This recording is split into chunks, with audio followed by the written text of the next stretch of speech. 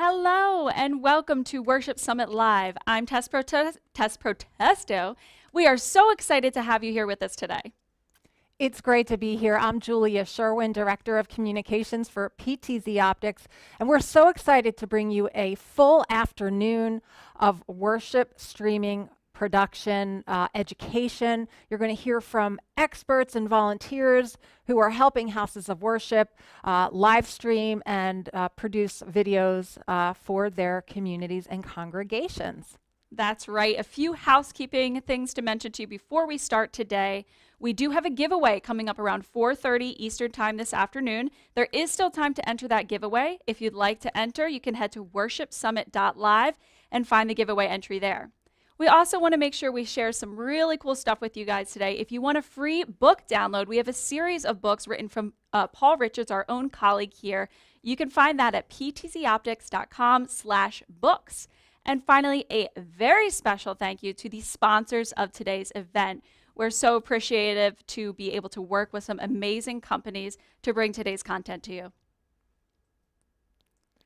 And I guess we might as well get started, Tess, because we've just been waiting for this event for it seems like so long when we started planning this back in the fall. We definitely have. And waited and done a lot. We've waited a lot. We've waited a long time. And, you know, these topics are just still so relevant to houses of worship. Obviously, we all want the pandemic to go away, and it gradually is, thankfully. But, you know, the genie's out of the bottle, right? I mean, live streaming is here to stay. And these technologies provide greater flexibility for houses of worship to increase engagement. And really, that's what it's all about. It's about sharing the word of God and helping each other in the process and building stronger faith communities. So without further ado, we'll introduce our first speaker. His name is Jeffrey Fitzgerald, and his presentation is Bringing Greater Vision to Your Video. So we certainly hope you enjoy today. We'll be watching for your comments in the chat, and we'll see you soon.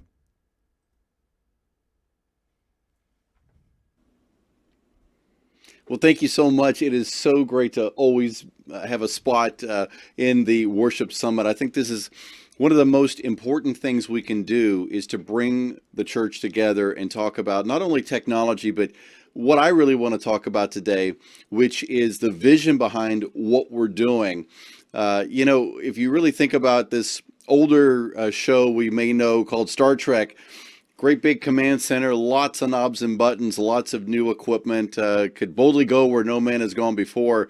The only difficulty there is if we only focus on the knobs and buttons and all the shiny objects that are really cool, but there's no direction to where we're going.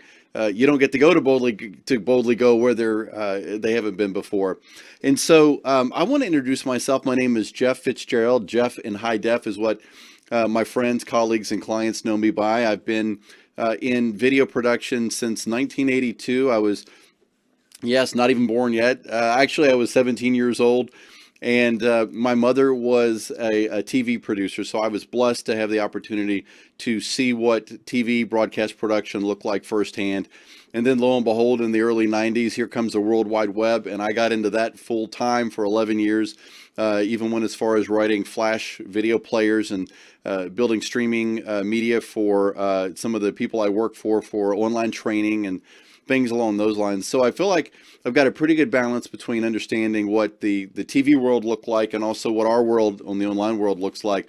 And what I want to talk to you about today is understanding that I think there's a bridge there that we should focus on. Really, how do we get our material not to look like TV in terms of the technical, because the technical alone is not reaching the world, but really the rhythm and pace and the content part of what TV can bring into your church in terms of thinking of it like a TV producer.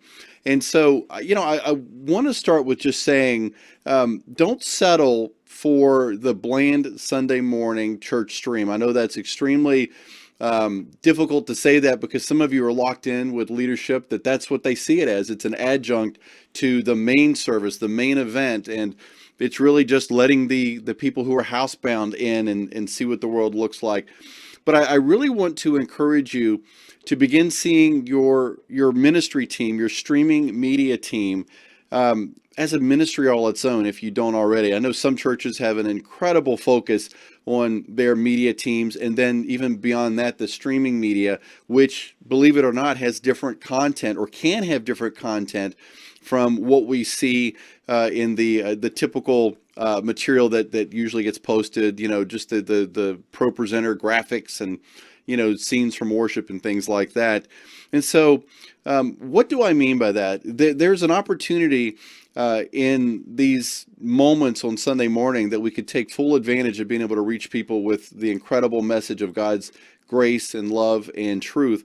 And that would even involve things like using your pre-roll time wisely, and using that as an advertisement to bring people closer to knowing what your church is all about, hearing testimonies from other people. It may be something where you're going on the streets and you're doing questions from the streets of life, and we're hearing about hearing real world questions from people who may want to know an answer to something. Obviously, all of this is pre-produced. It's well known. None of it's a surprise. It doesn't go out over the stream without any kind of vetting or anything like that. But that pre-roll time can be really valuable while that countdown clock is going on, to really set up what your church is all about, who you are. And the bigger thing is, why is your church in your community? And I would even say you need to ask that of yourselves and of your own leadership. Is, why are we here? It's not enough to say we're a church and we're reaching the world with Christ, because that's our motivator to get out and begin building these places in our community. But what are we doing specifically to reach people?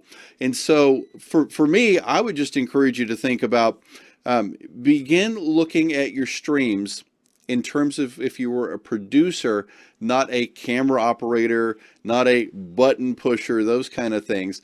And in the sense of being able to take that message, and how do you divide it into a way, or present it differently in a way? Maybe it's more visual, maybe it's with pre-recorded content, or maybe you're doing something live on Sunday morning, where before you go to the Sunday service and the worship as it gets started, maybe you've got two of your younger members on microphones down on the floor, so to speak, and they're you got a little card in their hand, the microphone in the other, and they're welcoming you to this Sunday morning. This is going to be an incredible Sunday morning.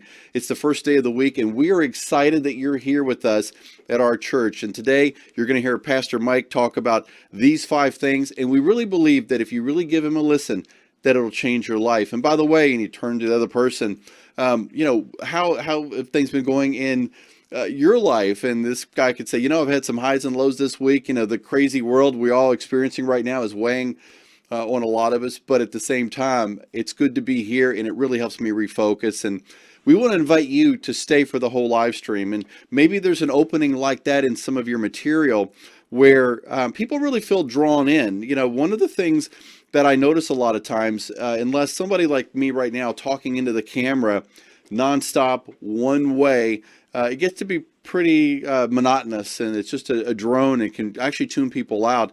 One of the things I like when you're working with somebody else, maybe you're having that conversation, is to talk to them and look at them, and at the same time look back over here, maybe use your hand gestures and things, and say, hey, you're part of this conversation too, even if they're really not speaking in it. And building the nonverbal communication that it takes to make the material you're producing all that more engaging to somebody. Because I don't know if you all remember the first time you went into a church. For a lot of people, it's pretty daunting. I mean, some of these churches are very big. It can seem very distant. You almost, am I really supposed to be here? What do these people believe?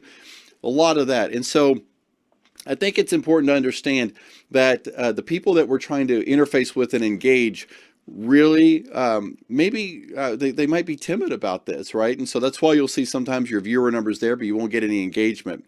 Obviously, the other thing is to assign somebody on your team, if you have them, maybe somebody who's a social media centric person in your church, to be available on Sunday mornings and help those chats and keep that message flowing, where there's somebody in there to just not say, hey, would you like prayer?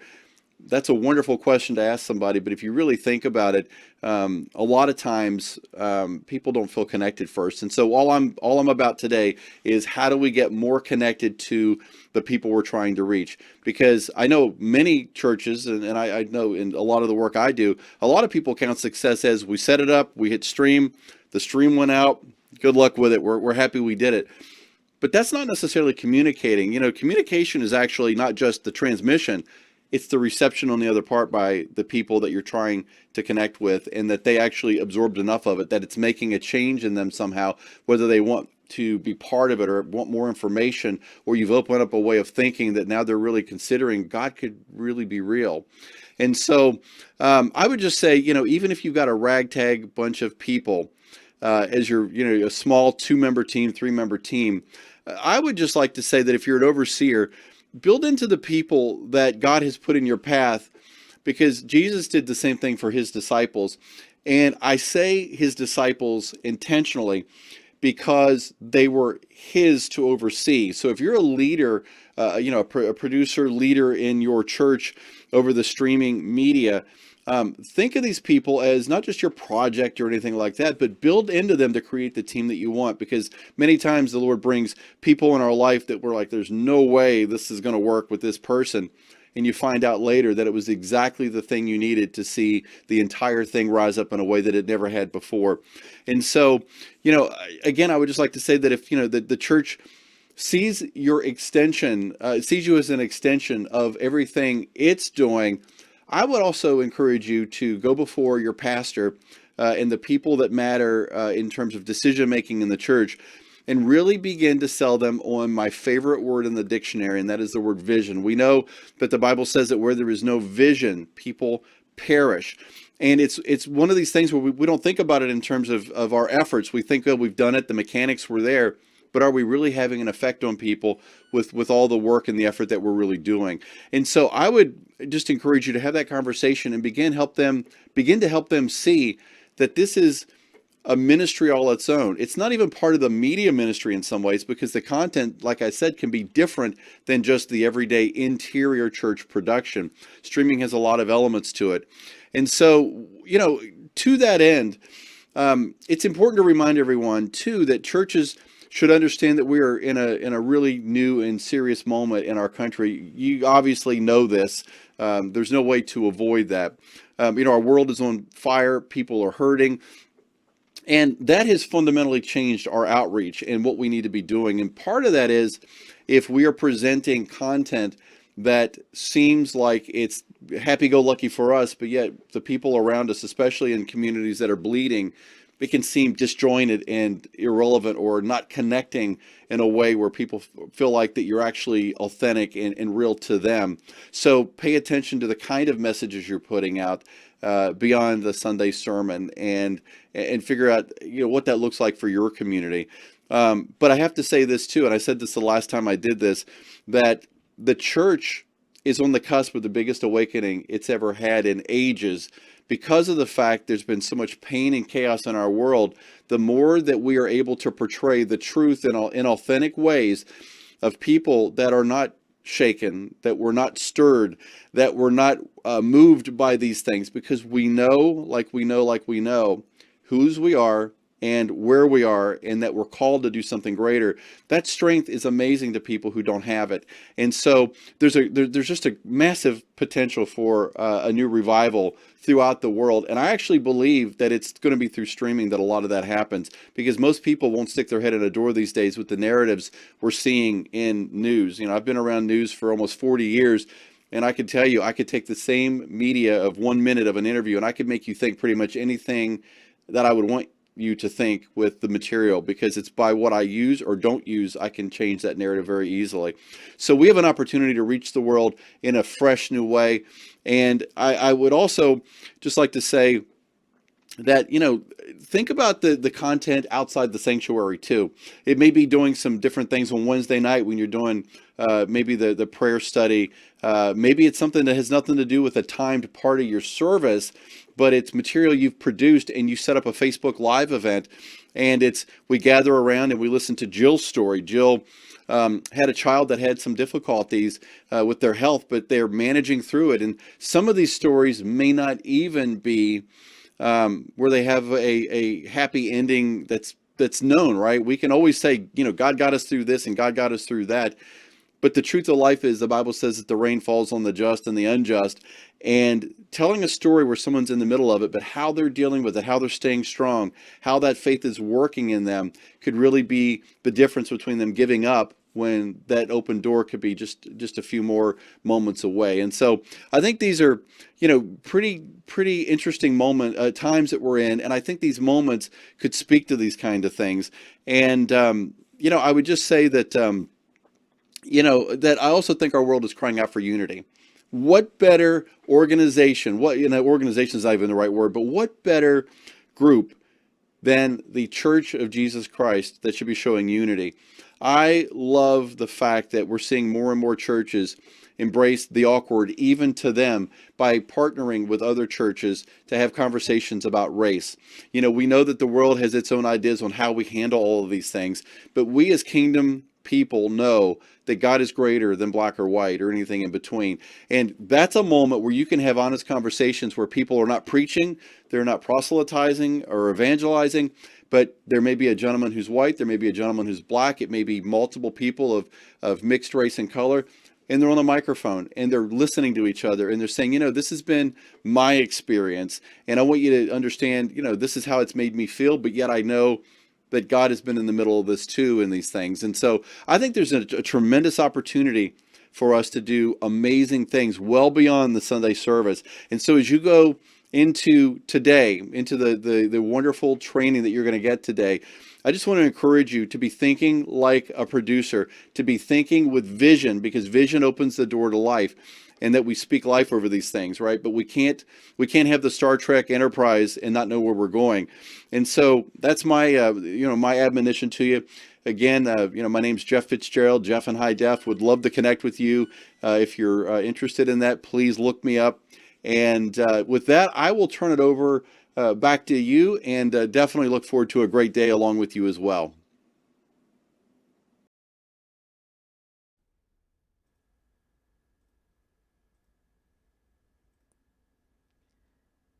Wow, that was inspirational.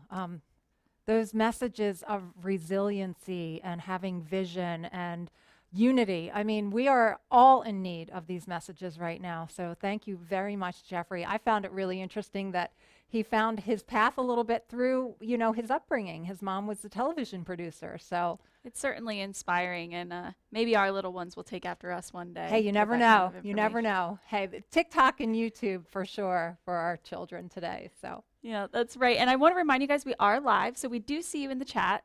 Wanted to take a moment to just say hello, cue a few comments here. Jeffrey, thank you so much. The audience loved your presentation. Crystal's saying we have a lot of positive reaction to our pre-roll and mini concerts. I really love the interview idea. So be sure to share your feedback with the event today, and we might post that during the live stream. Next up, we have Bill Tenny-Brittian talking about the basics of setting up a home studio. If you cannot reach your congregation in person, you might consider setting up a home studio so no matter what, your message can be received. And if you wanted to create some additional content and grow an online community for your house of worship, a home studio might be the way to go. Over to you, Bill.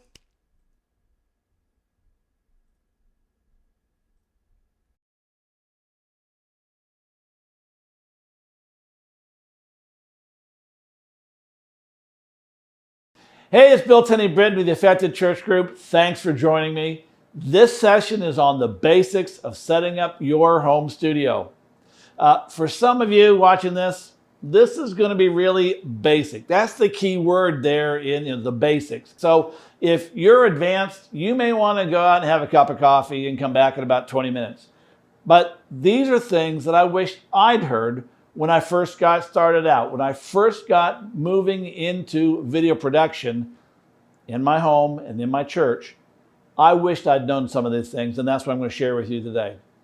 Let me introduce myself to begin with. I'm Bill Tenny-Brittian, like I said, and I am not a tech guy.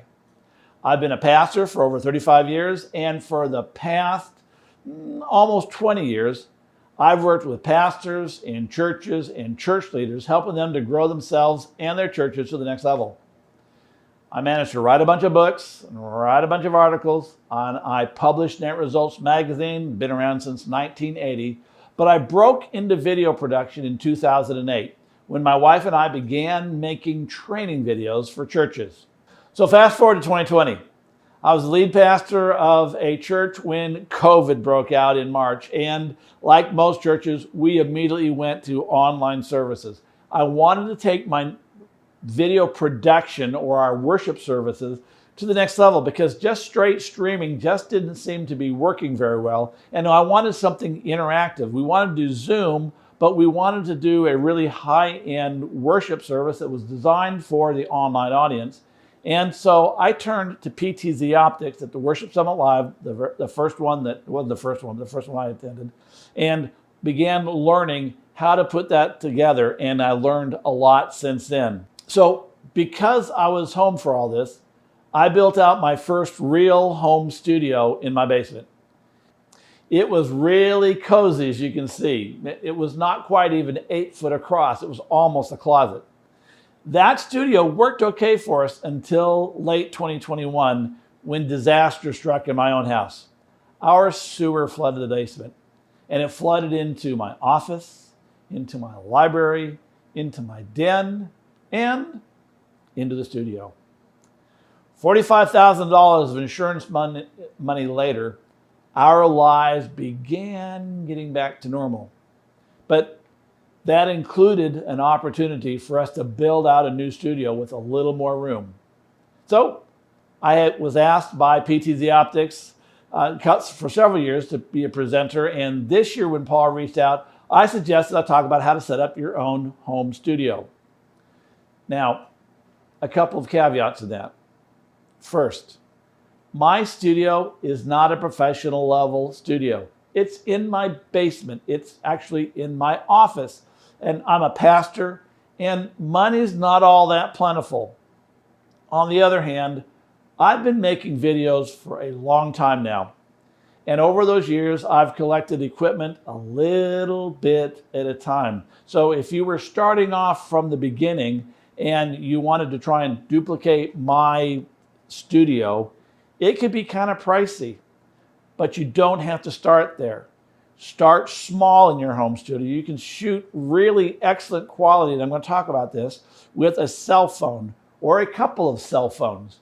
And you can do the different perspectives with your cameras and all the rest and work your way from there. A couple of tripods, a couple of lights, and a couple of phones. And you have a couple of phones, unless you're one of those, you traded it in, you probably have an extra one somewhere and you can go back and forth. So you can, right off the bat, have a real studio using cell phones. We'll talk about audio and cell phones, though, in a little bit. But I want to start off with the first things first. Audio and video quality, they go hand in hand, but they also goes in that order. Bad video will ruin a great experience. But bad audio means that no one's going to experience what you're presenting anyway. I was listening to an audio book just the other day, and the reading audio quality was horrible. I listened to about 20 seconds and yeah, that's enough of that. My house was built in the 1940s. And the electrics in this house, the circuits are old, and there's some lousy RF, some radio frequency, that buzzing sound, and that crept into our audio something horrible. And that buzzing can drive you up a wall. And I know that there's probably ways of scrubbing that on the on post-production. Of course, there's no scrubbing it if you're doing live, if you're streaming. So I decided that the best way to take care of it was to get a really decent mixer. So I got an Alesis USB mixer, and that solved my issue. Now, to be honest, I'd used another major brand of mixers before, and the RF sound went right through it. And like I said, you can take care of it in post-production to a certain extent, but not completely. And so when I switched to the Alesis, it took care of the buzzing completely, and I have really decent sound quality. Now, that said, a good microphone is priceless. And by that, I mean really expensive. And so that's why I use a okay microphone rather than a priceless, really good microphone. When we started this, we used a Radio Shack lapel mic. Those of you who are old enough, you remember Radio Shacks. Well, Now Amazon.com has pretty much everything, and you can get a inexpensive mic that will do just fine. However, over the years, we've graduated to a Shure lapel mic. So a decent mic is a good way to go. Now, when it comes to cameras, I use two PTZOptics NDI cameras. I have a 12X and a 20X. Now the 20X is probably overkill in this little tiny studio, but someday I'm hoping I'll graduate to a larger studio, and then the 20X camera is going to be incredible. I'll be ecstatic. Now I went with NDI because I've been around the block and I know what the price of cabling is. HDMI cabling is expensive, and if you go over, I don't remember how many feet it is because I don't use it anymore, but you have to have a booster and all the rest. And what I loved about the NDI cabling is it uses a Cat 5, Cat 6 cable, and network cable, regular network cabling. And the really nice thing about it, well, there's two nice things about the network cabling. Number one is it doesn't make any difference if it's a 12-foot cable or a 100-foot cable, the quality is identical. The second thing I like is my cameras don't need a secondary power supply. I use power over Ethernet from my switch. We'll talk about that in a minute. And the Cat cable carries the power. Now, when I got started, I leaned on Paul and Tessa's YouTube training videos to get it all up and running, which is how I learned about NDI. I didn't even know how to spell NDI when I started this thing.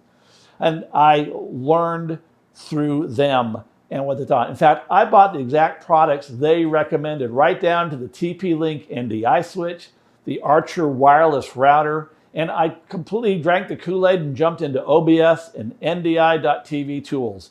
I mean, I went all the way because I didn't know what I was doing, and they did. And their extensive library of training videos on YouTube is incredible. I love PTZOptics cameras and their joystick and all the training that I've got from them. But that is not how I started out back in 2008. I learned over the years how to set up this home studio, and the principles are the same whether you're streaming or recording. I like recording because I really like the ability to edit myself because I need the editing most of the time. But I want to share now, switch into general practices for your studio, whether you're using a cell phone or whether you're using SD cameras or NDI cameras or, I don't know, higher end, in which case I don't know why you're watching me because you know more about it than I do. So here we are. Again, to start off with, you need decent audio. And if you're using a cell phone, that audio is going to be okay.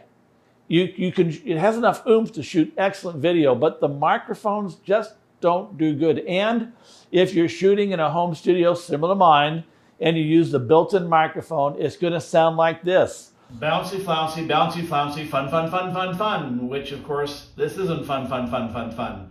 This is really kind of bouncy.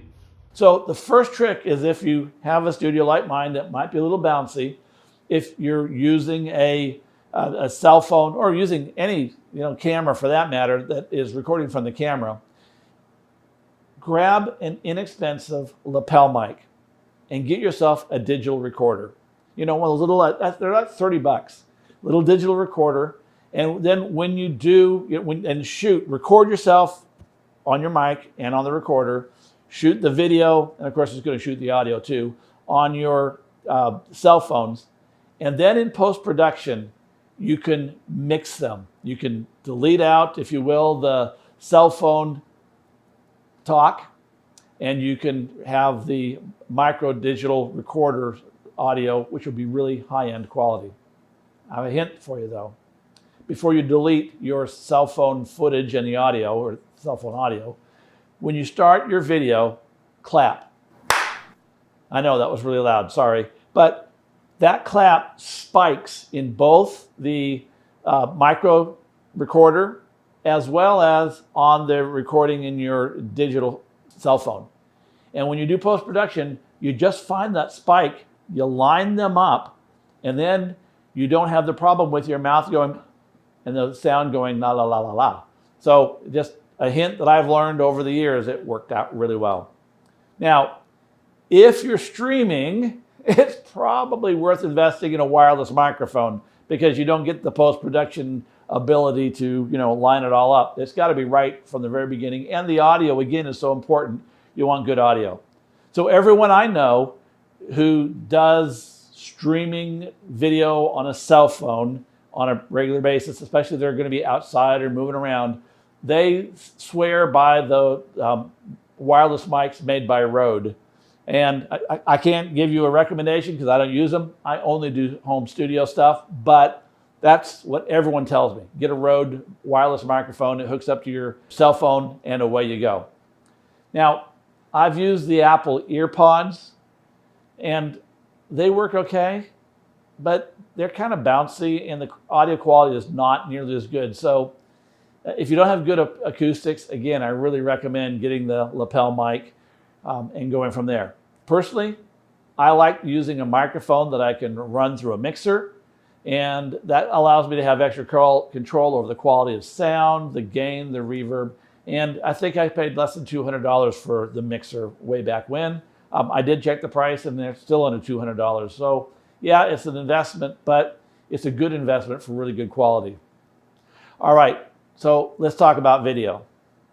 First thing, if you're using a cell phone to shoot video, unless you're shooting for Instagram or TikTok or an online service like that, the camera goes horizontally, not vertically, horizontally. And it's like, I shouldn't have to say this, but every screen you look at outside of Instagram and TikTok, they're always, they're landscape, not portrait.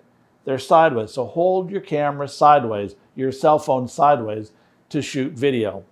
Again, unless you're shooting for TikTok or Instagram, and there are people who do that, great, God bless you. But for the rest of us, watching a vertical portrait kind of video on your computer screen, your television, or your tablet is just like, what? What are we doing here? So turn it sideways. Second, when you shoot video, hold the camera up above you slightly. It should be above your face slightly, because if it's not above your face, the angle is not at your best side because people are looking up your nose while you're talking, and that's just not okay. So camera up just a smidge. You don't want to take way up high where you're getting the bald spot. Not talking about that. The bald spot, but you want it up enough so that you have a really good perspective on your face. Third, the backdrop. No trees, no ships growing out of your head. So pay attention to your backdrop. So if you don't have a decent backdrop, this is really truly my mantle and really truly a painting that I have. If you don't have that, then for less than $30, you can get a photo quality backdrop. It's like a sheet, and it's printed with a photograph of pretty much whatever you want. You can duct tape it to a sturdy PVC pipe and suspend it from your ceiling, or stick two thumbtacks up in the ceiling and put it, pin it to your wall. Whatever it is, it's a real backdrop and it looks good. Lighting is equally important. You want to look three-dimensional. You don't want to look like Bart Simpson or sitting on a screen flat. So you want to use lights that move you out from two-dimensional. Now, with the advent of tunable or colored, if you will, LED lights, it's made lighting so much easier. Right now, I'm shooting with an overhead light. They're at 50% because when it's bright, I kind of shine. I have a daylight fill from years ago. I bought a diffused light kit. Really nice. I love it. But I had it, so I use it. But on this side over here, I've just got an LED light and a gooseneck stand, and I'm using that. Again, 50% just to fill it in. So really today, it's really inexpensive to run your lights because you can. Just get the ones that you can adjust the colors and adjust the intensity. Now, I use a ring light. I use a ring light as a backlight. Let's see if you can see that here. Let's see. There. See, I got this lovely ring light back there. Now, I got to tell you, I didn't buy that ring light because I wanted it as a backlight. You ought to have a backlight because it separates you from the backdrop. But that's the only thing that ring light's good for me, because I wear glasses. And when you have a ring light and you wear glasses, you have big white circles in your glasses. And the only way of getting rid of those circles is to move the angle of that light so that it's out of the reflection and the recording side. And the problem with the ring light is now I've got a side light, not a front light. So if you have glasses, oh, by the way, the same problem is when you're doing Zoom or you're recording on your computer screen and you have glasses, because your monitor reflects into your glasses and you disappear. It's just, again, not as professional as it could be. The way to deal with it is to play the angles. Get your lights in different, very obtuse angles, and then your reflections go away. So next, plan what you're going to say. It's great if you can shoot off the top of your head, but if you need to have a script, you're going to use note cards or whatever, then don't sound like you're reading. Personally, I use a teleprompter. When I do shoot video from my iPhone, I use Teleprompter for Video. That's the app. It was inexpensive. It's easy to use, and I love it because the teleprompter streams the words on the left side of the screen, which is where the camera is, and it looks like I'm looking in the camera the whole time, even though I'm reading. When I set up my home studio, I graduated to Caddy Buddy, a Caddy Buddy teleprompter. That's the mirror kind of teleprompter. And I use it with my iPad. My iPad's right up there, and it tells me what to say. To be fair, I tried a number of teleprompter programs. There's two different ones. Or two different kinds. There's the ones that scroll at the same steady rate all the time, and you would better do your talking word for word, because if you go off script, it keeps moving and you're trying to catch up.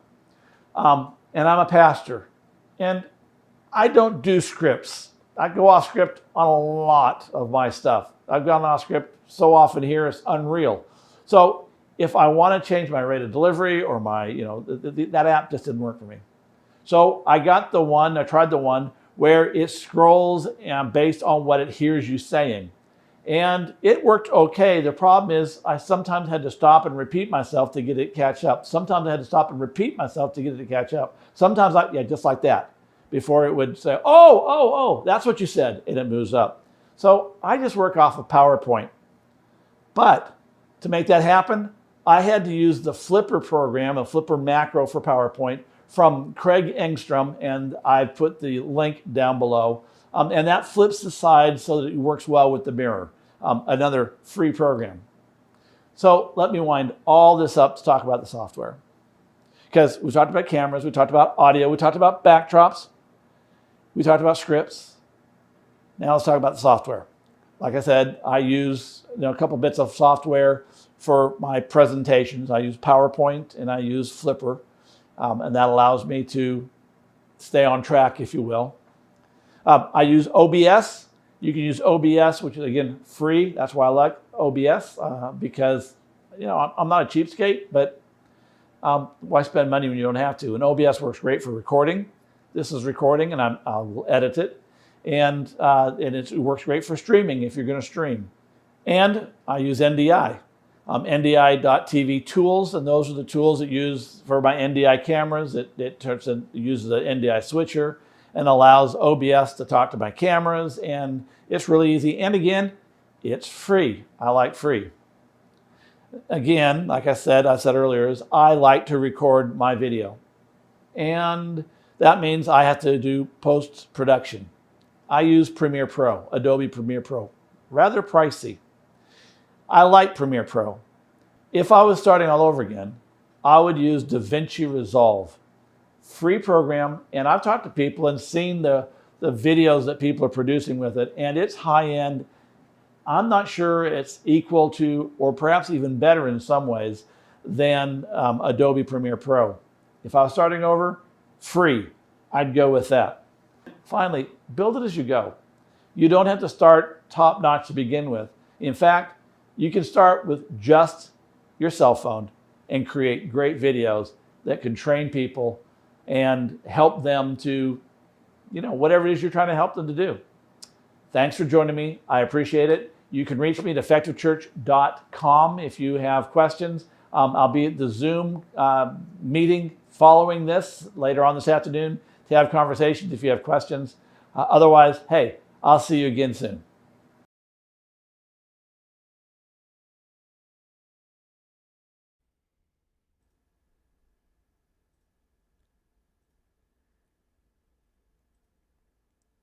Thank you so much, Bill. That was such a wonderful presentation.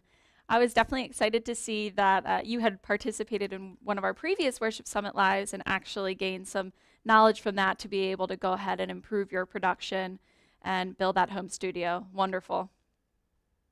How about that, his basement? I know, and somebody who's experienced flooding at home before, I'll tell you, it's just can be catastrophic. So I can only imagine. That was a big bummer to hear. yeah, he did an amazing presentation. Thank you so much. Yeah, and I just wanted to pull up one question we got in the comments. Again, we are live, so we want to make sure that we address as much as we can. Where is this question from Pablo? Now I'm getting ahead of myself. Let me go back a page here. Here he is. PTZOptics, finally, is there a controller that will allow us to save preset camera moves that we can use on the air live? Currently, we use the Bird Dog 200 series. Yes, our SuperJoy can accomplish that. Our PTZOptics SuperJoy controller can be found at ptzoptics.com/superjoy if you want to learn more information about that after the show today. Yeah, and definitely we recommend going to the PTZOptics website to learn more about our products. Tess mentioned the live streaming and video production free resources that we have available. You can just go to ptzoptics.com/books, and they are all available for download for free. And you'll be able to see there's books on OBS, which Bill just mentioned in his presentation. You'll find resources on NDI, some other things that he had touched upon. So feel free to go there. And then also on the PTZOptics site, you'll learn more about our products, such as the SuperJoy, which Tess just mentioned. It's won quite a few awards too in the last year. So definitely check it out. Yeah, that's right. Who do we have next? So coming up next, we have Terry Wilhite, and Terry's going to talk about the 7 habits of highly effective worship production teams. So again, it takes a team. We all know that. We have a team here in the studio today helping us get this event produced, and the same goes for your teams at home and in your communities when you're trying to produce live streaming sessions or video production for your houses of worship. So enjoy this next presentation by Terry Wilhite.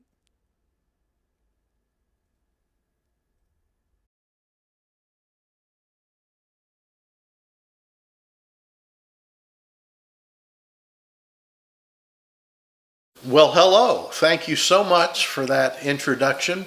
Thank you to Paul and the team for bringing together a great group today, both of presenters as well as participants from around the world. I'm very humbled to be here in such an elite group, and I wish that you could be with me in person today right here at my home. We're about 30 miles north of Gulf Shores, Alabama, the beautiful white sandy beaches, and we could pull up a chair and have a cup of coffee and solve the world's ails, right? Well, we could certainly make sure that we talked about our jobs as our roles in the realm of preparing for the worship experience and what we do. Thank you again for allowing me the opportunity to be here and to share a presentation that I've shared all across the United States, and I've done that over the last 2 decades. One of the tricks that I use to remember things is once a concept is spoken, I repeat it back in my head, and that allows me, science shows in fact, that helps the old brain cells clock it in a whole lot better if I repeat it back, and even more so if I jot it down. It just does something with the brain chemicals there. There's 7 habits that we're going to talk about today. There's power in 7. 7 is a number that is often used in the Bible as a signature for completion or being complete. And so I believe these 7 habits today represent the complete spectrum of what it takes to be successful, to support those in that worship experience. We'll talk more about that in a minute. One of the things that we're really good at in our world is being a critic, right? That's part of our role, is to make sure that things work correctly and to have that eagle eye on what it is that's in front of us. But for this, I ask you that you suspend your inner critic. I've tried to do that myself as I brought this presentation together. Let's just sit back, grab that cup of coffee. Don't judge me on my lighting or the wrinkles in my shirt or the quality of my voice. Any of those kind of things. Yes, we've got to suspend the inner critic. And another thing we've got to do is defeat familiarity. So many times we think, well, I've seen that, I've heard that, I've done that. And the fact of the matter is, being familiar with it and doing it is 2 different things, right? And so even in our own spiritual preparation, oftentimes we think, well, I've heard that scripture since I was a kid. I know it. I've recited it. I've got it written down on my bathroom wall. I've got it underlined and highlighted in my Bible. But that's the difference in doing all of those things and actually living it out. So we can be familiar, but let's live this out. You know, we serve a multimedia God. We do. We serve the creator of creators. Isn't that just cool? And in so doing, we can just walk out the back door and enjoy the richness of the creation. And so just make note that when we're doing what we're doing, we're tapping into a creative force of our Heavenly Father, who is the creator of creator. And He knows how to make that connection. And we can learn a lot from our creator, Heavenly Father. This is a favorite verse of mine that shows that we serve a creative Heavenly Father. It said, "Suddenly the angel of the Lord appeared to him as a blazing fire in a bush. Moses was amazed because the bush was engulfed in flames, but it didn't burn up. Amazing, Moses said to himself, why isn't that bush burning up? I must go over it to see this. When the Lord saw that he had caught Moses' attention, God called to him from the bush, Moses, Moses. Here I am, Moses replied. Then I heard again what sounded like the shout of a huge crowd, or the roar of a mighty ocean wave, or the crash of loud thunder. Hallelujah, for the Lord our God, the Almighty reigns. Those are some snippets from Scripture that shows our Creator God. How about this one? But Balaam was stopped from his mad course when his donkey rebuked him with a human voice. I would love to have been there. We serve a multimedia God. We learn best when all of our senses come together. It's still true. 47% more effective, at least 47% more effective when the presentation includes that visual component. It's the way that we're built. We're built by the Creator God, and so He's built us to use all of those senses in connecting. So that's what's so cool about what we do, is we get to be a part of that. It boils down to storytelling and touching emotions. And especially with touching emotions, we have an emotional story in the pages of the Bible. It's not something that we've got to conjure up. It's emotion laden from Genesis to Revelation. We just have to share the good news of Jesus Christ, and that is a very emotional experience. When our emotions are revved up, we can remember things. That's the reason we can remember if we were around as I was on 9/11, or when President Reagan was shot, and some of you remember when President Kennedy was assassinated. You remember things when your emotions are engaged. So that's a very important point. Hearing, seeing, and doing, especially doing, to engage your audience. Let them participate in the presentation. That may be raising a hand, that might be jotting down a note, that might be saying a word aloud, but the engagement process helps in that connection. We're all about service and ministry. Service and ministry. You say, well, who are we serving?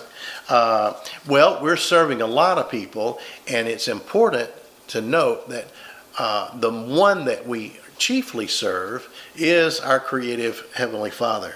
Paul hit the nail on the head when he said, whatever you eat or drink or whatever you do, you must do all for the glory of God. Well, who is our service to? Let's drill down on that. It's the congregation. We're serving the congregation.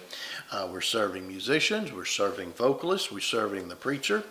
And our mission, in fact, incredibly, is to lift up the Lord Jesus Christ. Why? Because Scripture tells us that and Jesus, in fact, tells us, when I am lifted up on the cross, I will draw everyone to myself. So our job is to make Jesus Christ front and center, to lift him up. I love this right here. Our goal, what is our goal? Our goal in the positions that we have, in the job duties that we have, is to provide focus. It's to eliminate distractions. To eliminate distractions, that's what we're all about. Well, how is that done? Well, it's done in these areas primarily, and you know what they are. This is not anything new, but we do that with sound amplification. We do that with lights that are focused on the subjects at hand. The video is framed up and clutter in the shots avoided. The screen is emphasizing the correct points. But even still, our power is not in the technology. It's not in what we do. The power is in fact in God's Holy Spirit. Scripture tells us that when the Holy Spirit comes over us, that we will receive power. And so that is our power source. And if you've never read the book of Acts, I suggest you do that. It's a great read and very applicable to what we do in the worship preparation arena. You probably noticed that we're in the midst of a power failure here. The old dentist comes into the old codger in the chair. This is not what you want to see when you're in the dentist chair. Is a manual drill about to hit your teeth. Ouch. The power that we receive is from God's Holy Spirit. When it's not there, it is an ouch. We're very limited in what we can do. What's our reward? Our reward is a heavenly reward. It is not an immediate reward. Some of us get paid, some of us don't.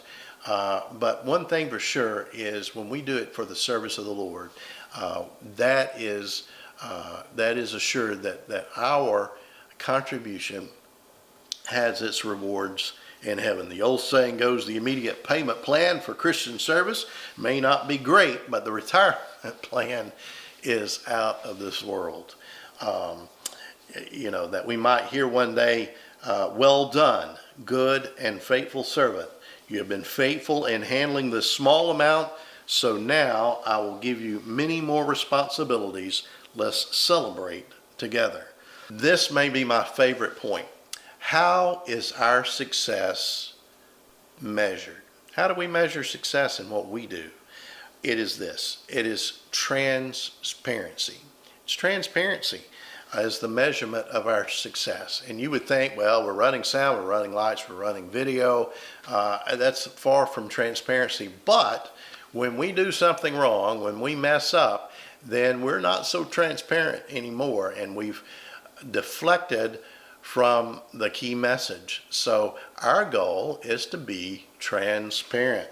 How do we do that? Well, this Very clear. We all know what that is, right? Sound. Where's the mic? Where's the mic? You know, a second or two too late after the speaker has started speaking is too late. That is a distraction. Lights. When the presenter walks out of the lights and he is in the dark, that is a distraction.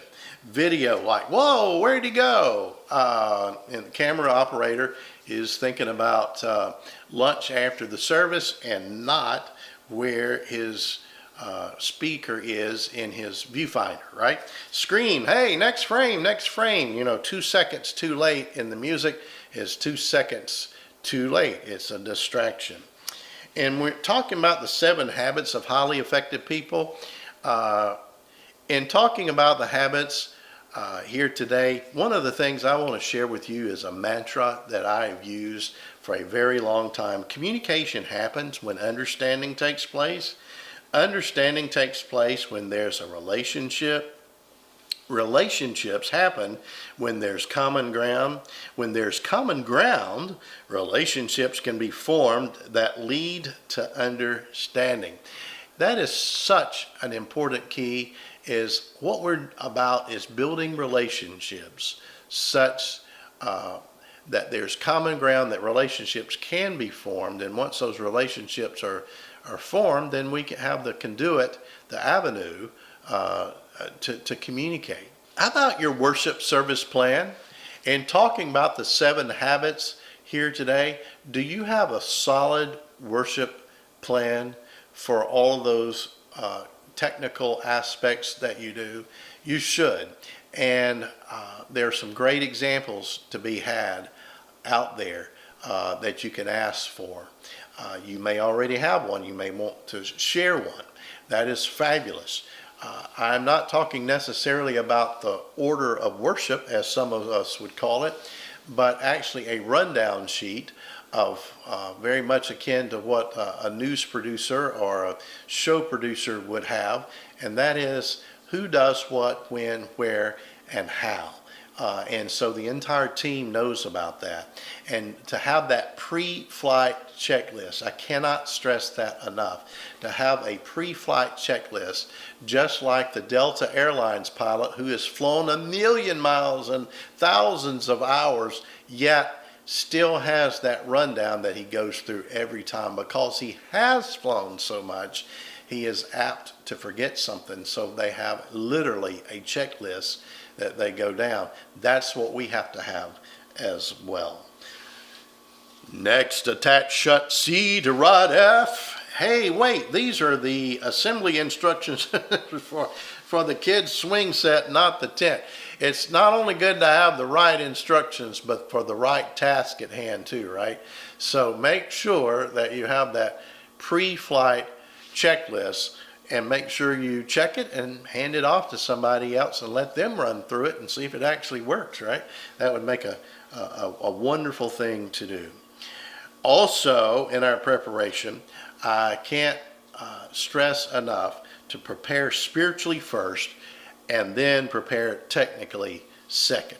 That is so absolutely key. I've seen it in 48 years as a worship service instrumentalist, that when the worship musicians have properly prepared spiritually, the music itself goes so much better. And such as it is in our world as well. Be the one that steps out to lead a prayer. It may be over the headsets. It may be 30 seconds over the headsets. It may be a team huddle before the worship service. Whatever it is, don't forget why we exist and where our power comes from. And make sure that your team prepares spiritually first and then technically second. Oftentimes when I've sat down to play the piano or the synthesizer at a worship service, I have said something like this in my head, quietly in my spirit: Lord, this is your worship service. I serve at your pleasure, for your pleasure. I commit my hands, my eyes, my ears, my mind, and soul to you, to lift you up, to help present you in all your glory. Help me today. Amen. in concentration is we've got to have one job and one function. And I hear some saying, wait, I do it all. Goodness knows I have been there to do it all.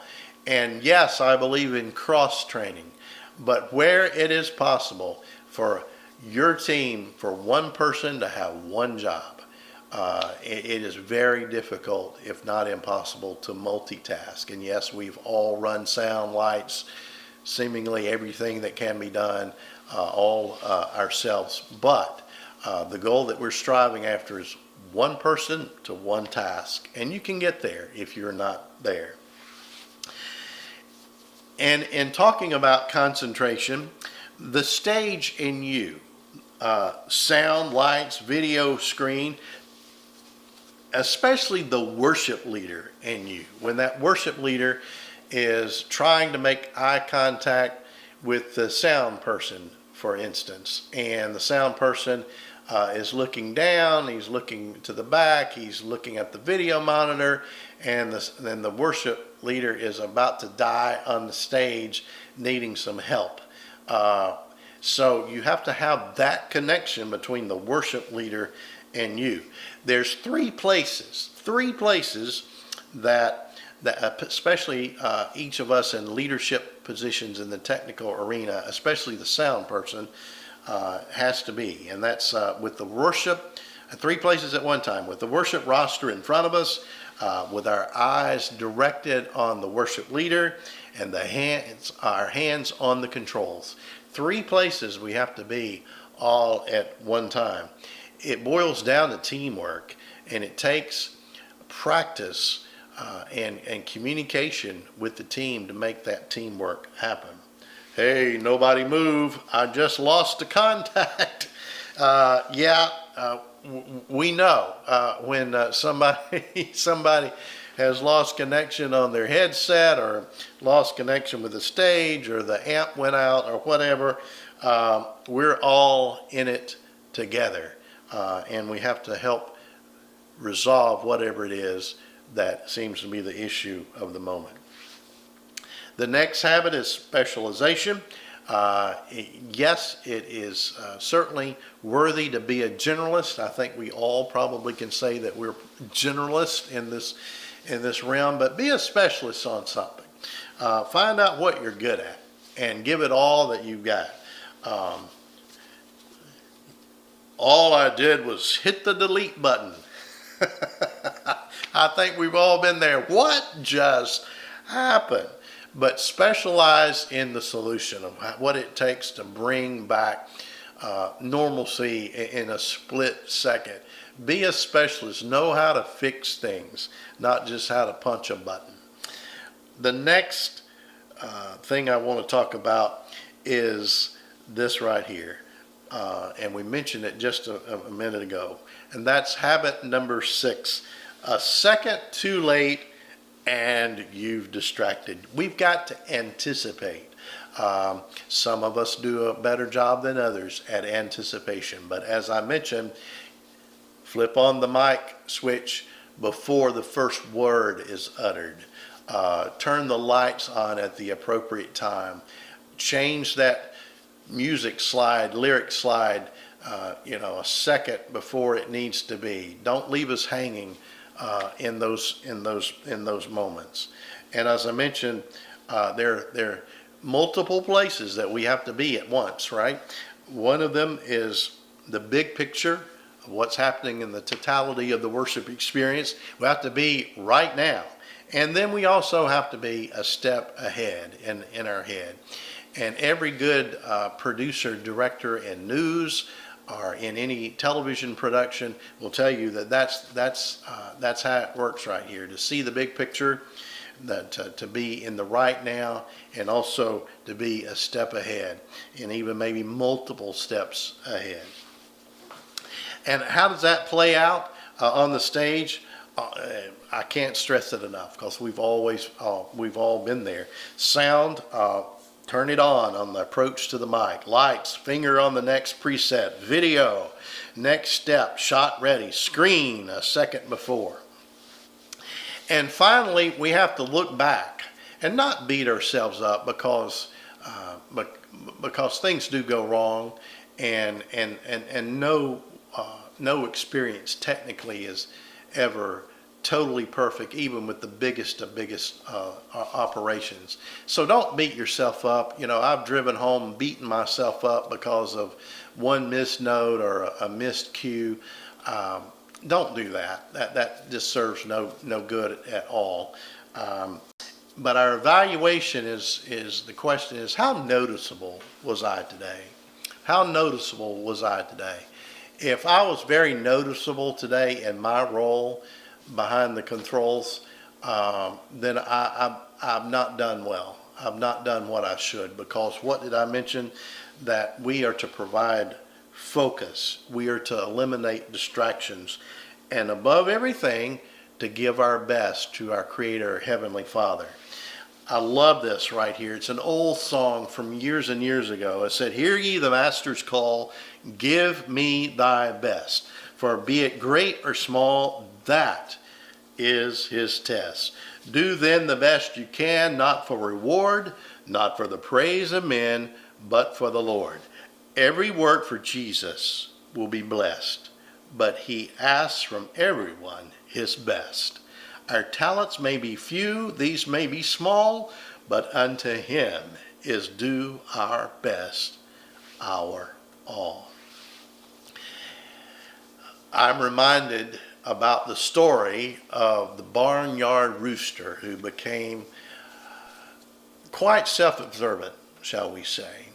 He was young and he was feisty and he was very observant, and he noticed over the course of time that on the barnyard, that every morning when he arose, that he would sound off and crow to high heaven that certain things happened. One of those things was the sun came up. And because the sun came up, it woke the farmer up and the farmer's wife and the animals on the farm, and the day got underway. And he did this over and over and over, and he began to realize his importance, that if he did not get up at the proper time, wake up and crow, then the sun wouldn't come up and the farmer and his wife wouldn't begin the day and the animals wouldn't get fed. He had an enormous responsibility. Because he crowed, the sun came up. Oftentimes we're like that barnyard rooster. We've become, we've come up on some foul logic. We're just a part. Our power's from the Holy Spirit. We get to serve a creative God with some incredible tools. And I hope today that what I have been able to relay to you is helpful to you, and that you will be able to use it at your next worship experience. My prayer is with you as you do what you do, and I hope that you will connect with me. I love to hear from folks all around the world, and if I can help you in any way, you know that I will. Have a great day, and now back to you guys.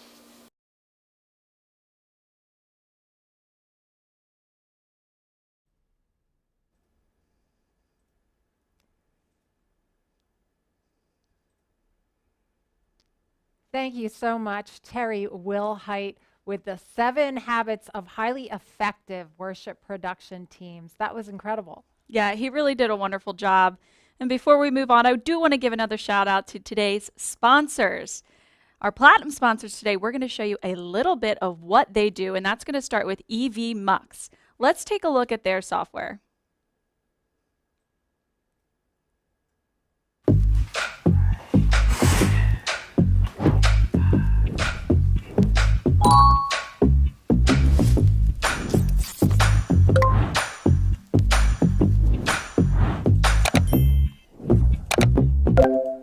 All right, I'm live.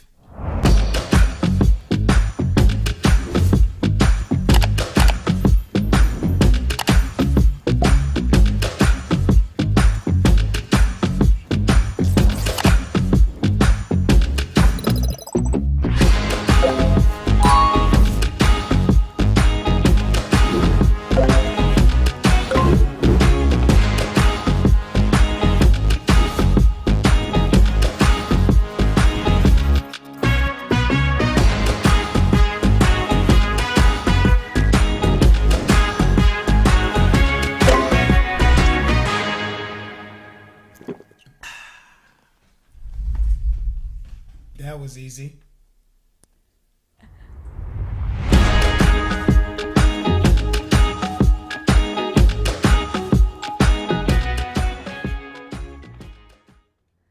Thank you so much, vmix. What an awesome live video editor solution. Next up, we have our very own Director of Technology and Information Systems, Mr. Matthew Davis, to talk about hardware and software switching solutions. Kind of perfect to dovetail off that last promo video. So thank you so much. Let's take it over to Mr. Matthew.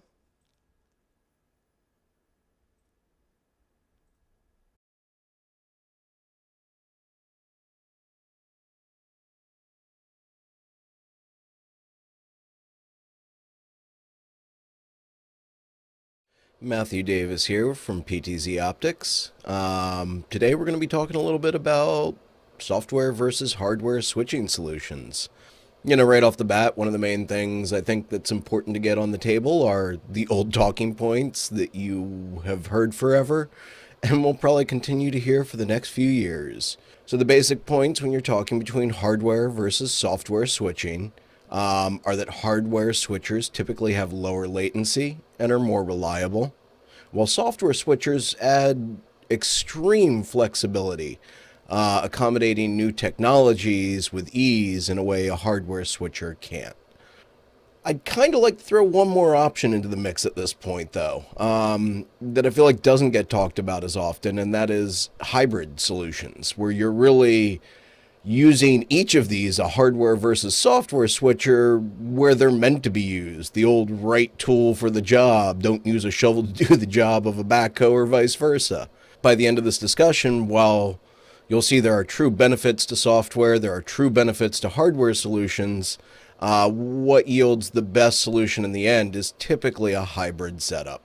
So I'd like to just have everyone keep an open mind, whether you're just starting to think about production or if you are a long-term veteran of the industry. As we explore these software versus hardware options, just keep an open mind. You know, you might come to find that adding some of these to the mix adds a lot of value to your productions. So let's take a moment and just explore where someone might be getting started as they play with these solutions. So you're wanting to explore production, live or recorded, and you're not really entirely sure your goals yet. You might have a message that you want to share, but you don't really know all the bits and pieces that go into making that message happen, and not just happen, but be presented in the way you want. This is where I'd highly recommend starting with some software solutions. And you might say, why software? Well, software is typically free or very affordable in comparison to their hardware counterparts. So it's a minimal investment in the solutions as you're learning. So we really should take that step back and think about this more of a walking before you run type of scenario. Otherwise, you know, it's very easy to invest in a hardware or software solution that may have all sorts of amazing bells and whistles. However, you come to find that it is missing one or two features that your specific production needs. So this is where I like to suggest playing with software to begin with, because a lot of the hardware capabilities are emulated in software.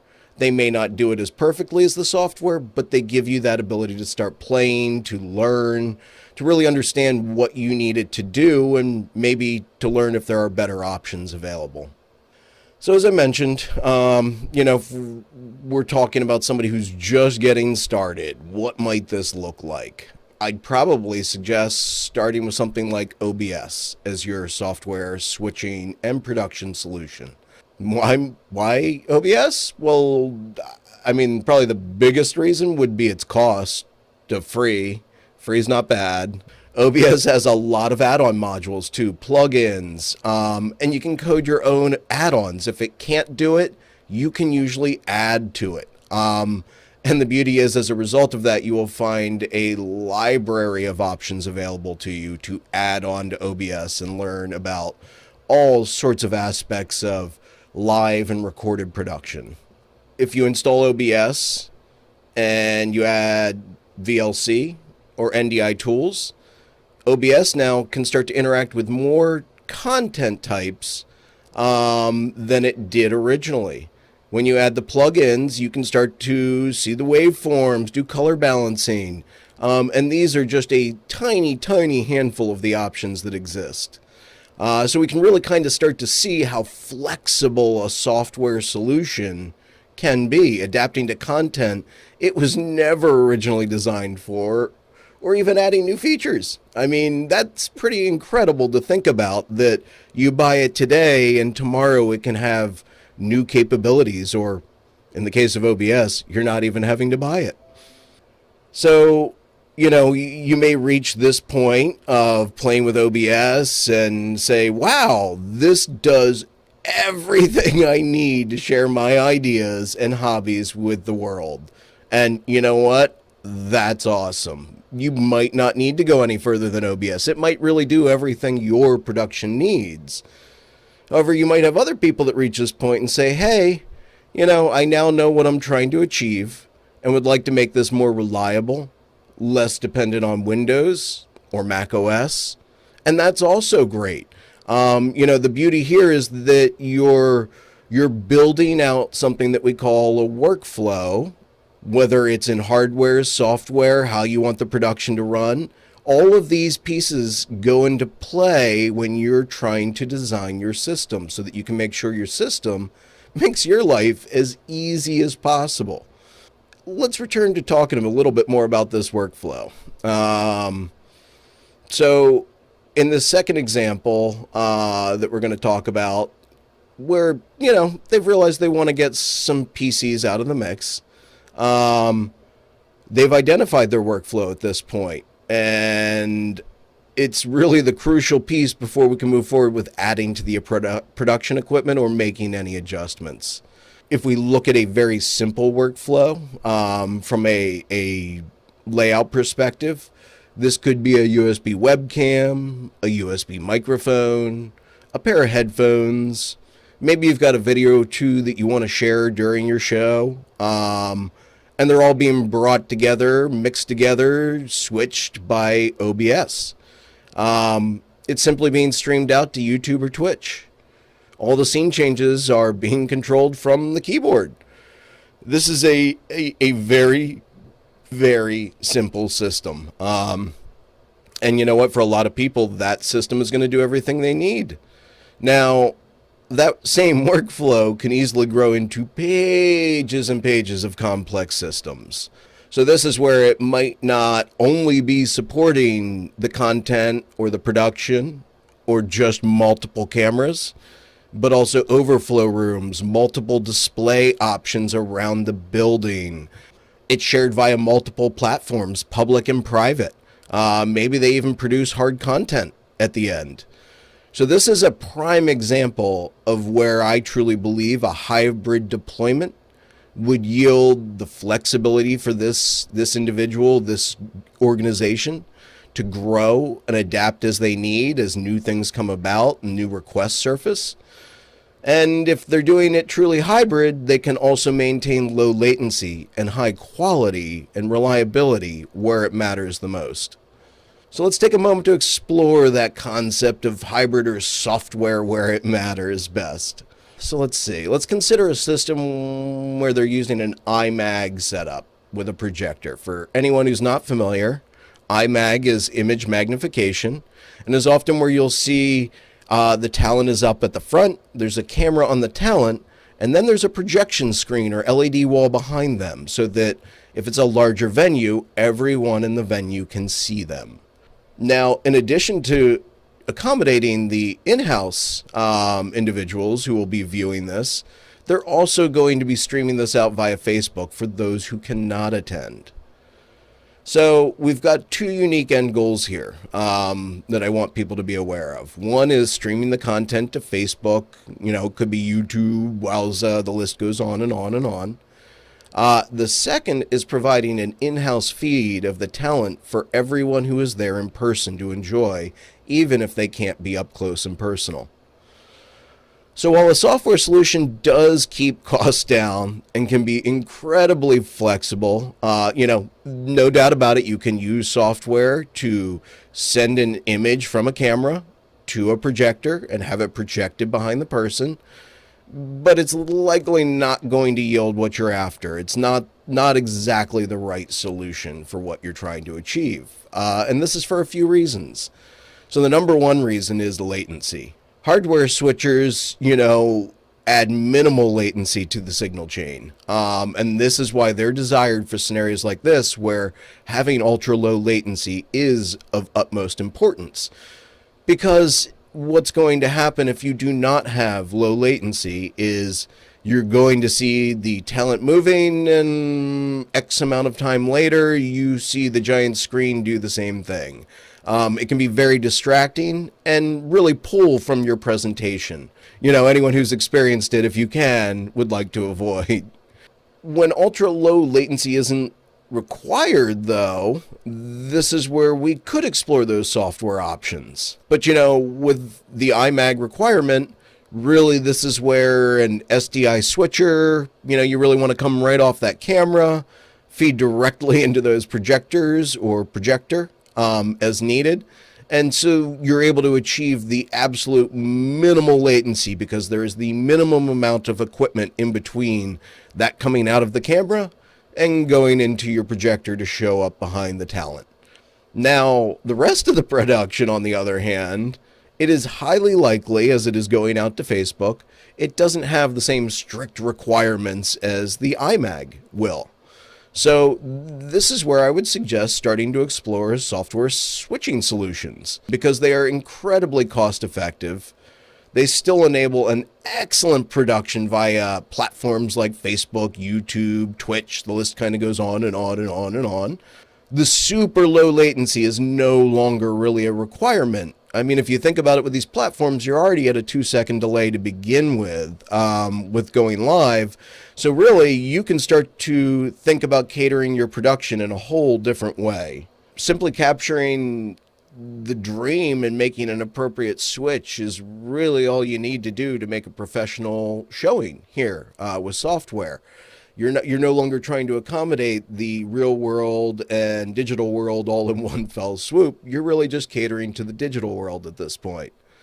So an example of a hybrid switching solution, serving, hardware serving the needs where appropriate and allowing software to handle the rest, which also introduces the ability to easily tinker, to try new things.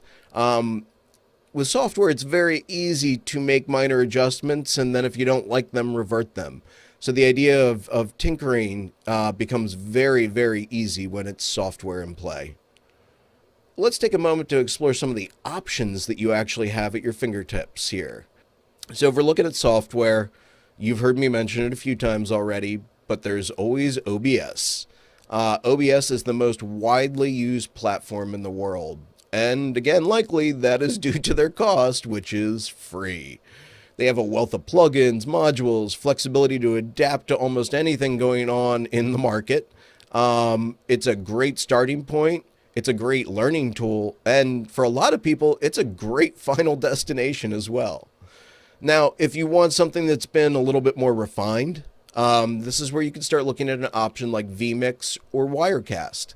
They take OBS a step further with these options and start to build out support for specific hardware, while still trying to be universal, much like you'll find with OBS, but the result is a more reliable software solution. Though it might not adapt to everything like OBS, you'll find the things that it works with very well, and it works with reliably. These are the solutions you'll find a need for if your productions are a bit more advanced, or if you simply want to make your lives a little bit easier and less stress-filled. The next option is a little bit odd, but it's one step away from being a hardware solution, but is almost a true hybrid solution in and of itself. So this product provides extreme reliability and a lot of flexibility all in one box. That box is the NewTek TriCaster. So the TriCaster is a Windows-based system, but unlike building your own using OBS or vmix, the TriCaster, much like an Apple product, has had their software tuned to work carefully with selected hardware. What this leads to is truly a more reliable software switching solution. The hardware, the software, the OS, they've all been handpicked and tuned to work with each other rather than leaving anything to the winds of fate. This product succeeds by locking down firmware, software, and more to versions that support the highest reliability at the lowest latencies. One last thing that software solutions can bring to the table, and I do feel like is worth mentioning, that's accommodating new technologies and higher quality content without any major upgrades that will break the bank. So an example might be if we look at migrating to 4K. If you're using software switching solutions, this is likely to simply be maybe a new GPU for your computer, maybe an upgraded license for your software.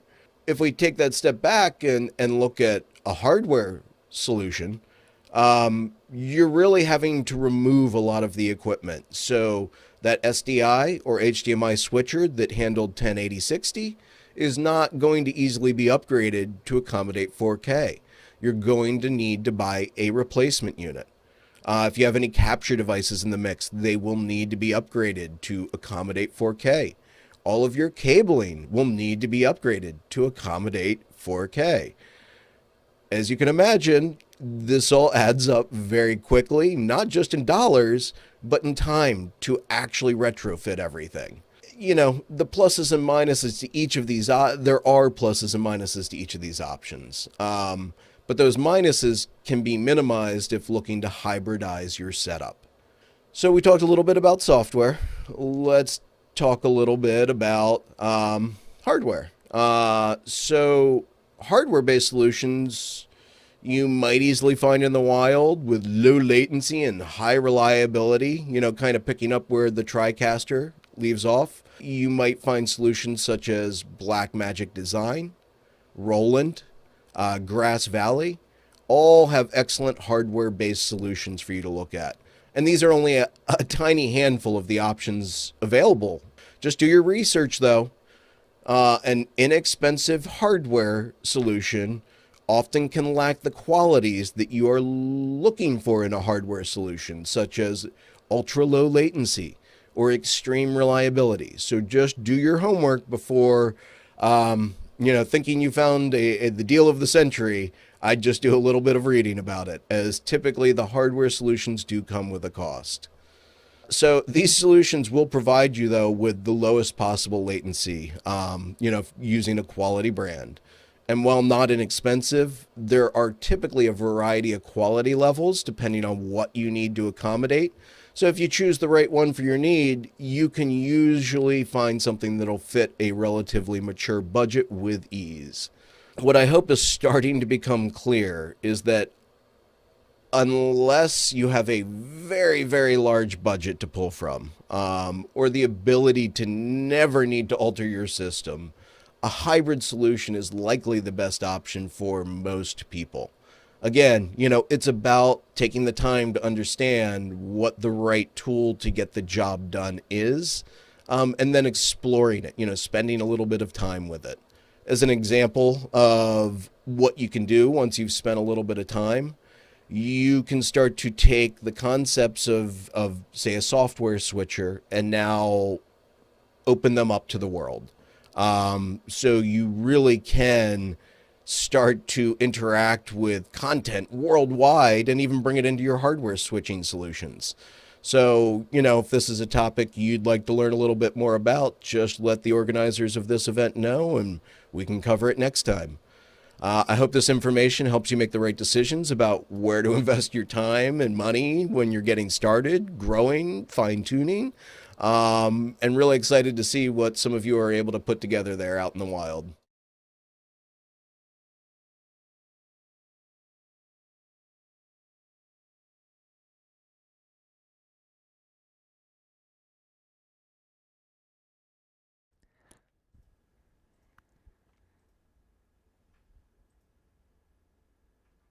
All right. Thank you so much, Matt. That was a wonderful presentation. Great job. we really got to see an overall view of, should I be using hardware switchers? Should I be using software switchers? We ended up thinking maybe a combination of both. So very helpful, and also it's a great topic. I mean, it's something that we talk about a lot in our Salt Talk show, which airs the last Tuesday of the month on YouTube at 11 o'clock in the morning Eastern time. So we thank you, Matt, for that presentation. And what do you see on the Salt Talk show? What are some of the most popular switchers that you guys hear about? Oh, well, I would say, the ATEM is a big one. The ATEM definitely is a big one. I've got it right here in the chat. I know it really is a mix. It's just whether or not your passion is hardware or software. Stephen Haywood, one of my co-hosts, swears by, a hardware switcher. But right now we're using software. Yeah, and I'm like team software, so it kind of just depends who you ask. It really does. So, that was a great presentation, and we've got a great crowd on YouTube. We're getting to your comments as much as we can. You're chatting amongst yourselves. For those who are holding a Zoom pass, we'll be meeting 3:30 this afternoon to open up that Zoom room. And for now, we're going to continue with our presenters. Our next presenter is Tom Sinclair. He's going to be addressing live streaming in a historic church. That's a cool one. Yeah.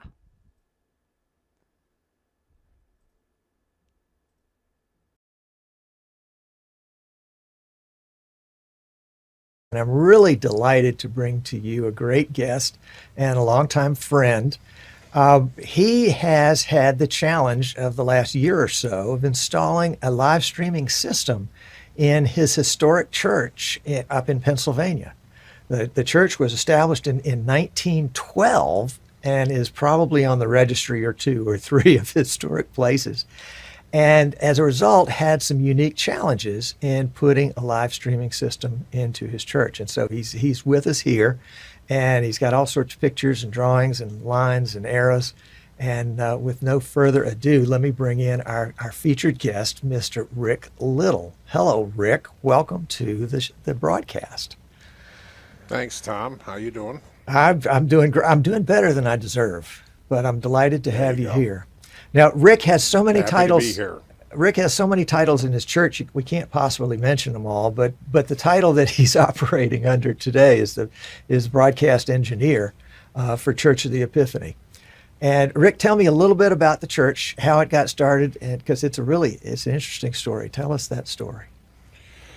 Well, where we are, we're in a suburb of Scranton, Pennsylvania, and there are a couple of Episcopal churches in Scranton, Pennsylvania, but a lot of the people that work in Scranton lived up here in what's called the Abingtons. And it got to a point during the summers in the early 1900s when they didn't want to travel to Scranton. So some more moneyed people in our church bought a one-room schoolhouse called the Centennial Schoolhouse that was actually just up the hill from where I sit, and opened it as a summer chapel. And then, as you said, in 1912, it was formally named a church in the Diocese of Bethlehem, Pennsylvania. Tell me about the restrictions that you were under in putting live streaming into your church. Well, there's a joke, how many Episcopalians does it take to change a light bulb? And the answer is 6. 1 to change the bulb and 5 to talk about how good the old bulb was. So change is hard in our church, and given the historical ambiance of the facility, I was figuring, where can I place cameras? How can I run the cabling for said cameras without having people sit in the pews going, oh my goodness, look at that electronic stuff that ruined the look of our church. So that was the biggest challenge. That was a challenge. Mm-hmm. That was a challenge. And so you put together a design of everything that you wanted. Right. And just, if you would, just sort of walk me through the kinds of things that you want. I think I've got some slides here that I can pop up as you talk about what those things are. Well, I obviously, from the entrance to the nave, the back of the nave from the narthex to the cross on the altar, I believe is around 65 feet. So I knew I wanted a camera in the back right above the door, and and with your help, because you and I talked about this, I went with one of the 30 times zoom because we love it. I can zoom right in on the cross on the altar. The cross is about 12 to 14 inches high, and it can fill the screen, and the people at home love that. But then I also wanted 2 more cameras up front, because in normal times, pre-COVID, we have choir in the choir loft to the left of that picture, and we have the organist to the right. We have a beautiful pipe organ that was custom built for the space it's in. So I want to be able to film on either side and more close-up views of the altar. And the problem was I could have put them on the outside of those 2 poles there where you see the one camera, but then again, people sitting in the pews commenting, oh, I don't like looking up and seeing that camera. So it was a challenge to figure out how to do it and still get the views I wanted, which is why we ended up putting them on the backside of those columns. Those are called rood screens that separate the pews from the choir loft and the organ area. Gotcha. And you also added quite a bit of electronics in the church that people could see. You've got a TV on the epistle side and a TV on the gospel side. Well, yeah, and we can probably, I hate to say this, thank the pandemic for that, because when the church was closing because of came down from the diocese back in 2020, we could not have services in church. We started doing Zoom from home, all of us from home. And then when things got a little better and we could at least broadcast from church, that was full participation, but the rector, myself, the organist, the choir directors, I was able to sit out in the aisle with a movie camera, a small camera that I had from when my daughter was in high school, and broadcast it out over Zoom with some extra electronic stuff. But we had 2 TVs on stands in the front, so we could see the people at home. And then when church started to open up again, some people still weren't comfortable wanting to come out again to the church, so we left the TVs on the stands. But me sitting in the middle of the aisle was a little cumbersome. So that's when I think I first found out about you through PTZOptics, because I'd done a lot of research online, watching videos, all sorts of things on how to broadcast worship services. And when I called PTZOptics and kind of explained a little what I was trying to figure out, they gave me your name. And so when it came time to putting the system together, the congregation didn't raise too much of a stink with those 2 TVs on stands. So those 2 TVs that we had on stands, ultimately in the final installation, I just moved up onto those 2 walls above the rood screens, permanently mounted. And they fit there nicely. They don't overpower the front of the church. You still have the same look, I guess, for lack of a better term, to keep people happy in the pews. Awesome. And that's not the only TV you added. No, we had a drop-down movie screen in the parish hall, which joins the back end of our church, and that was finally falling apart. So the church, this was even before we got into this broadcast system, the church invested in a 75-inch TV to put on the wall. And in fact, that stripe above, you can see where the movie screen was. And once that was on the wall, we were able to, connect that. Originally, we just had it set up where people could plug in a computer or laptop into the HDMI inputs to, show slides or whatever else they wanted to do. But once we got the system installed for streaming, we connected that TV to the system here in this room I'm in, which is we now call the media room. The media room. It was just kind of a choir room, they called it.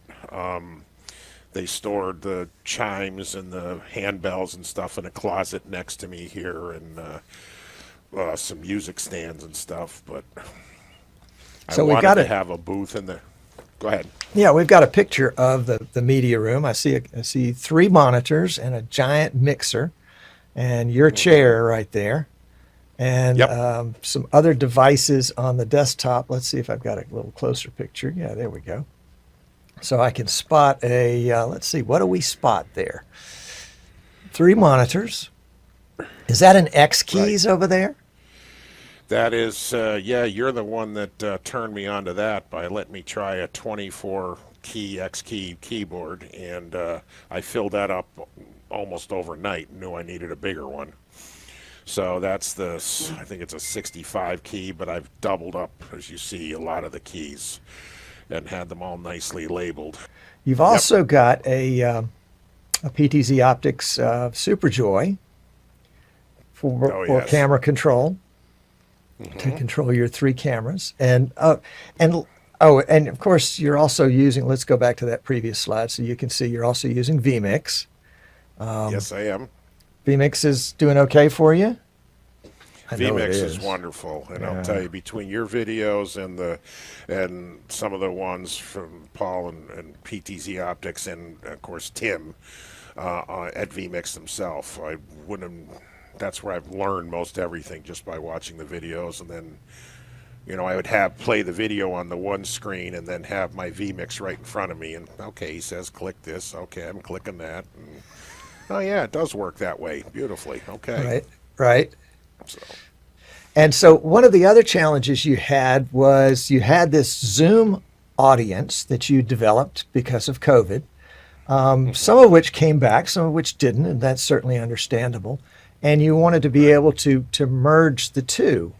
And so using vmix and Zoom kind of in concert, you were able to do that so that the people that were present in the sanctuary had a sense of the participants on Zoom that were available. The folks on Zoom could hear everything that was going on in the sanctuary.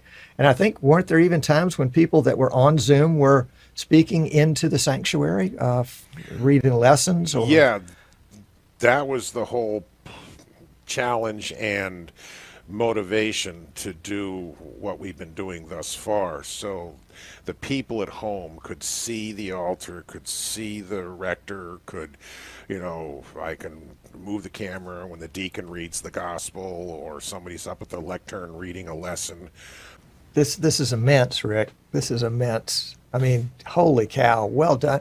But that's not all. I mean, this, if we were going to talk about just what we've talked about this far, this would be huge. But you went the extra mile and added a twist that I have not seen anywhere else. Tell me about the twist. Well, the 2 cameras up front are mounted on those columns that are part of what I call the rood screens.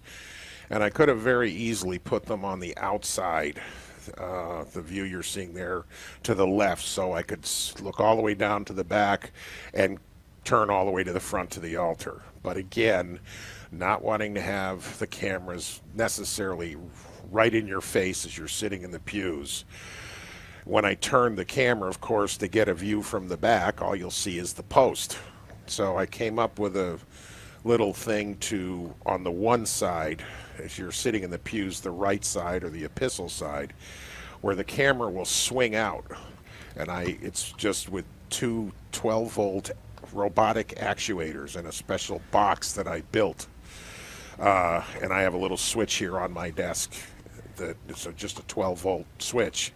So I can swing the camera out to catch a procession or a recessional, and then I can swing it back in during the service for the, views of the altar and the choir and so forth. And then it's also used, I swing it out at the end of the service so the people at home can see the people that are in the pews, and the rector will take some time, she calls it a coffee clatch, where she'll, how you doing, Mr. and Mrs. Smith, how you doing, so forth, to talk to everybody. And we have a handheld mic that goes around that the ushers hand to the people.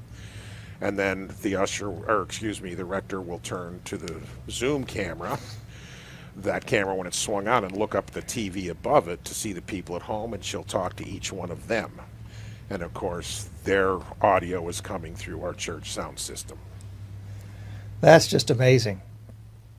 That's just amazing. I'm playing the video right now, showing the camera just peeking out from behind the post.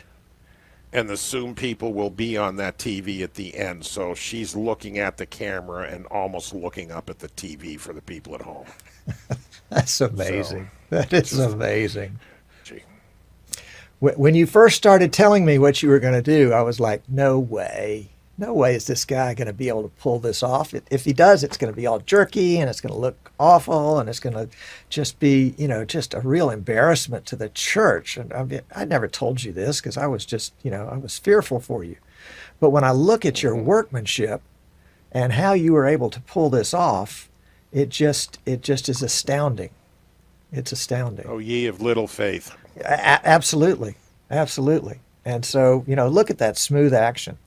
It just slips out there. Nobody probably even notices it's coming. And well done, sir. Well done. Well done. Thank you for taking time out of your schedule to come on this presentation with me today. I really do appreciate it. And well, my pleasure, and I can't say enough about you and Eastern Shore Broadcasting and all the support and help. You built us a nice PC here, and of course these cameras. I couldn't believe it. It's like when I start playing around with this Super Joy and these cameras, it's like, oh, good Lord, compared to what I was using. I use the expression, was like handing a caveman a microwave oven.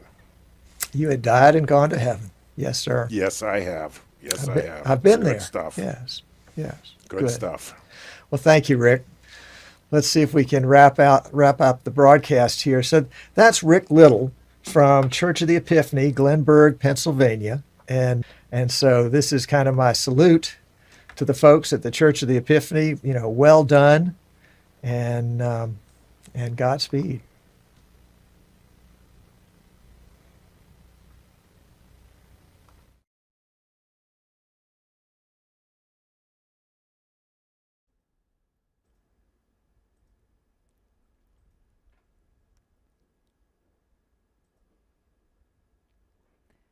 Thank you, Tom Sinclair with Eastern Shore Broadcasting and the Streaming Idiots.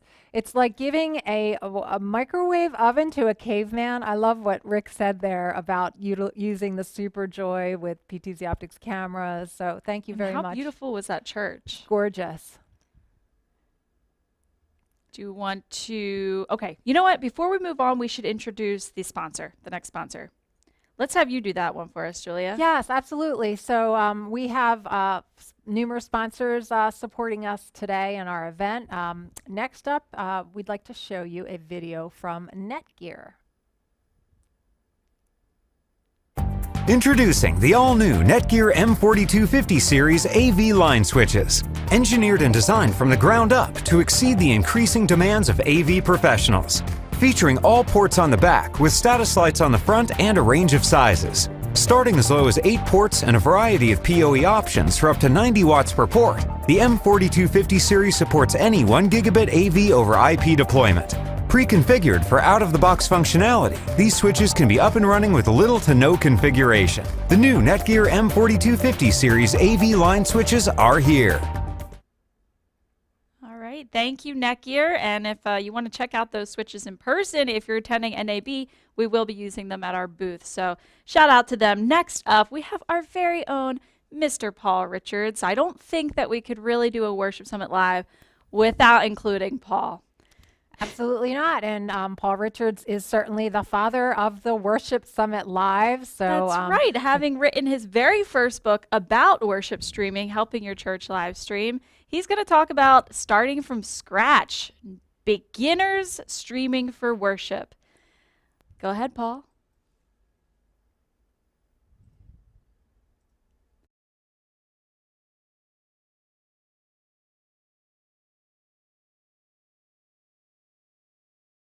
All right, I am so excited to be here at Worship Summit Live. My name is Paul Richards, and I'm also the author of a book called Helping Your Church Live Stream, which I published in 2019, And wow, so many of you out there have read this book and given it a good review. Thank you if you have. Today I'd like to summarize this book and update it with so many of the new technologies that houses of worship are using to effectively communicate the message of God internally inside of houses of worship as we come back together, and externally as well. In fact, we're going to look at internal communications, social media communications, and then how that affects the message that we're trying to send externally as it pertains to live streaming, video production, and what you can do to help your church live stream. So let's get started. So I get so excited when I get a chance to help people learn. And I feel like that makes me very similar to perhaps your pastor or folks at your house of worship or congregation who are helping to spread the message of God. We want to help people learn. And one thing that in particular that we talk about in the second chapter of Helping Your Church live stream is understanding how people learn. There's a statistic that says over 65% of Americans are visual learners. They identify as learning by seeing. And a more recent study done in colleges show that 97% of students are interested in electronic learning. 84% say that visual learning helps them have a better grasp of their content that they're doing and learning. And 67% agree that audio visuals in general help them better understand the material that's being discussed. Now, most houses of worship have already made investments of some kind in audio visual. You'll be happy to know that if your church or congregation or synagogue has an audio system of any kind, it can likely be used for your live stream. And we'll talk about some of the technology in the back half of this presentation, but understanding how people learn is so empowering. In fact, there are three main categories of learners. One is auditory, right? Folks who learn by storytelling. Folks who learn by listening. And that is obviously a core way that many pastors and leaders in houses of worship like to communicate. The next learning style is, of course, visual, connecting with visual items, whether it's on a projector or a television or it's a picture that's passed around. Visual learners are easier to connect with live streaming. We can combine audio and video together with live streaming. Now, the third major type is called kinesthetic, and those folks like to actually feel things. They're hands-on learners.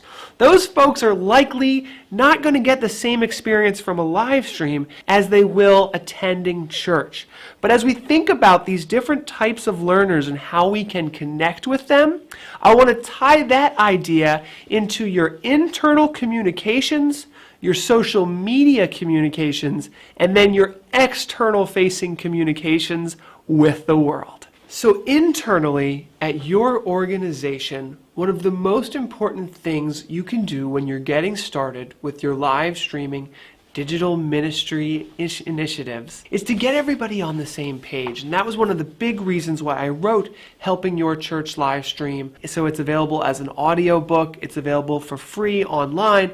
And this helps pastors kind of understand a higher level look at why we're using live streaming and video production technology to spread the message of God. So the why question can be answered internally, and once it's kind of approved internally, we can start to bake it into a larger social media and external communications plan. Now, before we leave the idea of internal communications inside your organization, I've spoken to so many people who talk about the difficulty of getting volunteers to become involved with the digital ministry initiatives at their house of worship.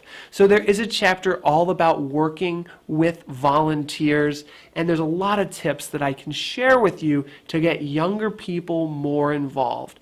Building your team and getting people excited about the opportunity to use technology to share the messages that are happening on Saturday, Sunday, around the entire calendar year at your organization can get people excited. It's an exciting thing. This is exciting technology. And we will talk about technology pretty soon. But getting volunteers is a process, and training them is a process. So again, that's why we have all the free tutorial videos that come with this book to help people get excited, so we're all using the same vocabulary, we're kind of talking about the same types of things. And volunteers can be, you can post for volunteers in your weekly bulletins. You can get the word out on social media. You can get the word out.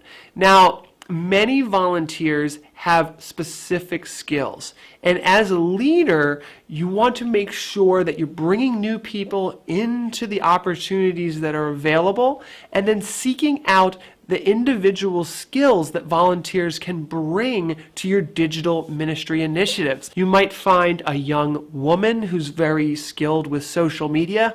That could be a huge benefit to your organization, and we'll talk about how in a moment. You might find a young man who is more interested in the technology, and perhaps they might be a good tech person working the video production software or a PTZ camera joystick controller. If you're working with younger individuals who are in their teenage years, we can give them a PTZ camera controller with an Xbox joystick, so it feels like the video games that perhaps they play at home. There's a lot of things you can do, and we'll talk about working with volunteers and the opportunities to give them real-world working experiences that they can put on their resume and help build them into stronger candidates for jobs in the job market as well. So regarding social media, it is an incredibly powerful tool for people to share what they love about your church. And I find it so incredible. Social engagement is really like the word of mouth. And we all know that word of mouth is one of the strongest ways to form connections and get the word out about something amazing. We've all been told by friends to attend a beautiful Christmas or Hanukkah celebration, and that holds weight because it comes from someone that we know and trust. Social media allows us to make it very easy for members of our congregation to share specific pieces of content with their broader social media network, with their friends and family. That's an incredible thing.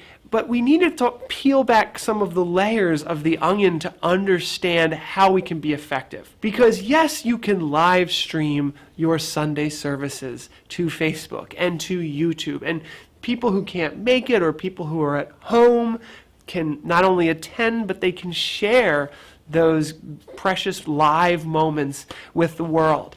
But as a viewer, as someone who might not know your church, which is the majority of the world, they might see the live stream kind of like a window, and you're looking in to a Sunday service, and that's great, but it's not necessarily a bridge. And what we want to do is we want to build a bridge where people start looking through a window, looking through the video, the live stream that's happening right now, and then understand that their friends are inviting them to walk through the door. And understanding that there's an enhanced experience inside the church, inside the synagogue, inside the mosque, where they can upgrade their experience from watching passively and get to know people. Now, a few ways that can be done is through social media, through a recommendation of a friend.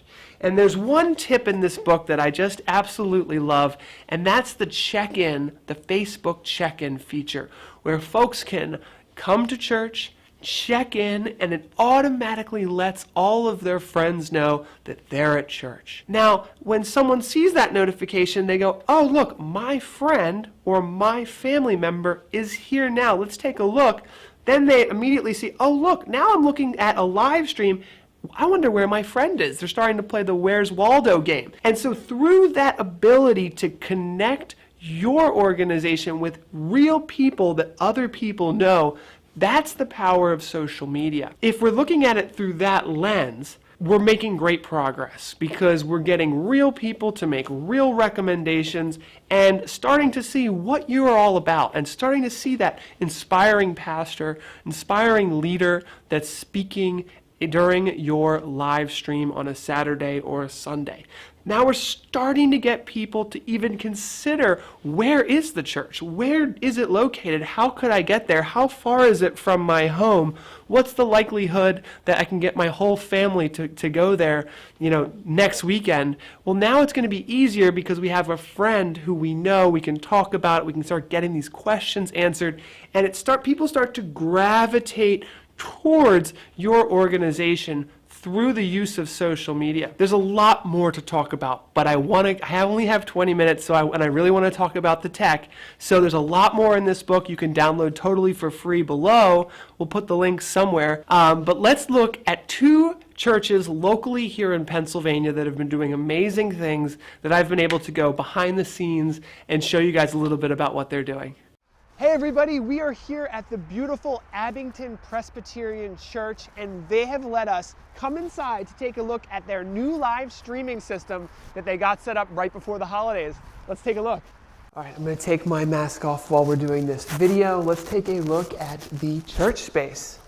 On this side we have the video production booth. On the far side over here we have a 20x PTZ camera, and behind us over here on this wall we have a 30x. Now the idea here was to get a 30x PTZ camera that could zoom in 135 feet away from the stage, and it actually does a great job, and we'll take a look at what it looks like in the computers over here. On this side over here we have a 20x camera, and this is much closer to the stage.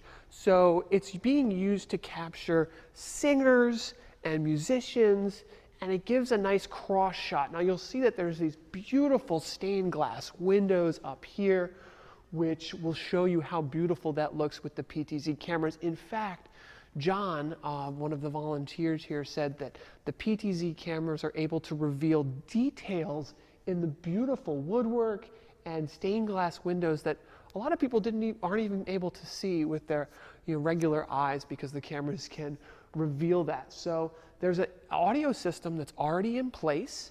So for this installation, 2 PTZOptics cameras are connected via SDI cabling and then converted to USB with an SDI to USB capture card. From there, we also have serial cabling, and we're using the HuddleCam HD serial joystick controller. There's 2 cameras that volunteers can quickly switch between, and we can call camera presets. So let's take a look at all of that at the video production booth. So I'm here with John Dwyer, who's going to tell us a little bit about the different phases of the live streaming system that you put in place here. Abington has been running a video ministry since the late 1980s. Using basically starting with a camcorder. With the start of COVID, we ended up having to really do some more creative work associated with that. We had done some live streaming in the past, but in reality, the system that we had was not really adequate to do. With the advent of COVID, we were making a DVD recording, converting that to an MP4, editing it, and then posting it on YouTube for our folks to read. We had a 3-phase live stream project. Part 1 of the project was to replace the existing analog cameras with something which is much more suitable that has just gone through, all the 1080p cameras. Part 2 was to upgrade our analog wireless microphones to digital, and part 3 was to do the infrastructure work to get a network cable back to this part of the room, which in a building which was built in the 1960s is an interesting trick. And actually some of this building dates back to 1898, so it's always an interesting trick. We have 2 computers. We have a live stream computer, which are the vmix computer, and we have a second computer that we refurbished from an office computer that runs ProPresenter. On a Sunday morning, there are 2 people here There is one person operating the cameras, and the second person is running ProPresenter. In vmix, there are 2 cameras. So you have a rear camera and a side camera. Can you tell me about those 2 cameras and what you've been able to do with those? Well, the original rear camera was right above us. When we did the modifications to install these cameras, we moved it to the other side. The rear camera is a 30x zoom camera, so it gives us the capability to zoom in very close to a lot of different things. The side camera we use to as either an alternate shot, or actually the side camera will zoom down to the baptismal font. If we have a wedding with a family sitting in the front row, we could zoom down to that family. The side camera also gives us the capability to shoot back to the back. So if the choir is processing, for example, we can shoot back to the back to see the choir. The 2 cameras and the 2 different give us 2 different views of basically the way things are going and or the way parts of the service. And I also understand you're using NDI to connect ProPresenter and vmix together. We're using NDI for 2 things. Number 1 is to connect vmix to ProPresenter, so there's the 2 computers are separately wireless or separately wired connected. The second reason we put NDI in is to be able to run a computer and a display in another part of the building. Should we need to, with COVID, we're going to have obviously a seriously restricted participation when we actually get back to having in-person participation.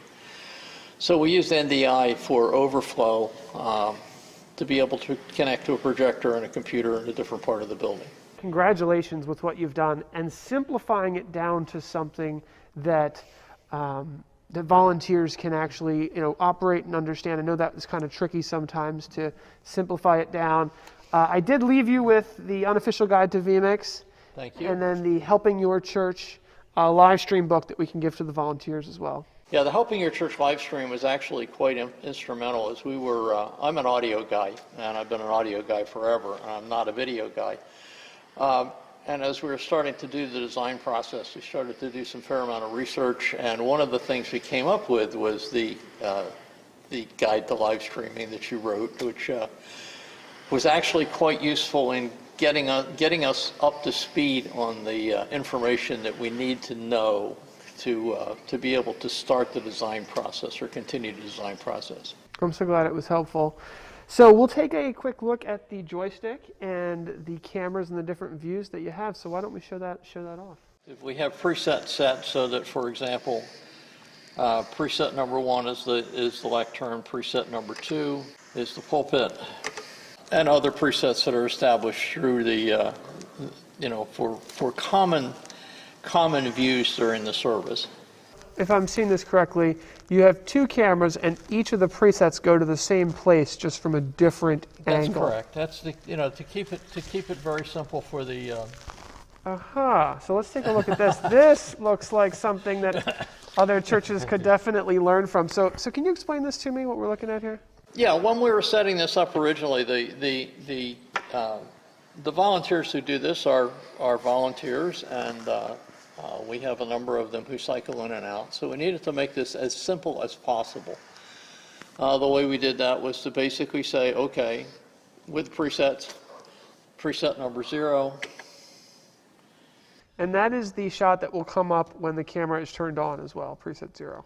So you have a nice slow fade. Is that something? It's just a nice slow fade to the wide shot from the side camera. And again, you can see the difference in the same, the difference that 2 cameras from 2 different perspectives gives us. So why don't we show a zoomed in shot of the stained glass? This is one of the shots that just was, it was one of these, as soon as I did it, it was wow.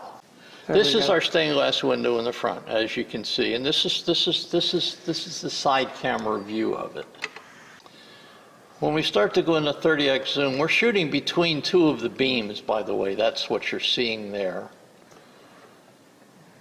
But when you go into the zoom, you realize that there is actually stained glass in the eyelashes and in the lips. And you get to see detail that was just absolutely amazing that you couldn't see before, that you never even realized was there.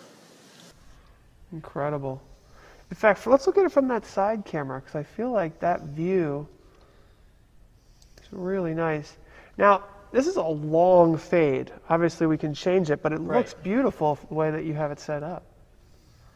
So can we zoom in any further on this one? Oh yeah, so you can definitely see it pretty well there.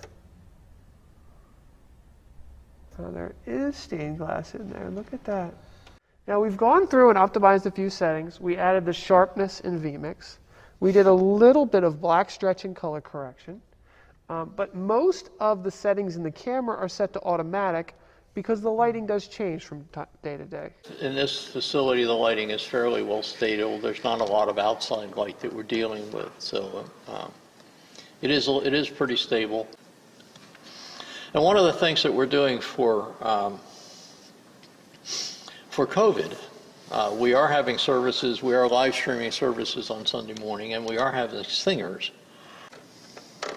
And we put the singers in the north transept so that they are socially distanced, very socially distanced from any of the other participants in the service. And again, having the side camera gives us the capability to do that. We can also use the side camera to get shots of the stained glass windows on the side or the artwork and so forth. So the audio is coming through an Allan and Heath digital audio mixer, which is controlled generally by this iPad remotely. And then it all comes in to this rack here, which converts the analog audio over XLR into USB so that we can bring it into vmix for the live stream with a Focusrite Scarlett 2i2. Now, all the cabling has been managed really nicely down here. This is an old church, so the cables are run underneath the floor here. You can see there's a drill through the floor. There's some conduit here to nicely move 2 stereo left and right audio cables, an SDI cable for each camera, and then a serial control cable, because as I mentioned, we're using the serial joystick controllers. Now I also want to show you guys how the cameras are mounted, so let's take a look at that. So we have our 30x camera, the rear camera, all the way in the back, and then a 20x up here on the wall. And you'll notice that the cameras have been mounted upside down. So they're using a standard HC-CM1 wall mount. You'll notice it's a white camera with a white mount, so it makes the cameras very discreet and unobtrusive in this beautiful worship space. But they're mounted upside down so that we can capture shots that go very much, downward facing. If the cameras were facing upward, they have a limited tilt ability to go down. So by flipping them upside down, now we can shoot straight down to get the folks in the front row if there's a family who has a wedding or a baptism. It also is very nice to capture those angles of baptismal ceremonies. And then again, just a lot of different angle options, whether we're looking to the left and looking back, or we're looking in the front row, the baptismal area. It's just a good idea to invert the camera images. Then you can go into the camera settings and make it look normal by inverting the image. So the camera's mounted upside down, but obviously everything's inverted to look perfect.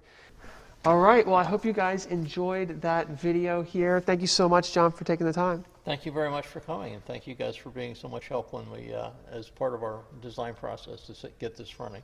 It's been my pleasure. Such a beautiful church. So I've heard nothing but good things about organizations who start the process of getting together an audiovisual system that can live stream, that can be used for Zoom webinars, that can be used for training sessions and recording videos, for weddings and all of these things.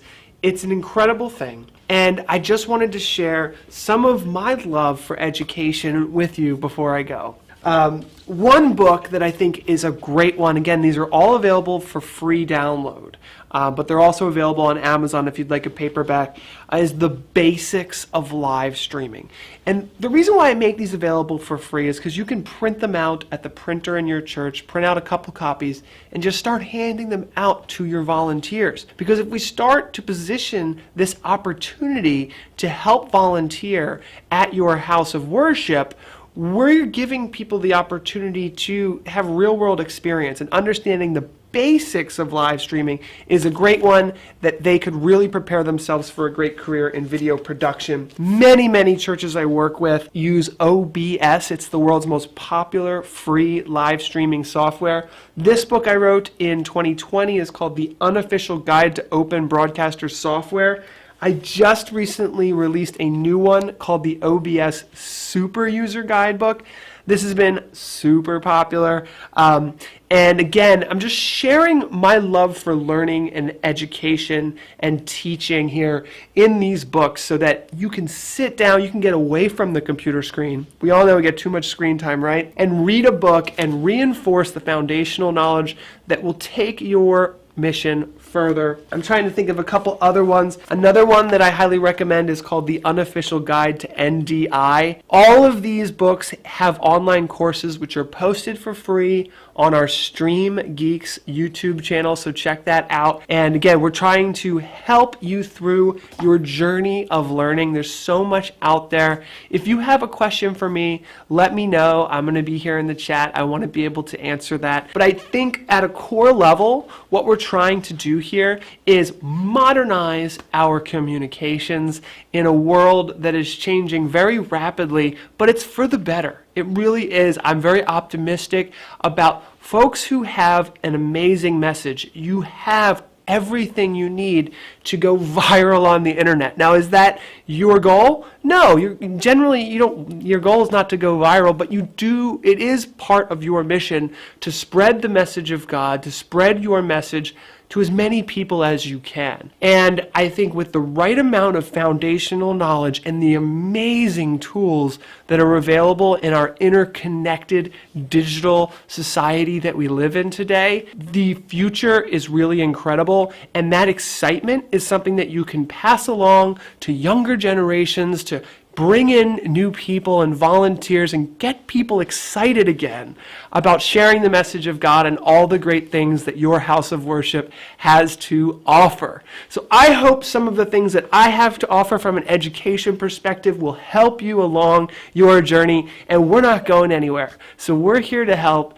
and I hope that's an inspiring message that you can take home and say, we're halfway, maybe we're 80% of the way there, and sometimes it's that last 10%, it's that extra 5% that you put in to make your video productions and your communications that much more effective. It's that little extra edge sometimes, I truly believe, that is what will help people make the decision to get off the couch where they're watching your church's live stream and actually walk through the front doors and shake your pastor's hand. Get to know the people at your congregation. So those are the little things, and I hope there's enough here that we've talked about in the books, and enough to get you moving and get the wheels spinning, because it's a beautiful world and it's really incredible. And I want to hear your success stories. The Worship Summit, we're doing it every single year, and it's been so exciting to see what's happened. So join the Churches That Live Stream Facebook group at the link below, where you can just chat any time of the day, 365 days a year. We've got folks posting in there, answering questions, and everyone's helping each other out. So be part of the community. That's my session today. Thanks a lot, everybody. Bye.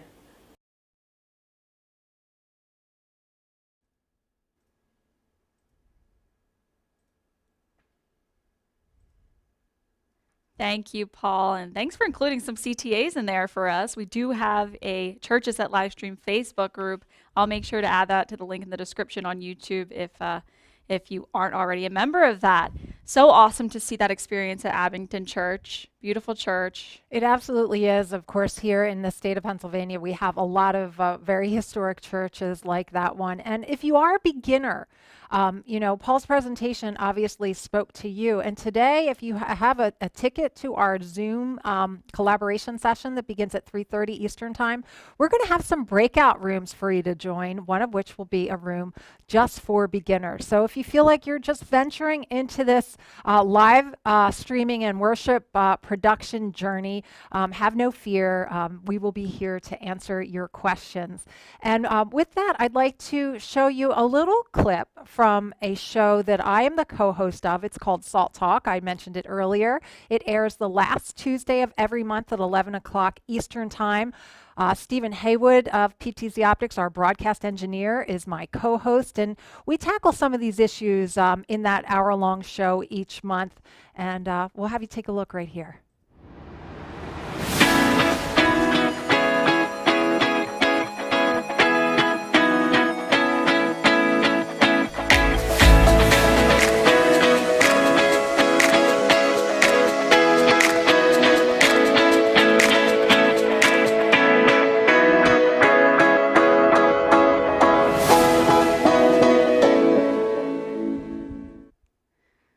Love to see that we can continue this type of conversation today with your live show.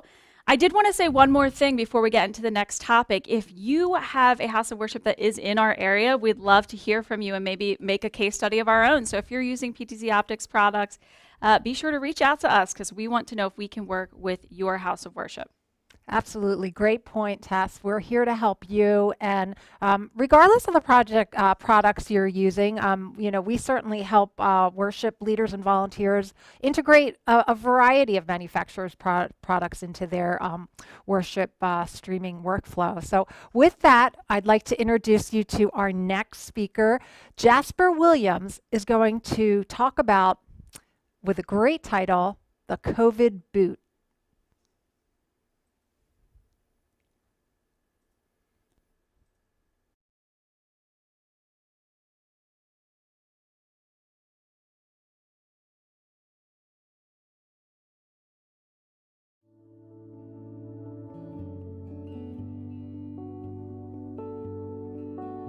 The COVID boot. COVID has kicked the entire world out of where we were into where we are now. The COVID boot. Jasper Williams, the third pastor of the church in Norcross, Georgia. And like you, I am still trying to figure things out. It's really no reason to even begin to think about going back to the old story because there's a new story that is being written. At the top of COVID, I preached a series called Blind Spots. And actually, I used and espoused an interesting word. You may not agree with it, but the phrase, COVID hasn't come to bless us, came alive in our church. It depends on how you look at it. If we're God's children, we have divine protection, and we gotta just go along with his plan. And I still believe that. Now, some 22, 23 months later, I still believe that COVID has come to bless us. COVID came to expose our blind spots. And for us, everything that was exposed wasn't bad. There was a lot of good stuff that was there. Yeah, we had to deal with the bad, and I'm grateful. I'm grateful that we had to deal with the bad stuff because now we could put some energy, some time, some focus on fixing, correcting, building systems that we did not know had been compromised or weak or even non-existent in some cases. On the other side, man, I start seeing just how strong of a church we had. Even some 23 months later, I still got those right there with us, kicking and pulling and fighting and us encouraging each other and determined to just beat this thing. But we've had to regroup. And I want to tell you, as a pastor, it has not been easy. It has not been easy to forge ahead when nobody, or seemingly nobody, could understand or see from our eyes, from my eyes, which way exactly it is that we were going. One of the biggest things that I'm grateful for is our camera setup. We did a big program back in 2017, and back then we bought all the PTZ cameras and we bought the joystick and all those kinds of things, we were launching a new initiative. It was called Relevant Life, because really we're trying to be relevant to people that don't know Jesus or have given up on Jesus, as well as internally, those of us who have formed this bond, this community called the church, to present ourselves in great excellence. And the thought process behind even the name Relevant Life was to slide under the radar to people that want to know how life is relevant or what's relevant about life, and to get them to listen and to open up. However, you got to catch a fish, man. What do? You catch the fish. And so we had these installs going in. We put in PTZs, and we actually even did some POVs, some field of view, and we had some funky different places that we put them. And as time rolled on from 17, some of the equipment became obsolete. So we dropped it. You know, we moved to something else. We limited and changed our workflow. And then at the top of, when was it? Last year, the top of 2021, we did something totally different. We deliberately, because of COVID, began to select the upgrade equipment for our use and needs, because we had now seen how COVID had really blessed us. It caused us to understand that a whole lot of people, way more people out there, are paying attention in here. And so we wanted to create the most optimal experience that we could, with as much sensitivity to the pricing as to what that was going to cost. We redid our set. We put in these cameras. We even started on our own studio. We had vision, man, to take the entire world. We were going to do that. We had drawings and graphs, and we bought the lights and all these other kinds of things, being really, really excited. Even in our home, we built a studio. We upgraded some of our cameras. PTZOptics, they have this huddle cam that I am absolutely in love with. It has become my go-to quality. Everybody asks me, what is that? How are you making your camera do that? I get a chance to tell them, hey, look, this is from PTZ. This is a huddle cam. You know, I got to say something that's different, that creates this mystique. Here's something else that had to happen. There were some staff members whose time was up. COVID came to expose that. COVID came to show us that some seasons, for those that had been in one place, are now, really, it's time to be released. The COVID boot, man, it was kicking us on down the road. People are turning around and trying to kick back and give it up. That's old. The COVID boot is designed to kick us on further into purpose and destiny. And so not even were we seeing some staff members whose time was coming to a close, but we also saw some places that we start bringing people in to make things better. We began to pay attention, presence on the web, how we sounded, what it sounded like, what was the end user's experience. So very exciting. Not only did we bring new staff on, let some go, not only did we begin to reorganize and change workflow because of the COVID boot, but then we began to focus on this relational dynamic. Matthew 28, 19 and 20 is very clear that on top of going and making disciples, or whether going and getting people saved, we're supposed to make disciples. We're supposed to show folk how we lived. And what my observation was, and actually what I even repented of, is that God, we built another Western looking church. And your word is very clear that we are supposed to be where your heart is and where your intention is. And so thanks to the COVID boot, we begin to look at the cross even differently. The cross, there's a horizontal relationship, and then there are orientations of vertical. at the vertical stuff, our attention, our worship, our adoration to God, our love, our expressions to God. But we found that we were lacking in that horizontal dynamic. Now, we had organically begun to fund or to form or to see formed these little pockets of people that began to live in the same area. But the COVID boot, because it was exposed that there wasn't enough that was there to be deliberate and to bring new people into that, but not just new people in our sanctuary, but new people from the outside that was looking in. We started forming these Zoom small groups, these life groups. We raised up life group leaders. We began to put together training for our life group leaders. We came up with this whole, new design, this concept, etc. Began to map out, thanks to the COVID boot, please go along with the new story.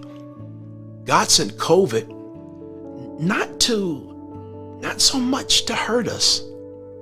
And I'm really sensitive in saying that, because I know that lots of lives have been taken because of the insidious nature of COVID.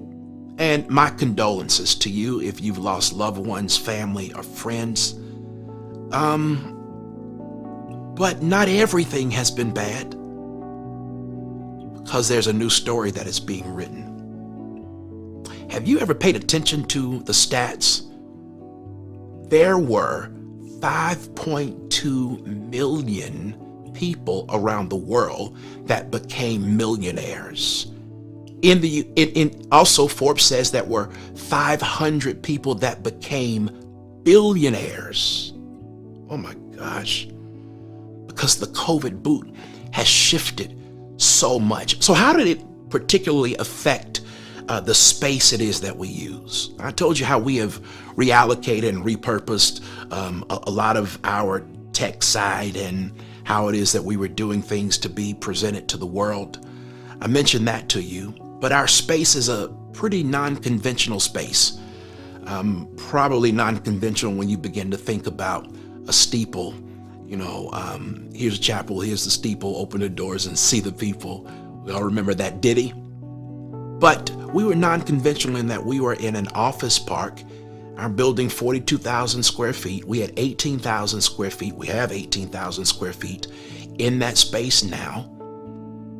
But thanks to the COVID boot, we were only using, and we had a lot more space to go, 7,000 square feet. Our neighbors on the other side, much like people were getting the experience of their rise in wealth. Some businesses closed, restaurant industry took it hard. But our company was one of the ones who saw a spike in their productivity, and they grew so fast, an international company, until they began, as we were approaching the end of our lease, they began to consider expanding. Guess who was going to win that fight? Our second 4-year term in a lease was ending. And the company next door is wanting to expand. It was between 11,000, 18,000 square feet, the whole thing, or 2/3 of it. Nonetheless, even in trying to be communicative with the powers that be, it continued to even boot us out of our current space. So let me ask you a question. If you're 16 years old as a church, your lease is coming to an end March of this year, where do you go? Where will this COVID boot cause us to land? Well, the one thing that's for sure, you don't stay where you are, right? Because the opportunity of staying there, it was leaving. The Bible says that God opens doors that no man can shut, and he closes doors that no man can open. And out of the 12, 15 different spaces that we started looking at 9 months ago, there were a couple that could have worked, but it just didn't have that thing on it. There were some others that could have worked, but it was too high. They wanted too much. It was in a tucked waist. Nothing was settling. I have a real estate friend in my life, known him for a while. And he would always say, Pastor, it's not a real estate problem. This is a prayer problem. And you know what? I know God always answers prayer. Yes, he does. These 300 seats, all this elaborate staging and lighting and all these kinds of things, what do you do with it? I don't know, but it cannot stay there. As we were praying and fasting and still looking, faith without works is dead. There was an interesting thing that happened. We were having a meeting for another project I was doing outside of our current ministry. We brought in a strategist to help us. We were meeting with for 4 hours a week, 2-hour blocks, to help us see how we could formulate things, how we could build a better workflow. And so I'm at this meeting with nothing to do with the church, met a strategist. We're talking, my wife and I are being coached and strategizing, and my wife says, hey, do you think they would consider a church being in the space? And what do you know? A software development company, a tech company, considered a church in that space. There's so much to go on behind it. But can I just say, we're moving, about 30 minutes away from where we are now into the city of Atlanta. Talk about a paradigm shift. A year or so ago, we saw ourselves wanting in our next sanctuary space to be like a huge den, a family room. So we have the really cool idea of using the communal space. We're not buying chairs, highboy tables and barrel chairs, and we've got an interior designer that's coming in and making it real funky. And I was starting not to like my LED, my projector. So now we're buying the big LED screen. And so on Sundays and Saturdays, or Saturdays and Sundays, it'll be our space as a church. They'll reorient the chairs and the sofas. And throughout the course of the week, when we leave on Sunday, we will reorient them back to be accommodating to them, where they can have these pods of chairs. Why should we buy seating for more than 75? We aren't even seeing 75 people. And if we begin to see more, we will just add a worship service, something on Saturday nights, 2 on Sunday mornings. But all I'm saying is that when COVID gave the boot, yes, it hurt. Yes, there were challenges, but God was in it. I never would have thought that I'd ever have a presence in the city of Atlanta, downtown Atlanta, minutes from Morehouse, Spelman, and Clark, literally in Georgia Tech's backyard. Businessmen and business ladies, we're in the heart of the city. It's not a nice area either. There's some crime stats around where we are, but aren't we supposed to be salt and light? We right now changed our strategy to begin to accommodate people, and with a big heavy thrust on evangelism. So glad that God opens doors that no man can shut, and God closes doors that no man can open. What if I had sat around and cried and bemoaned, quit? I'm tired, yes. That's what a vacation is for, though. I'm still full of mission and purpose, all because of the COVID boot. You got 2 choices. Continue to pursue God and vision no matter where you are, no matter what field you're in front of the camera, behind the camera, beside the camera. Or you can let COVID continue to kick your blessed assurance. I'll end with this story. Got to the airport.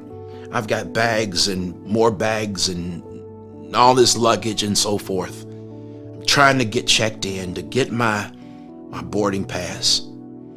And I'm walking on the inside to get all the official documentation. I noticed something this one particular day, that as I was moving towards the door, at a certain point, it triggered the doors to open.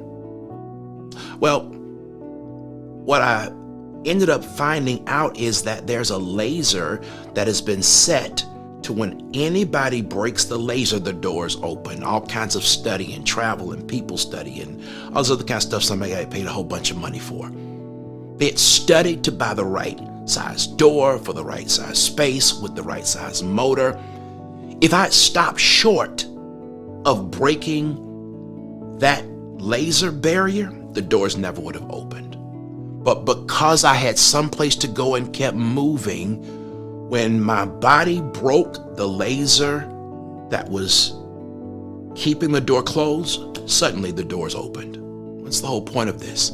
Keep moving. Keep moving in the direction, no matter where you are, on this side of the camera, that side of the camera, beside the camera, or whatever else your position. Keep moving. Don't give up on the dream that God has given you. Keep walking in purpose. Be thankful for the COVID boot. I'm so happy to say that the COVID boot, not only do we have a place that I can continue to nurture our sheep, but because there's a relationship with a tech company, a pretty big tech company at that, and this church space, we're pioneering something different. My passion is to put technology in the hands of pastors and ministry leaders so that we can do big things for God. In April, the end of April, we're hosting the Church Tech Summit. Matter of fact, the website, thechurchtechsummit.com. Would love for you to be there. It will be a live experience with breakouts and new technology and people that are out there doing some pretty neat things and talking about the metaverse and how to get going and NFTs and all this kind of incredible, amazing stuff. If I had not kept walking, my body never would have broke that laser. And the door that we're walking through now never would have been open. Stay encouraged. God's writing a new story. And he's using the COVID boot to create the narrative.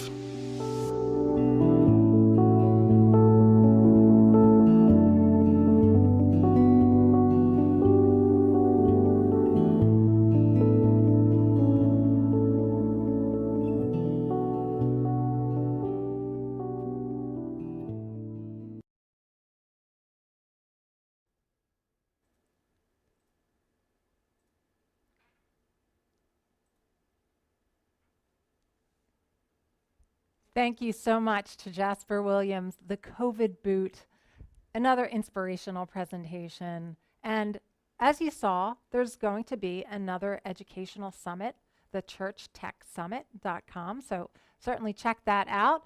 And who have you got next? Up next, we have Gary Buchanan of Boxcast, one of our sponsors today. He's going to be talking about training volunteers for worship ministry. We know that many houses of worship are reliant on volunteers, and let's learn a little bit about how you can maximize their potential to meet the needs of your house of worship.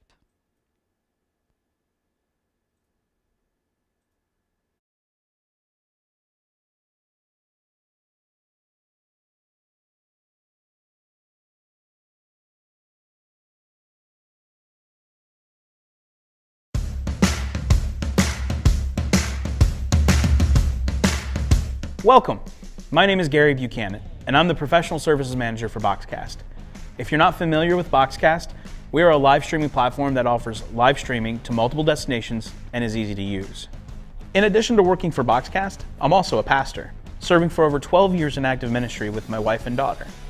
Primarily, I've worked in the media ministry and youth ministry fields, and my passion for media, tech, and pretty much anything nerdy is, well, enormous. Today, I want to discuss with you a topic that is really close to my heart: volunteers. I love working with individuals that have a passion for ministry and are excited about media and how it is used in the church. This presentation today is going to be focusing on training those volunteers for lifelong service in the kingdom, and I'll share some tips on how to approach training as well as some insight about volunteering philosophies that I've picked up along the way. So let's get started.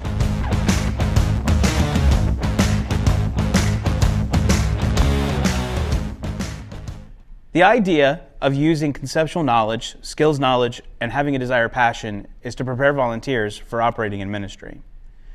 Conceptual knowledge is the basic understanding of ideas and concepts that relate to how or why something is done. Generally, it incorporates a basic grasp of some terms, that jargon we use to explain something, so we sound cooler or maybe even more technical. But in practice, as a standard, in most industries centered around media ministry, a basic understanding of terms is more for aligning members to understand what functions are, what pieces to a tool do, and for troubleshooting. With every role your volunteers will take on, it's important to develop specific skills and how-to knowledge. This really, in practice, is the hardest part about training. It's teaching the practical skill of the tool or concept involved with that particular role your volunteer will be in. And as a good rule of thumb, I start our volunteers out on the easiest role, usually presentation software like ProPresenter.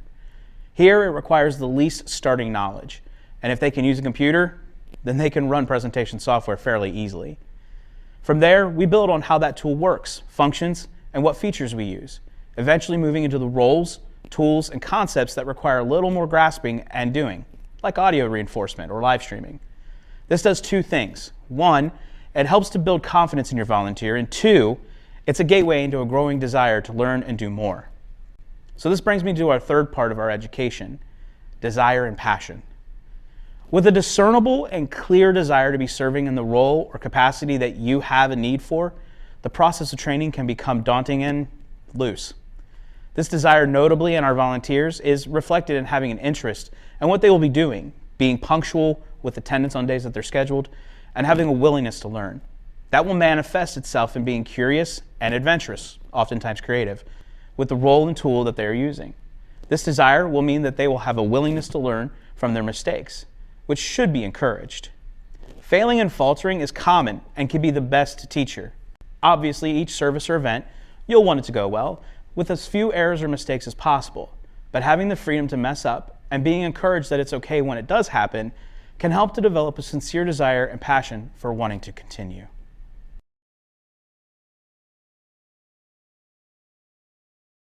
My favorite part of training volunteers is when you can step aside and witness them using the knowledge they've learned to run and use tools for the role that they'll be in. It's a good feeling to know that you've prepared them enough for where and what they'll be doing. And if you're going for that extra cup of coffee that morning, you're confident that the process can continue without minimal issues. This comes from using the tools. Sometimes operating a tool requires more learning than the tool itself.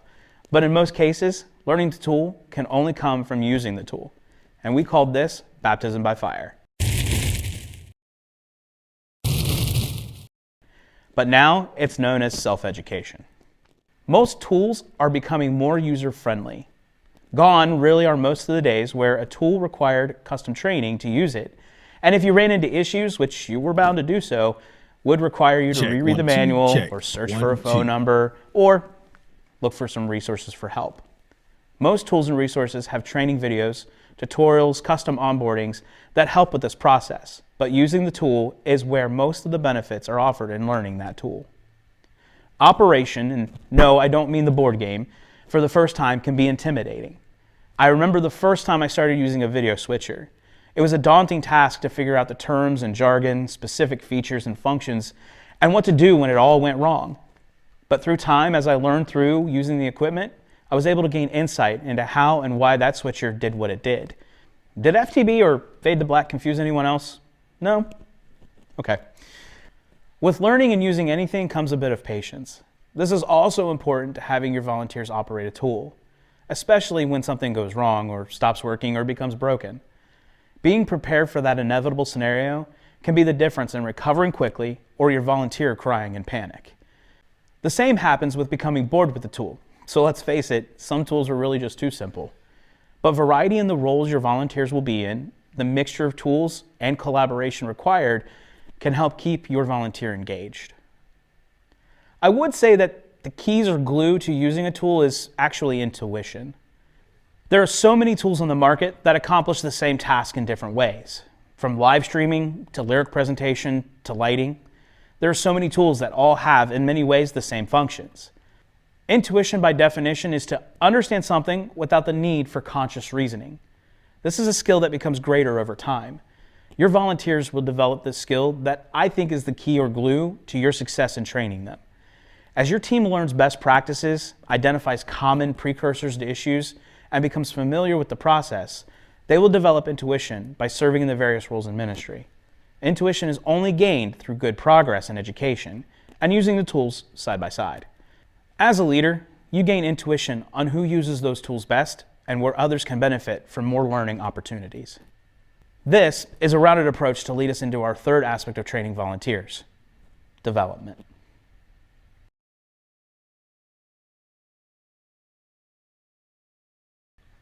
I was told when I was younger that there were always two facts to doing anything. One, work smarter and not harder, and two, use the proper tool for the job. I was also told never to eat yellow snow, which also is a strong recommendation, but back to the topic at hand.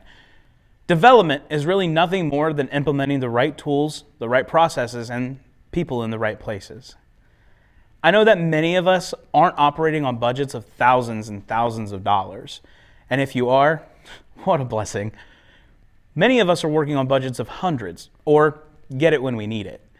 With that being said, I've always approached development of our media ministry with some heavy guidelines. A, have a game plan for improvement. You don't need to always upgrade your equipment or purchase a new shiny something to enhance your ministry.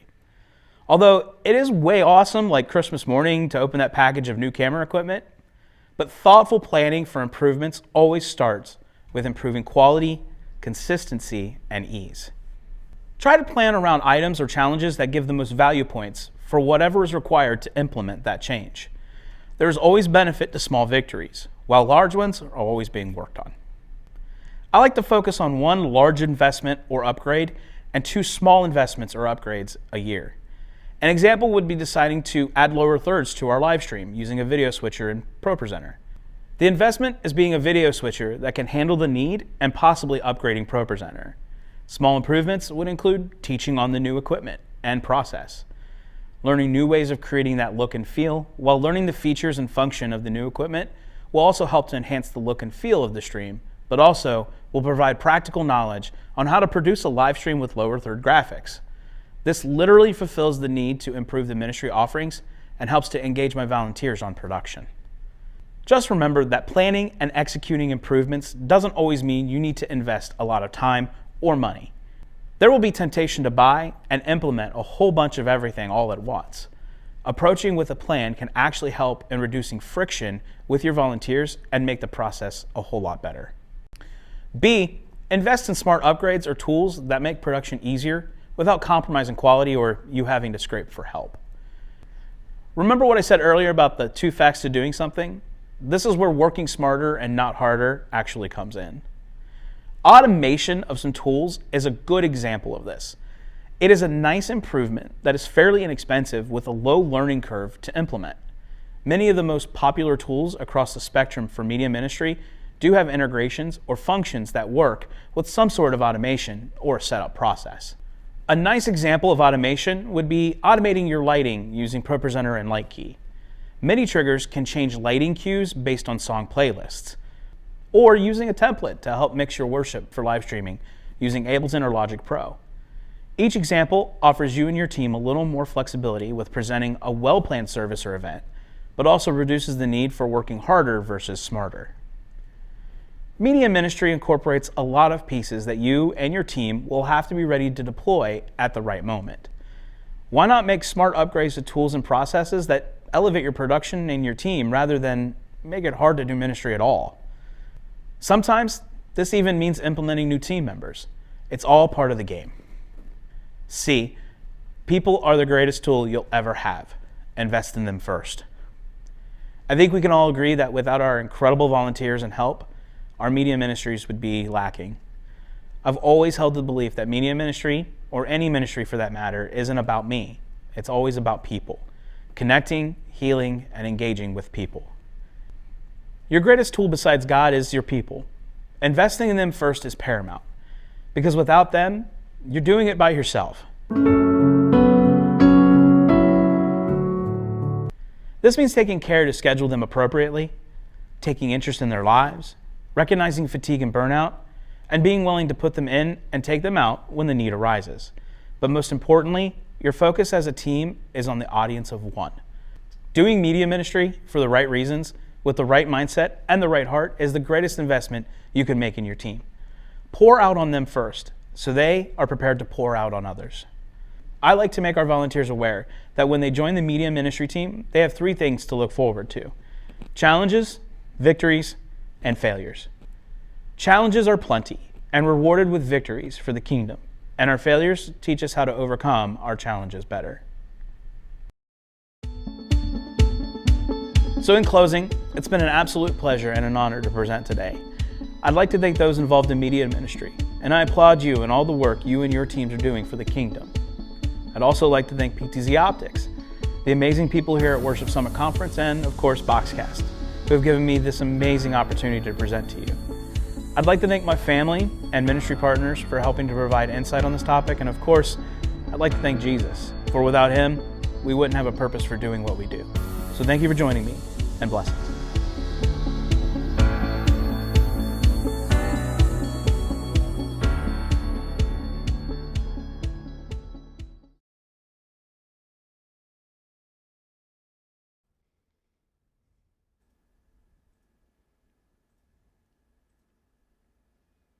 Thank you, Gary. What a wonderful presentation.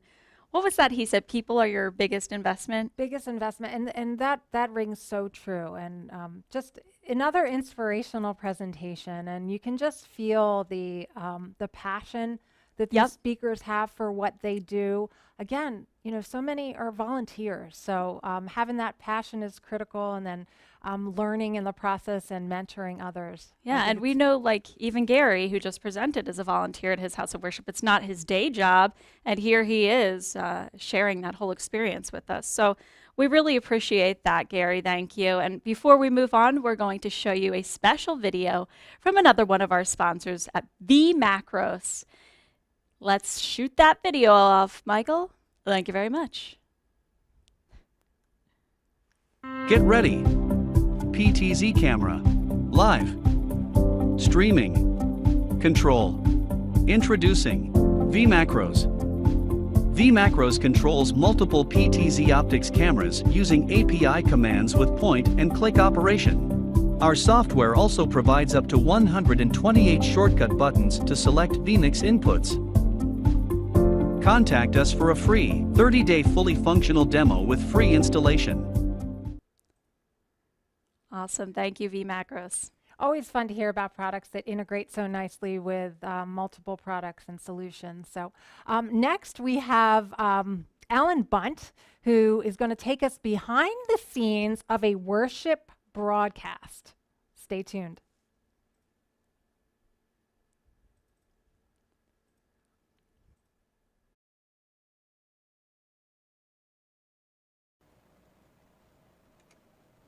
Good afternoon. My name is Allan Bunt from Good Shepherd Lutheran Church and School in Wisconsin Rapids, Wisconsin.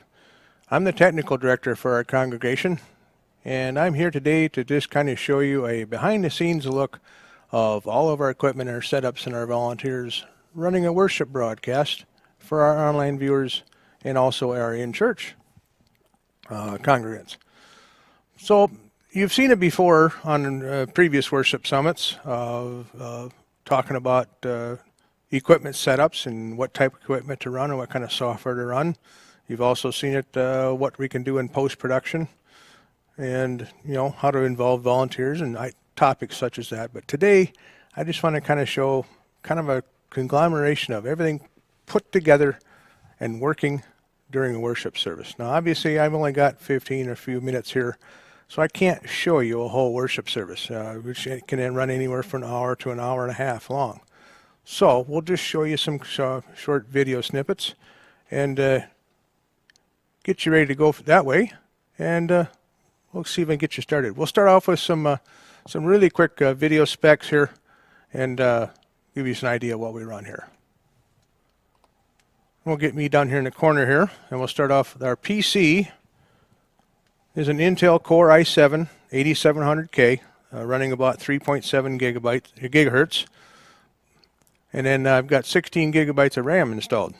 I've got various hard drives, SSDs and HDDs, so I won't go into too many details on them because they change about every 6 months or so. Find something better, make it work better. Our camera controllers, basically I run a PTZOptics SuperJoy. I love it, this piece of equipment. It's probably been one of the best investments we've had.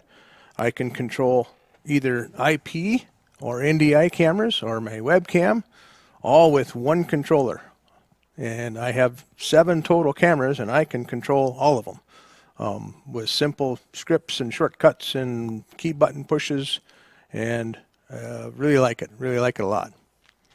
To control our software, we run an Elgato Stream Deck, both a regular 15 key and an XL, which is 32 key. And we also run an X Keys 24, which is 24 keys, obviously. For production and streaming software, obviously we use vmix, vmix Pro version 24. We will be updating to 25 as soon as they get all the bugs worked out of it and get some more functionality out of it. For cameras, I have 4 PTZOptics PT30Xs running SDI out. I have 1 PTZOptics PT30X running NDI out. I also have a HuddleCam HD that when you see my face on camera, that's what you're looking at. That also runs NDI-XX. In the sanctuary here, right above the graphics here on the screen, you'll see one of the 2 projectors hanging from the ceiling. Those are both Panasonic projectors. And I control video going to them using some Kramer tools for video amplification and distribution. For audio, our front of house board is an Allan and Heath PA28. That's an analog 28 channel mixer. For production side of it, over here at my video desk, I run a Behringer Xenix 1204 USB, another analog mixer. And to interface that mixer with my PC, I use a Behringer Euphoria UMC 404 audio interface. I currently only use a couple of the outputs on that, just for the additional buses. I also interface via analog line in and line out, also on that same mixer. So I have various different outputs and inputs. And around the sanctuary here and around church in general, we have various laptops and Chromebooks and Amazon Fire tablets. Those Amazon Fires have been modded so that we can run them with tally lights in a little tally light system we have here. For music production, we have a Yamaha Clavinova. That's our piano. And we also have a electronic pipe organ made by Eminent, and we got to see a little bit of that here later on. So let's see if I can get things rolling here, and get some video playing here of just get you off right by the front door here, and we'll get this started here right now. As you walk in our front doors to our church, you're greeted in our greeting area, which we call the narthex, by a large screen TV, usually playing a video back to back, and also you'll hear the audio of it also on the PA system. This video is provided to me, and it does play back through our production software across the network on NDI.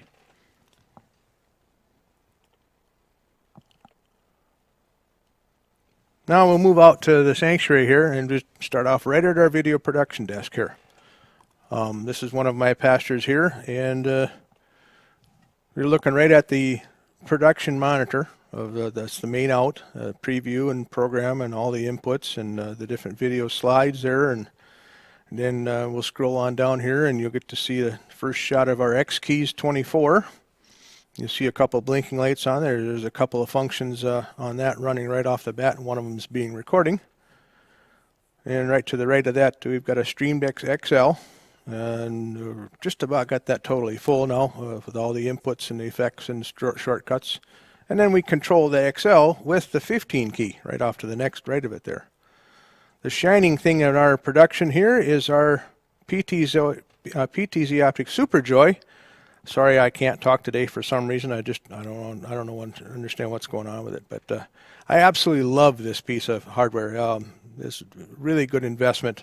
I can control all 7 of my cameras, both via IP and serial if I wanted to. Everything's controlled by IP right now, but if I want to plug something else in, I can do it. Our production audio mix is controlled by this Xenix 1204. Basically, it's a separate mix from our front of the house, so we can mix a little differently. And I've got various inputs there, the PA system itself, the microphone I'm talking on right now, a couple other mics, and a bus A and a bus B for the production software. This is our website that runs our embedded video from our provider, and this is provided by Church Online. It's called the Church Online platform. And we'll zoom out here again, take a little bit and look around the church a little bit here. My video, the desk is a little bit messy on the day we shot this. This was from a couple of Sundays ago, so we'll just kind of take a slow pan here so you can kind of see everything all in one spot there. And on our projection screen there, you can see that I can take my camera shot of the pastor and put it on the projection screen for those congregates sitting in the back of the pews that can't quite see too good. And it's kind of a close-up shot there. Kind of a unique thing that we can do here. That's pretty neat. One more shot over the desk here, running just a standard keyboard there. So eventually the standard computer keyboard gets put away.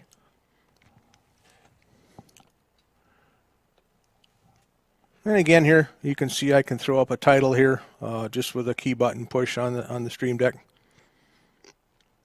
This Church Online platform over here not only shows the video, but it gives us a couple of chat room capabilities also for our online ministry.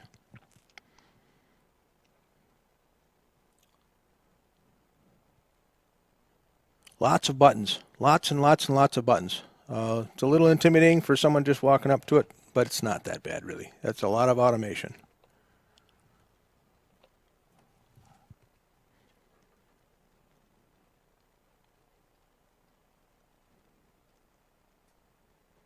You'll see my HuddleCam HD sitting on top of the monitor there. Later on you'll see it on the tripod. I moved it just to get a little better camera angle here.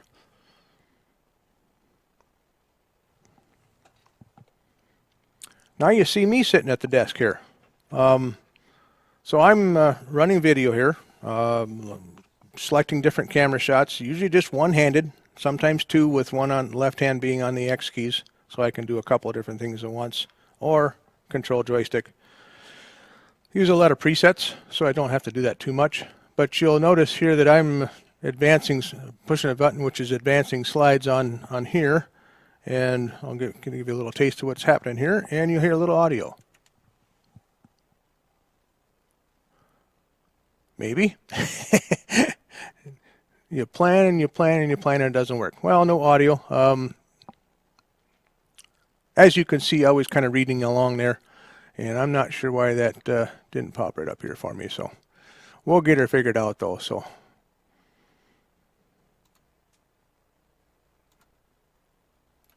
there.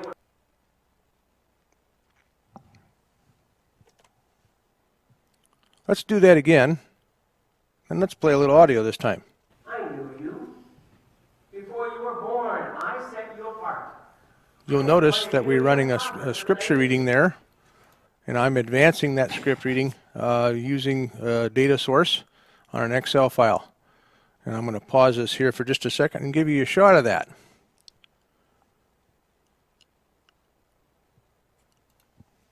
This is a desktop capture of my Excel file. And this is live here, so I can poke around here a little bit. So basically the data source just reads everything row by row. and you can scroll through it here using the manager there. And I've got different worksheets set up for different things that I'm looking for. This is our Bible readings, and it just goes right down the line here. So let's switch back to this, turn this back on.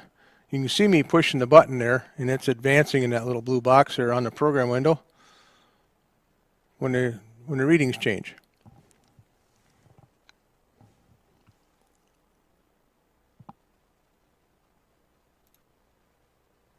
And we'll hit the next one here.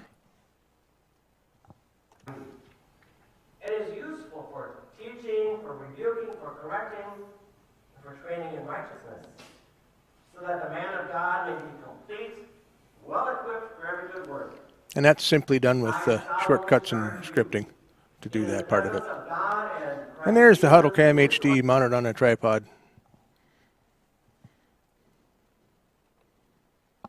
Okay, switching off to our cameras here. This is camera 1 at the back of our sanctuary. This is the one that points all the way forward, and you'll see right here the red box.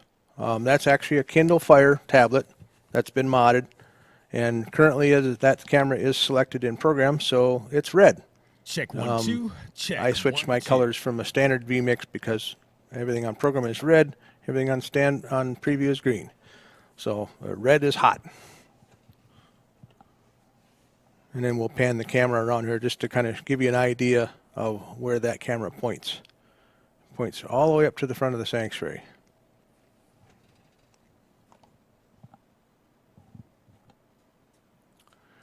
Another angle, looking back at the camera. This is with the tally light turned off. So that camera is not selected, either in preview or program. Camera 2, which is over on the west side of the wall here, basically about halfway down the sanctuary, up near close to the ceiling there. This was with the tally light off, and the next little shot here you'll see with the tally light on. Tally light is now on. Okay, that camera is actually in program. It actually does show up red, and it turned off there and went to preview just right there. Little close-up shot of the upside down hanging camera 3 with the power light, and the little standby light there also is a tally light. I didn't get any close-up video of that working. But below it is the tally light for that, but it also shows the time so that those in the front of the sanctuary can kind of keep track of time that way. That's mounted over my left shoulder here on the other side of the church. This is my rover cam. This one's mounted on a tripod. I can move this camera around anywhere in the church building where I have a network connection because it is output on NDI. Little different angle, same camera. I can use this PTZ to swing over and look at the front of the altar for weddings. It works really good for that, or a little bit different angle, or I can point it back towards the congregation also. I don't do that very often, but special occasions. So this is kind of looking from the back of our sanctuary here, and gives you a little audio. Just from our audio board with its separate camera picking up here. But you'll notice on these two screens, pastor's reading along, and then the congregation is included with that with responses. So on the big projection screens are what our projection system puts out and goes on there. And I can also, at any time, put up for online a graphic that looks like this for a hymn text or anything like that. This is done using that same function of data source, pulling from those different rows in an Excel file. And this is just a transparent background overlay PNG file that put up there.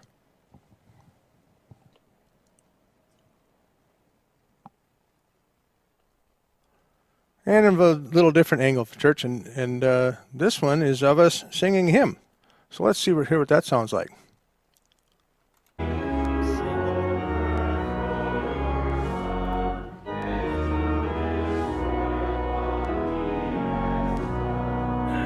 If I advance the slide, the words aren't the same, but that's kind of how that works. Now, in front of you, you see our electronic pipe organ being controlled by what we call an organeer. An organeer is someone who makes the organ make music. They're not actually an organist, neither am I. I don't play with my fingers. Right above you here, you'll see this computer up here is running MIDI software. So we build some scripting and run a playlist with MIDI files. The organ actually produces the notes, and it has its own amplification and speaker system, and it's an electronic pipe organ. So I can read music, scan it in, and recognize it, and make it play the organ notes, just like a player piano, if you want to think of it that way.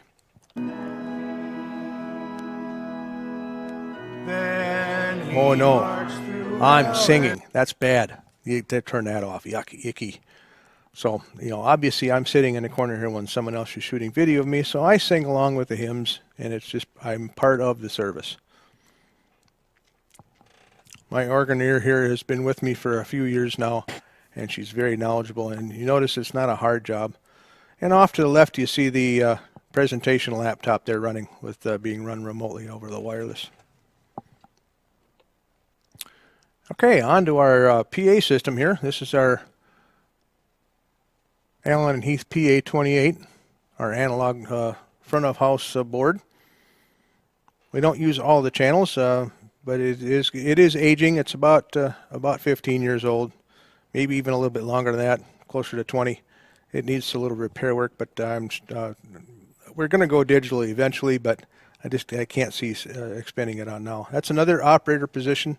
So I have video, I have an organeer, I have projection, and I have audio. So I have five technicians. I don't always have 5, but I've always got at least 3. They're in charge of mixing audio for the congregation in-house. And I send the audio off an aux send off of this over to my production mixer, and I mix it separately for the stream. Check 1 2 check 1 2. And I can also play video off a video production I'm not sure if you all PC can hear me on that and end, play but that if you back, can, somebody can put it send on me the a screen, text. and also the audio can go out I know you've been sending me emails to the sanctuary here. Basically, I feed audio back and forth. So I have a full duplex system. I can receive audio and I can send audio. In this control room. And I have 0 delay from between audio and video because I mix all audio externally of the PC. I send audio out and I receive audio in. I never do both at the same time. Check 1 2 check. I use what's called a mix minus Mic so that I check, don't hear mic my check, audio that I mic send check. out 1 coming 2. back to me. All right. I believe you can hear me. Please. So that's pretty much my presentation for today. If anybody would like to get a hold of me, this is kind of how you do it. I'm the webmaster at onegoodshepherd.org. That's my email address. If you have any questions about our system here, how I integrated it, the thought process behind how I do things, that would be the best place to do it. So with that note, enjoy the rest of your worship summit, and I hope you learn lots more. This is number 5 for me. I missed the last one, but today I'm back with you guys, and I enjoy these immensely. So on with the show. Thank you very much.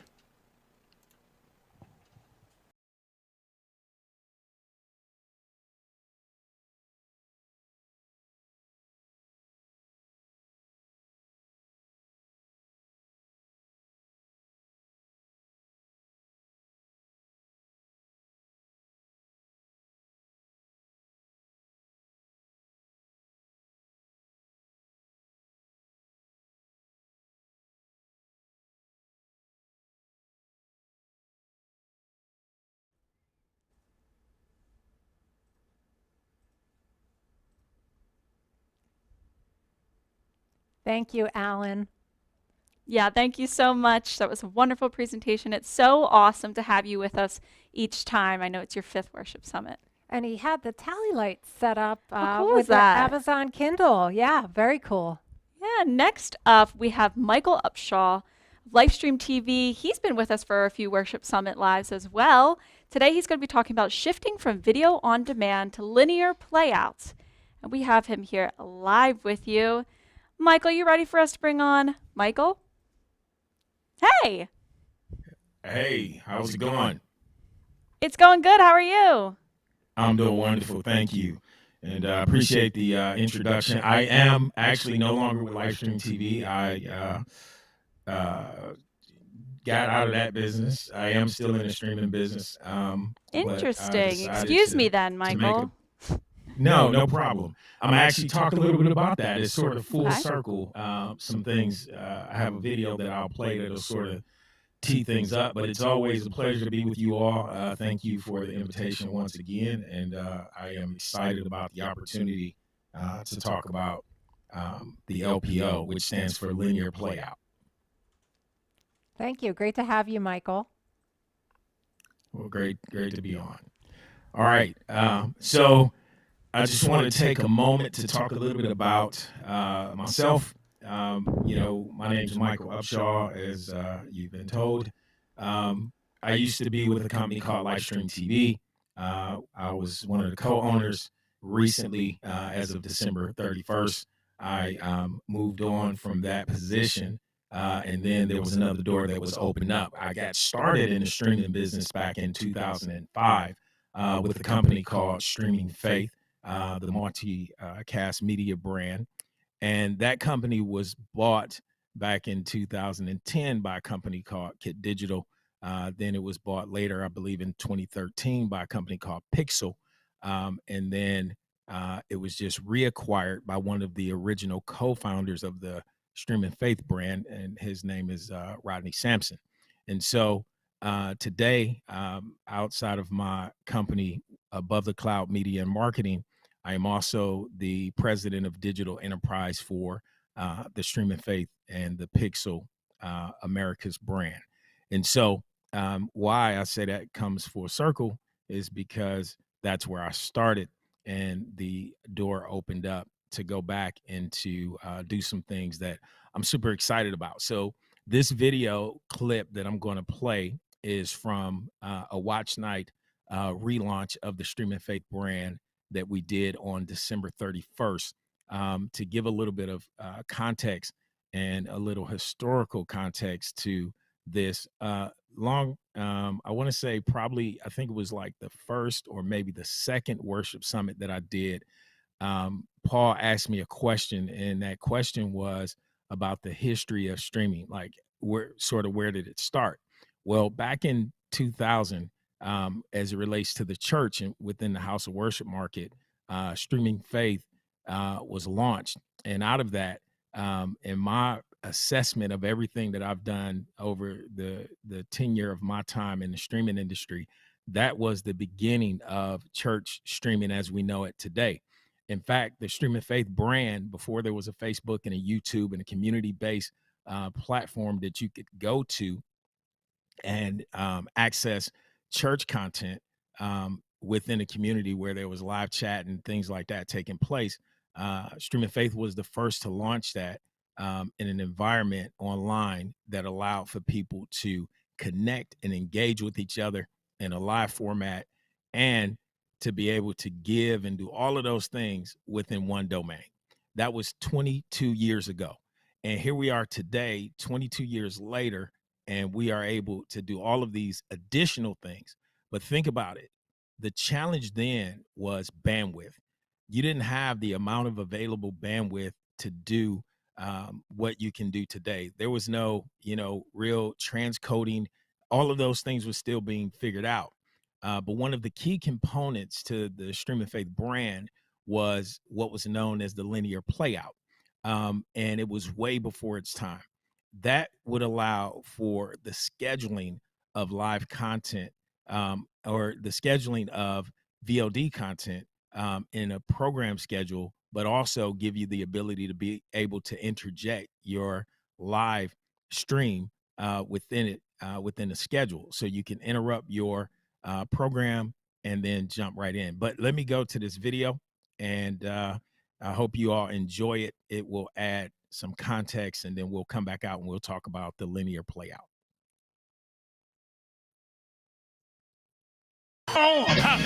We still have to make our way out through some more wind and through some more. Ain't been offset chopping it up. So let's just go ahead and just keep it real. Listen, we've been having an outstanding time tonight, and we've been working through things, exploring things, overcoming things all night to make sure that this gospel is streamed to you. And how you the metaverse? I know for the last decade or so, the kingdom has been really talking about marketplace ministry, but what is before us now is metaverse ministry, and that has been accelerated by this pandemic panorama. That's Panera right. Bread, whatever exactly. And so we're heading speed, just really quickly into what's called the fourth industrial revolution. Historically, there have been 4, arguably 5 industrial revolutions that have moved society forward, but also unfortunately have left millions behind. That's true. And so I think this is an amazing opportunity as the church and the kingdom look for what's next and look for the opportunities to reposition themselves for how to attract a new and future generation into their ministries. We've got to embrace virtual reality and augmented reality. That's true. And so we started 21 years ago with streaming. And what is so exciting, and I was talking to a colleague off camera, when you think about it, 21 years ago, not only was streaming faith and multicast media on the cutting edge of streaming video, but the Black church was as well. That's true. I was having a conversation last year with Steve Case, who Steve was the founder of AOL. Okay. And Steve remembered, basically, we had a partnership whereby we would get, remember the disc that you would get? You would insert the disc in the computer. Right. You've got mail. You've got right? mail. And every month you get a new disc to get faster internet. Steve didn't know how until we talked. He said he was wondering why churches were calling asking for bulk CDs. And it's because they wanted to get, it was like the new, remember the Jack Chick tracks? We used to give out this is your life. Imagine giving someone an AOL and saying, go watch us on Streaming Faith, right? So I had to basically help people get on the superhighway. So when history is truly told, we help a lot of people that are often overlooked, under-sourced, under-resourced, underrepresented, underestimated, underfunded, which typically means Black and brown in America, but around the world. We help to bring them onto the superhighway and onto the internet. And so I don't want to take this moment in time lightly. And so we've got a lot of things planned.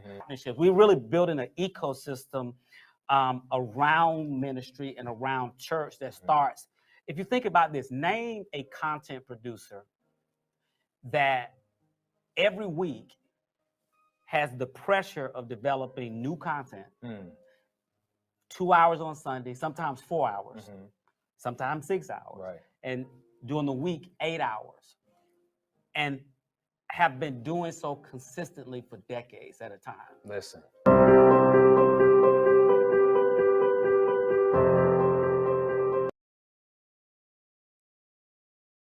All right. So, as I said, I would add some context with that video. So, Dr. Rodney Sampson, who was speaking for the most part, is who I was referencing as the co-founder who brought the whole vision of that streaming faith model to the church. One of the interesting dynamics of that is when we think about church and we think about content, we think about Sunday morning worship services, right? But most of the time we don't think beyond that. So, but there's so much more that takes place within the church beyond the Sunday morning worship service. What takes place is discipleship training. You heard Pastor Jasper Williams talk about discipleship, what we've been called to do. And so imagine having, access to a library of discipleship training that can be put into a program guide or even scheduled content. And that's what I want to talk about, how to take the content from video on demand, right, to live or linear playout in a scheduled format. Or let's think about how you have children's programs or some of the different gifts, such as plays and things that are being recorded at the church, that now you can create original content for the church. And with OTT platforms being as readily available as they are today, the church can create its own, Hulu platform or its own Netflix type platform because of all of the content that's being generated. So let's think about it. Across any platform in the world that you can think about, you won't find, at least in my opinion, you won't find any other resource that creates as much content, and I'm talking new content, than the house of worship market, right? Every Sunday morning, there's a new message being preached somewhere around the world. If you take, let's just say there's 400,000 churches in America. Out of that 400,000 churches, every single Sunday, that's 400,000 new pieces of brand new content that's being distributed around the world, right? Now, we know that not every church is streaming and not every church has access to the equipment to stream. But what if we had churches that would partner with each other, and you had smaller churches who didn't have the equipment that could go into other churches that did have the equipment and be able to record content that can then be uploaded and give access to those churches a linear playout, where now their content can be seen, it can be heard. Those ministries now have an opportunity to be streamed through a platform that will allow them to connect with people, masses of people around the world. And that's what the linear playout is all about. When we think about linear playout, it is designed so that you can schedule content, right, that people can go to and access. So now they go to Roku and they download this new channel app, and they're able to look at what's playing. But you can also include video on demand as well, so that if they want to watch a broadcast, they can watch something on demand as well as within the linear playout.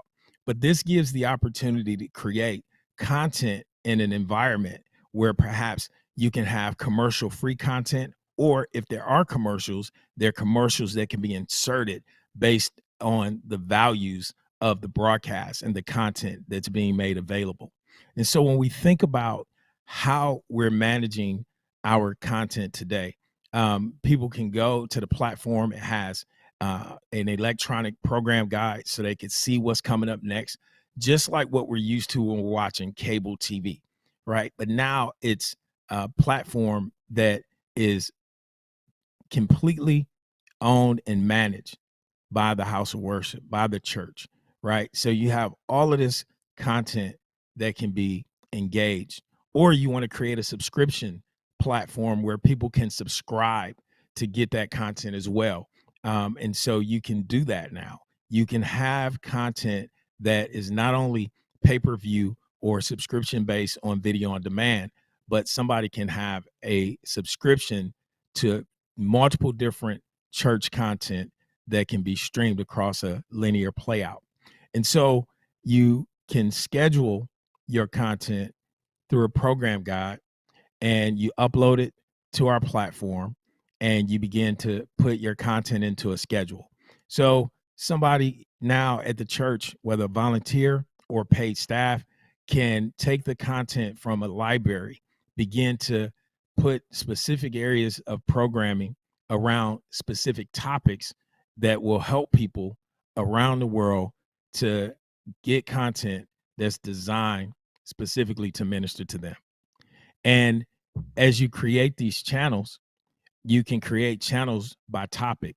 So it could be stuff that deals with, different things, whether it's, addiction, or whether it's, prophecy, whether it's marriage, whether it's finances, and you can gather this content and put it on this platform and allow people to connect and get ministered to that way.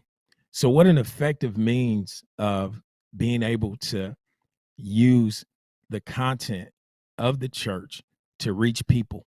And when we think about just how effective that is, and we encourage others to provide content for the networks, then we begin to work together within the body of Christ, unified with a purpose of creating content. Now we become intentional. We start thinking outside of the box. We're thinking about how to create content beyond Sunday morning.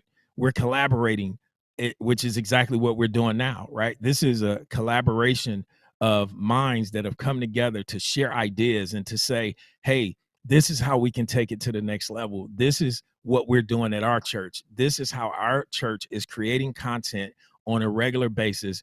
And these are the tools that we're using. Well, today I'm presenting an additional tool that will allow the church to create content, to collaborate, and to bring more fresh content to the world. So as we think about this process of our creative ability, let's start thinking beyond just the preaching ministry. Let's think about the teaching ministry and how to put this content within these platforms that are available, right? I ask myself all the time, how many churches have, Roku channels or Amazon channels or Apple TV channels? We develop channels for multiple organizations. Why not the church? Why shouldn't, every church who has access to the creative process be able to do it? One of the things that I've learned during this season of COVID, and part of that is because I've been involved with helping churches to build studios inside the church, some, home studios. It became an opportunity for pastors and leaders and ministers to be able to step outside the box, think a little differently about how church is being done, and create content that was a little bit more streamlined and more specific to reach people right at their need. So now if we begin to think like that as we continue on, not so much just getting past COVID, but thinking beyond where we are right now and being able to implement these same tools and the same process of creating content within our regular workflow. So we already have the ability. Now all we have to do is carve out the time to do production specifically geared towards meeting the needs of the community in which we serve. And I think that doing that and being able to offer a scheduled broadcast helps to build on top of what most people are used to. So we know that people watch, content on, television, and they record content to go back and watch it later. We know that video on demand has a very high volume of usage. We have platforms that's geared towards, video. We search for, things that we want to know more about, areas of interest. And so as we create these platforms of linear playouts, that gives an opportunity for people to be able to engage on that level. And so those are, to me, the reasons why we think beyond just video on demand. Now we get into formatting video a specific way. We can tie people back to a process of engagement, and we can build communities around that linear playout as well, where people can have, opportunities to know that a specific broadcast is coming on, take time to watch it together, create dialogue sessions within it. There's some really cool features that we're rolling out as we look at the community process of online engagement. One of those is going to be to have watch parties around content where there can be dialogue taking place at the same time and sharing notes with each other, so that, people are engaged and they're learning at the same time. They're getting something that really ministers to them. And that's what the technology really is all about if we're leveraging it the right way, right? We do know that, people tend to watch longer when they're watching with somebody else, right? When they're engaged with somebody else and outside of a platform that may create, distractions, right? So we want to offer an environment that's as free from distraction as possible, but still giving the ability to be online and be engaged and to have a community impact with the content that's being broadcast. So there's hundreds of thousands of hours of content being created a week, right? We just said that because there's churches that are streaming all over the world, or churches that are recording content all over the world, only to be replayed at a later time. So this gives us another avenue, if we really think about it, of how to be effective with the content that we have. And so, again, my name is Michael Upshaw. I enjoy doing things like this because of the access that we have with the technology that we have and the tools that we have and the teams that we have to come together and to do this, so that at the end of the day, the gospel can be broadcast around the world. So whether you're live, whether you're on demand, whether you're putting together a schedule, the main thing is the people in front of the content, right? We want to make sure that the content itself is rich and it's reaching, it's touching, it's impacting, it's changing. We should hear the testimonies of those that are being impacted by the content that's being created or generated and produced on a weekly, daily, monthly, and annual basis. And so we think through that process. One of the things that I thought was important, and I've shared this with Rodney Sampson, God gave him a vision years ago. And through that vision, we see the level of churches that are engaging around the world. And we see people online because somebody stepped out at a time when it probably wasn't the easiest to be able to do a live broadcast, to do a live stream. There was no HD, 1080p, 4K, cameras, all that stuff wasn't available at that time. But then we were dealing with DSL and dial-up, right? At best, so you hear on the video, he talks about, having the AOL connection and being able to upload, update your AOL so that you can connect, at a rate that was, feasible, right? But at the same time, there was not a lot of progressive download. So if you got buffering and different things like that, you didn't have all of the available resources, but it had to start somewhere. And so to have a vision, to start somewhere and to go out and to be able to accomplish it and to see the impact that has occurred around the world today with what we're able to do with this type of technology, I'm telling you, we have to consider now is the time to start scheduling content in a linear playout and doing something else. Where live streaming has taken us, I believe the linear playout will take us even further. And so just something to consider, just food for thought.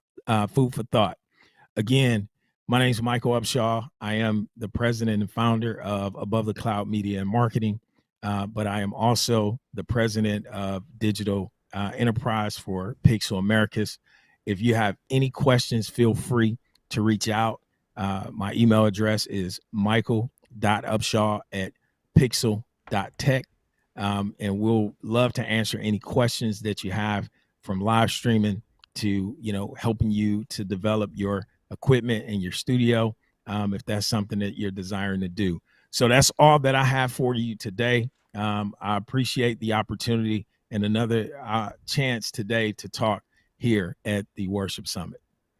Thank you so much, Michael. What a wonderful presentation. And to learn about linear playout, something I hadn't been familiar with before, has been really interesting. So thanks for sharing that with us. Absolutely. Yeah. Thank you all for having us. Congratulations. It's wonderful to see your growth in the industry as well. Thank you. Thank you. And you all have been a big part of it. So I definitely appreciate the connection. And I think you've given everyone something to think about today, for sure, Michael. Ministry in the metaverse. That's a good one. That's right. There you go. Absolutely. Well, we're just about there. We're ready, right? We've got one more speaker. 5 simple things to do when your church stops growing. So this is pretty important and, may be a little bit pain point? Yeah, a bit of a pain point for some congregations. So John Finkelde is going to address this topic up next. And then for those of you who are Zoom pass holders for today's collaboration meeting, we will be opening that up in just about 15 minutes at 3:30. So hope to see you there. We'll have some breakout rooms to answer your questions. And don't forget about that giveaway that we'll have somewhere around, I think, 4:30, right? That's right. We're just wrapping up entries for that. Super excited. Yep. So hold out for John Finkelde.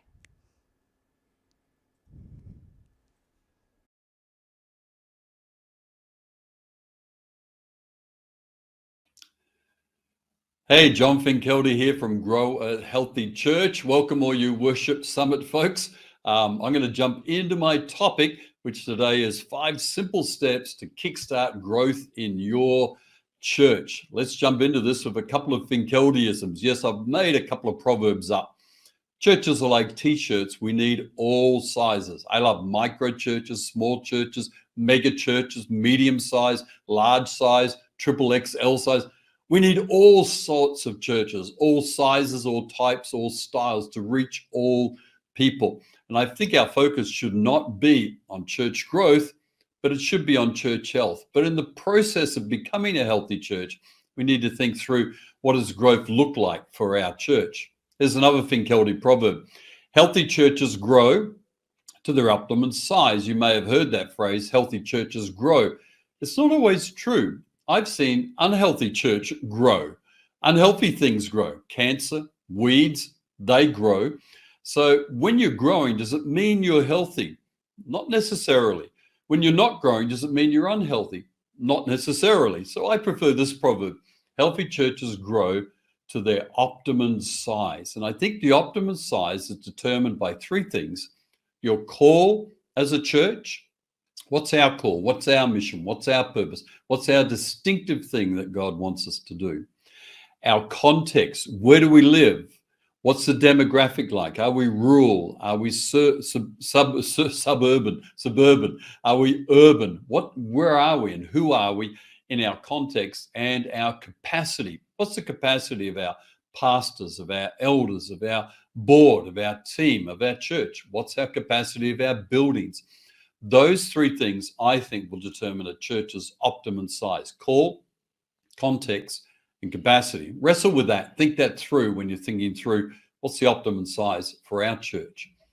What stops a church from growing? Before we jump into the 5 simple steps you can take to kickstart your growth in your church, let's talk about the barriers. What stops churches from growing?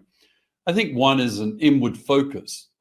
If your church is like a country club, it's just for the members only, thank you.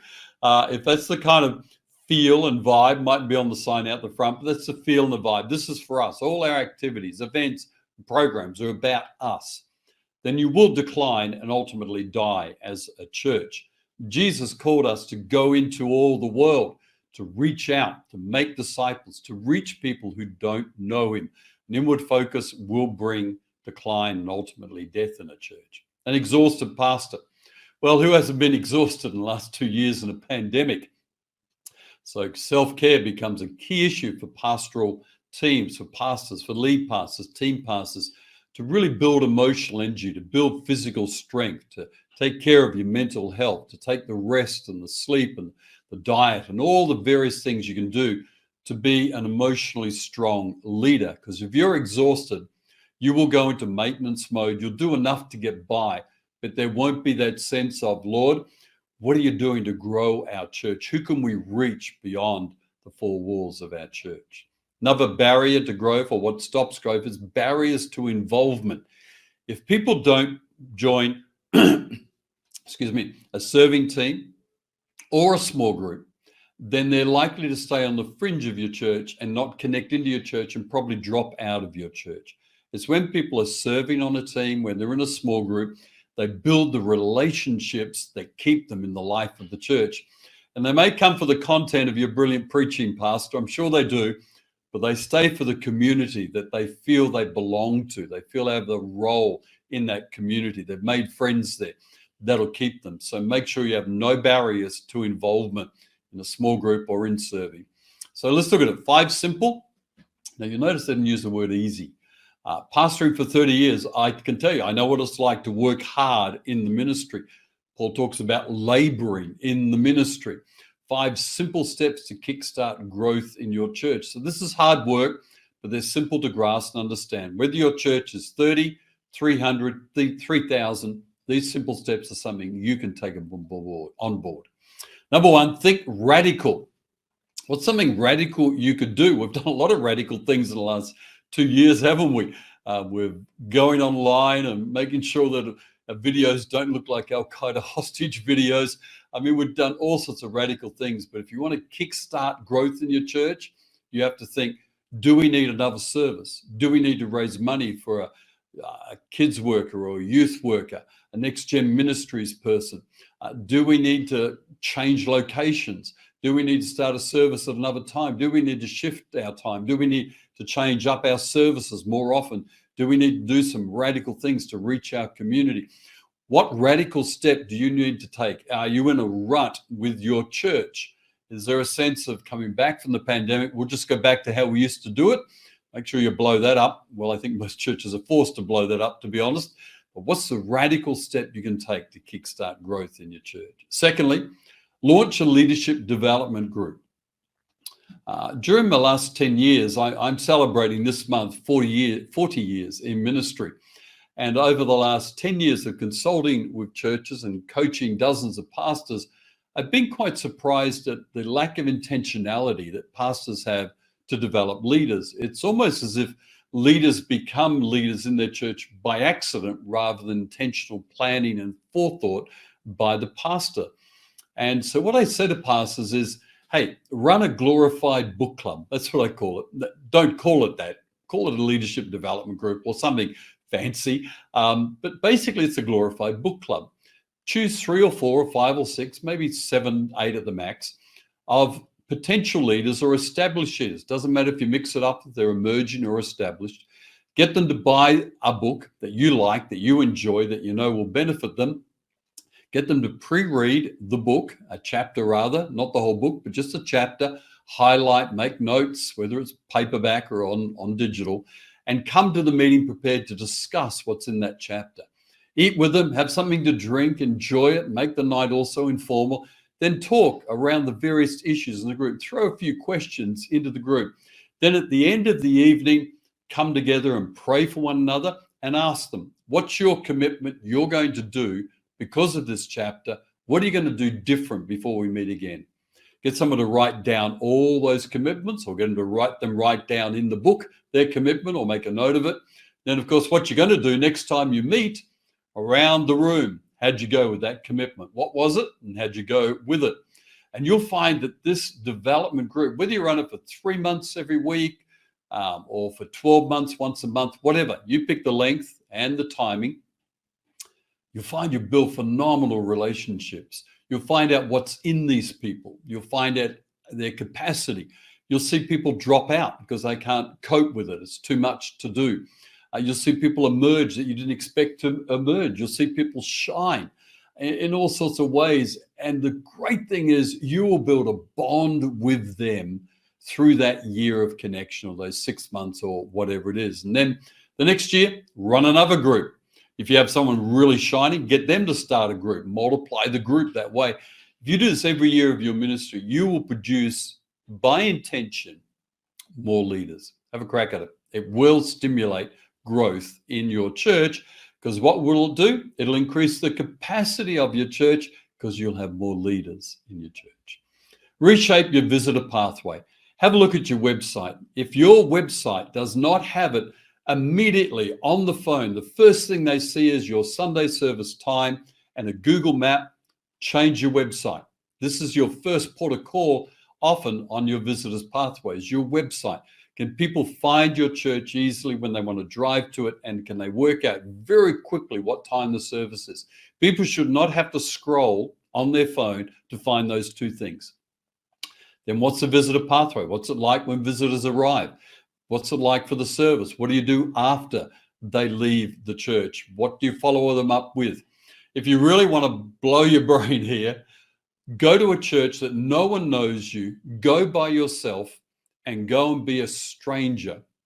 And it's quite amazing. I'm a fairly confident, outgoing person, but I've done this for churches that I've been working with. I've gone, not telling the pastor when I'm turning up, I just turn up and I am on their visitor pathway. And I tell them later the experience I had and what it felt like and who ignored me and people didn't connect with me and how I went home without really talking to anyone. It's quite astonishing, the experience, but it will open you up to how difficult it feels for a visitor to go to your church for the first time.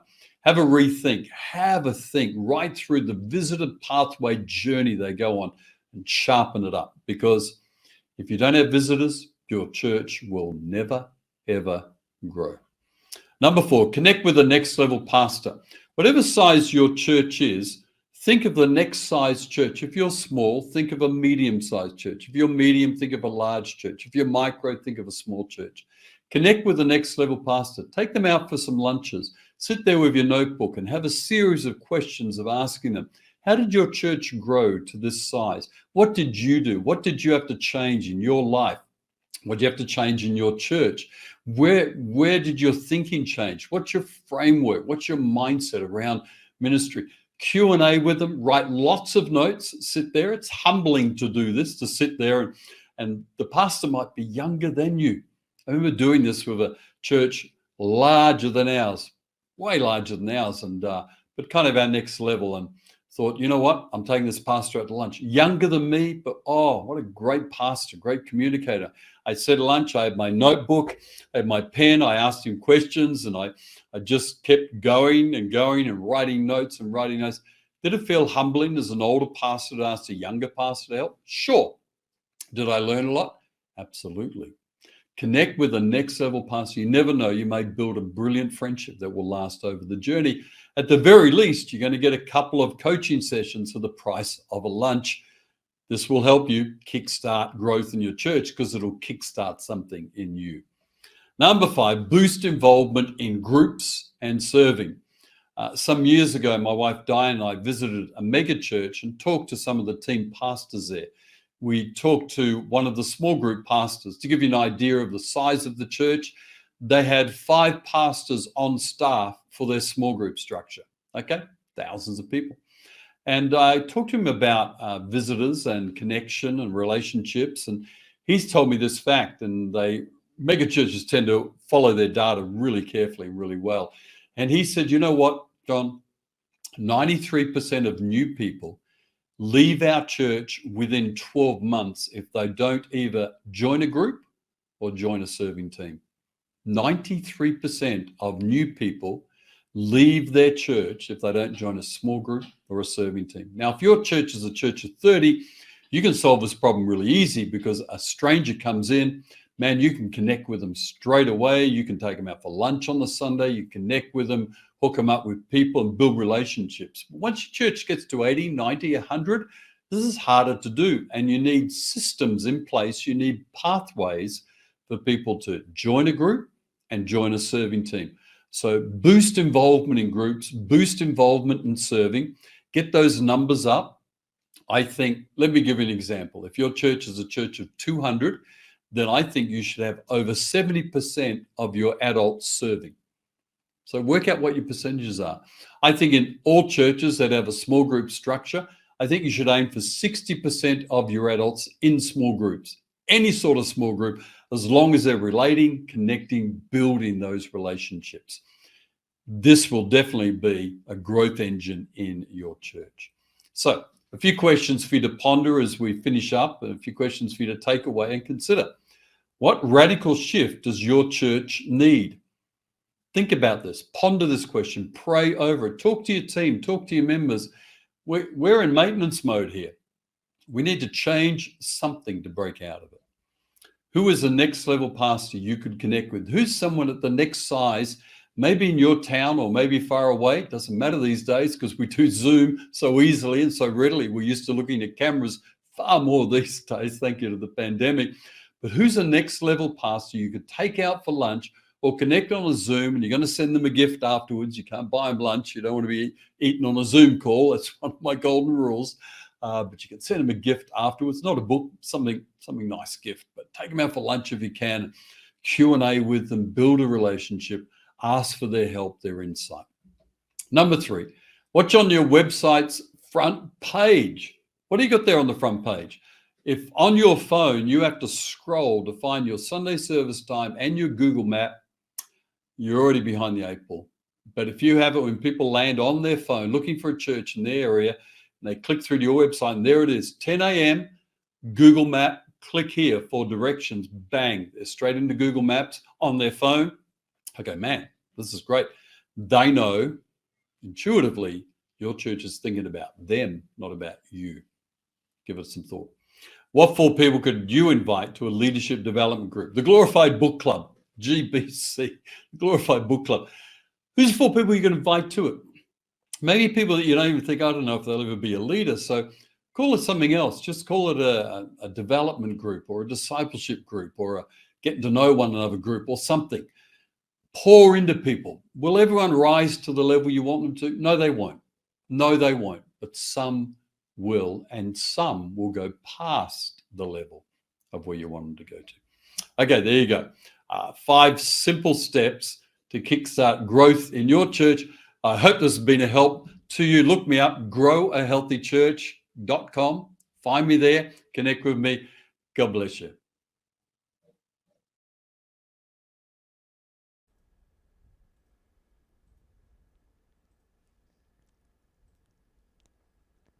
Thank you so much, John Finkelde. That was a wonderful presentation, and it's certainly fun to listen to his accent. I love that. Definitely. Who was the commenter that said, I don't think he's from Jersey? He is not from New Jersey. I am from New Jersey, though. So you would know one. Takes one to know one. I know. Yep. I know a Jersey accent when I hear one. So thank you to our sponsors. Thank you to everyone for attending today's event. Please don't forget to like and subscribe to our channel on YouTube and on Facebook, PTZOptics. We're always producing new content. We're live streaming each Wednesday at 2 o'clock Eastern Time on topics of technology and really just covering lots of vertical areas, different industry areas other than worship, but higher education, K through 12, live streaming for broadcast studios and smaller studios, even fitness streaming. So continue to engage with our channel and subscribe so we can send you updates. So with that, those of you who are holding a Zoom pass, we are sold out for today. So we certainly hope that you got your pass. We're about to start the Zoom meeting. In People fact, are already asking, how do I get on Zoom? It's already about to start. So if you have a Zoom pass, you would have received instructions. And if you were not able to get a Zoom pass, you can see some of that. We're going to be live streaming that as well. That's right. The Zoom is sold out. So that ticket option of getting into the Zoom and interacting with other attendees is no longer available. However, we are going to stream the main feed from this Zoom room to YouTube and Facebook, so you can still watch and participate in that way in the discussions that are going to happen on Zoom. And once that's over, we are going to draw our giveaway winner. So make sure you register at worshipsummit.live if you haven't already. And let's get to it. Let's get to it. So basically, this is going to be a little bit of a transitionary period for us. Has the Zoom room been open? I will tell you in a moment. Let's see here. Yeah, and Michael, once you have Zoom in vmix, do you have the Zoom room in vmix yet? Okay. So once we're certain that the Zoom room is open, whatever this feed is in here, we're joining the Zoom call. So you're going to be joining us joining the Zoom call and watching there.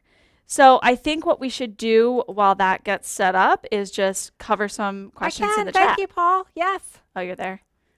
Yes, we are here. Okay, we are good. in the Zoom. Thank you, everyone. Wow, live from the showroom floor there. Congratulations. Tell Mike, great job. I will let him know.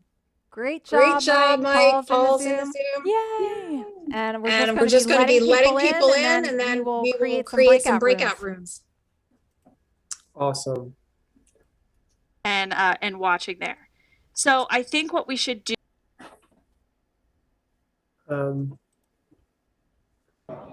Yeah, great event. Good job. Everyone did great. There were no major hiccups. I know it's not easy to do all this live streaming, so great job.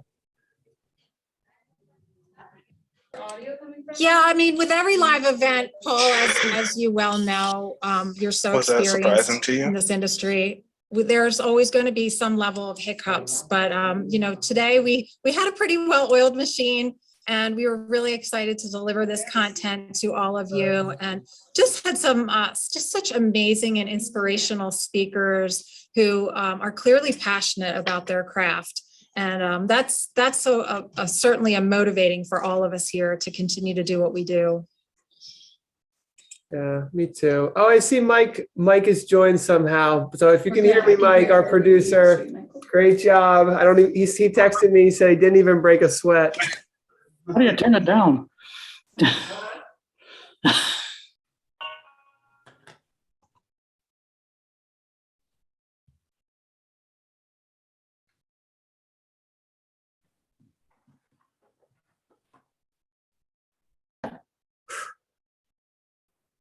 Right. Me too. Oh, I see Mike. Mike is joined. So if you can hear me, Mike, our producer, great job. He texted me, he said he didn't even break a sweat. How do you turn it down? Yeah, I know. I still have work to do. Okay. Okay, your mics are on.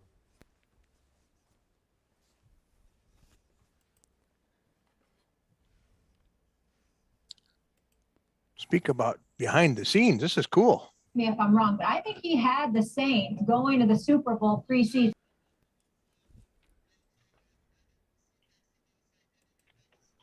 It's funny, Allan. I called one of the people from the live show chat. We were just talking about having a visit, and well, I would love to come to the Midwest. That's a little bit more of a time investment than I generally have access to. But I called this gentleman that lives about a half hour away, and he's telling me about church.online. Oh, that's right. And then I see that you're using it at the exact same time. On one screen, I'm learning about church online, and then I'm watching your live presentation, and then you're using it. Create some breakout rooms. That's true because her live stream audio. It's a great because then she's talking to people. flawlessly for us. It's and saves me a ton of time as the webmaster. I don't have to mess with hardly anything. Are you using Boxcast, Allan, to stream to church online, or are you using something else? My CDN is Decast. Okay. Been with them a long time, and it's a paid service. And then I just embed to the online platform pretty easily. Yeah, that's really an incredible church.online. A friend of mine's using Boxcast, but essentially you could I think you can even use YouTube Live, but there's some limitations to YouTube and the free platforms. So it's kind of cool. I got to check that out. Yeah, if you want to see a sample of it, I mean, you can go to lifechurch.tv and you can watch their live stream, and they stream It's sold out, so it's programming 24 hours a day, just about. So that's where I got the idea from. And they offer any church for no charge. It's their servers, their support staff, and it's been fantastic.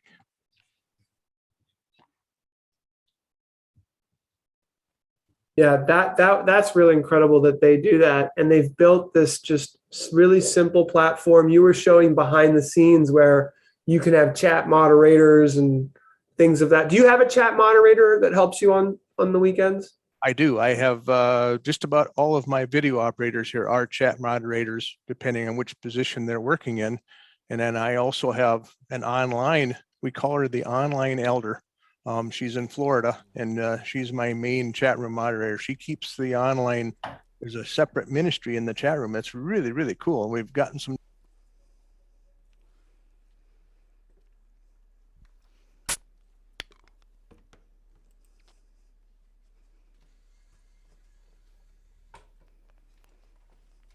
and they've traveled all the way up here for some of our church celebration. It's members of the congregation. It's and it's just fantastic.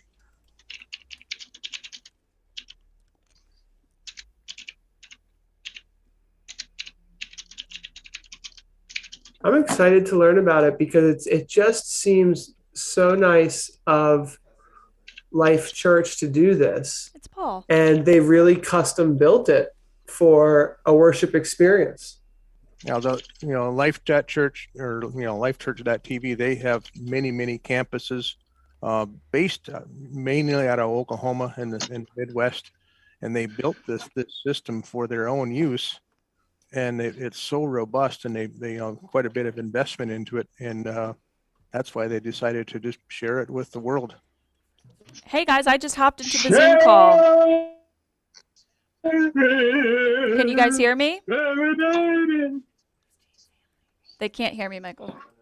Hi, John. It's good to see you there. John Roberts, it's been a while. Hi, how are you doing? It's fine. I wanted to thank you once again for sharing how you set up your OBS system. I've been referencing that with many people. You really opened my eyes to the world of OBS for the use in worship. Great. And we started with PTZOptics cameras because of all the books and education and videos and stuff you guys have. It's just great. So I'm glad to contribute to it. I'll see everybody later. I'm going to go off and join Matt Davis over there in hardware and software switching room. See you later.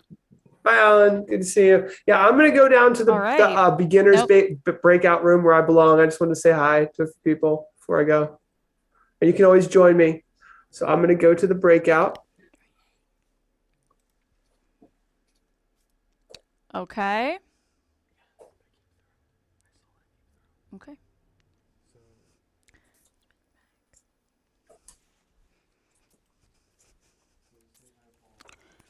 Hey guys, can you hear me in Zoom? Yes. Great. Yes. I'm in. I think we should go ahead. We have 40 breakout rooms? Not 40. Oh, they're unassigned people. I see. We should see if we can get some people into breakout rooms. Yep, and they can actually join on their own. So I think I just found out where to find them. Yep, if you click on those three dots to the bottom right of your screen, and then you can go to breakout rooms.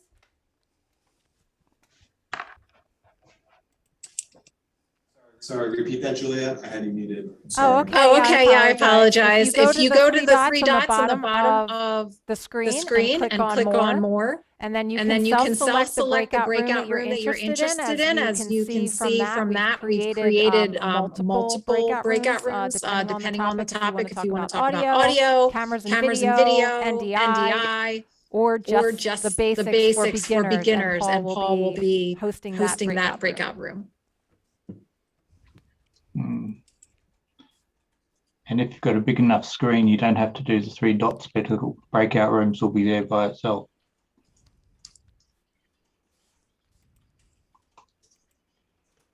Adults serve.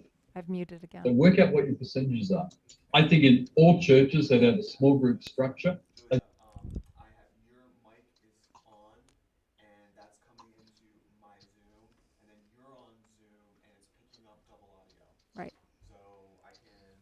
But somebody asked me to unmute on Zoom. That's all. Well, I'm muted too. Just tell me which one to do. Leave it on mute here, or? Yes, that you stay on mute. Okay. Uh-huh.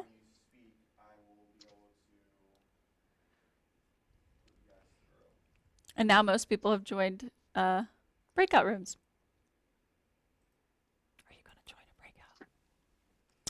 I think it's important that we stay in the main room here because the main room is what's being fed to YouTube and Facebook. So no one enlightening. There's only 15 minutes left for anybody that's in this room in the Zoom call or on Facebook and YouTube to enter the giveaway. We're giving away a PTZOptics camera. We're giving away vmacros bundles. So we're giving away 2 PTZ controllers and 2 mobile app controllers as well. So that's going to be a big giveaway for us in a few minutes here. Jeffrey Fitzgerald's coming in.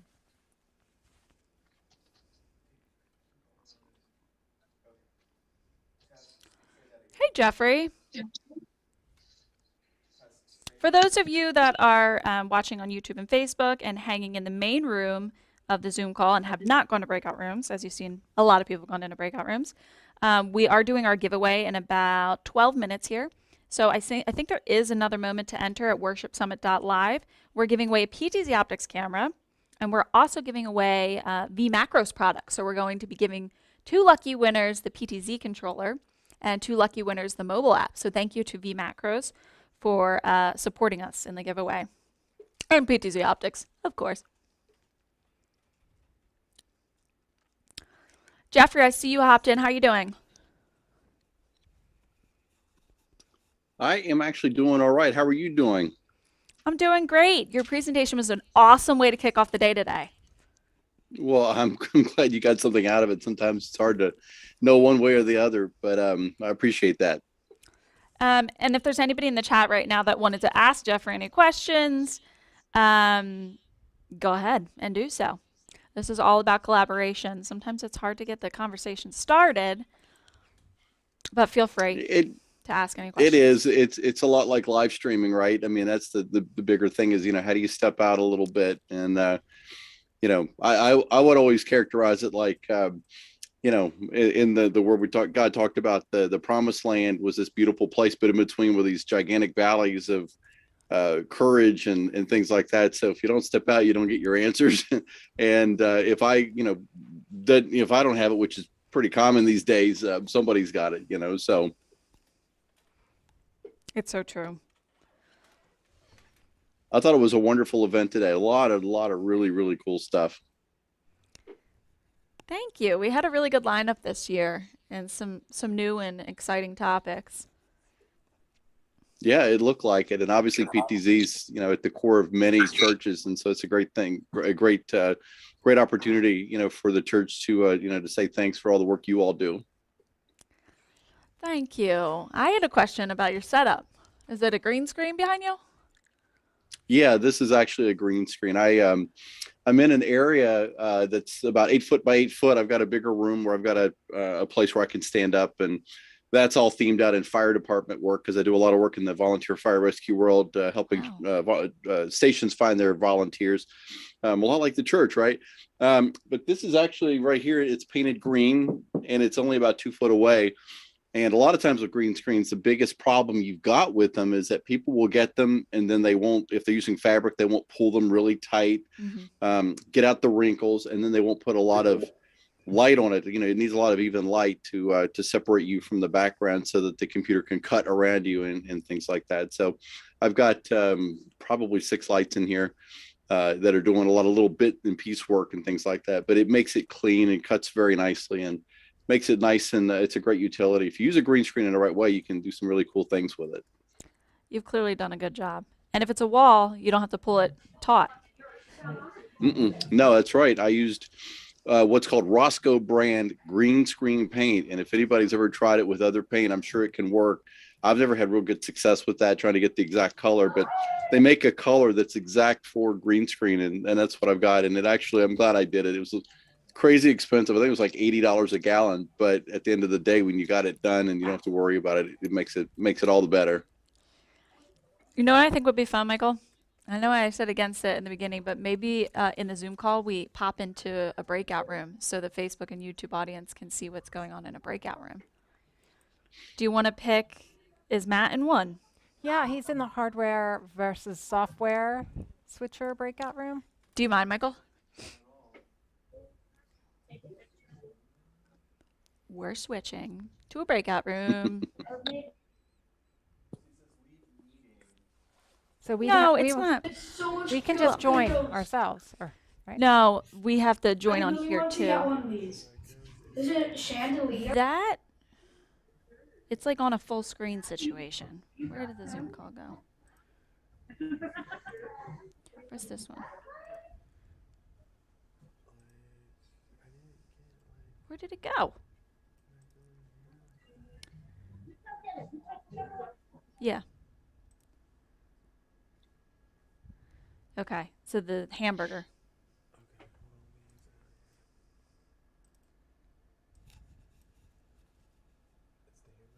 Mm-hmm. We want to join. Scroll down. It should be down. So you're The moving hardware people versus back and software forth right switching. now. Yeah.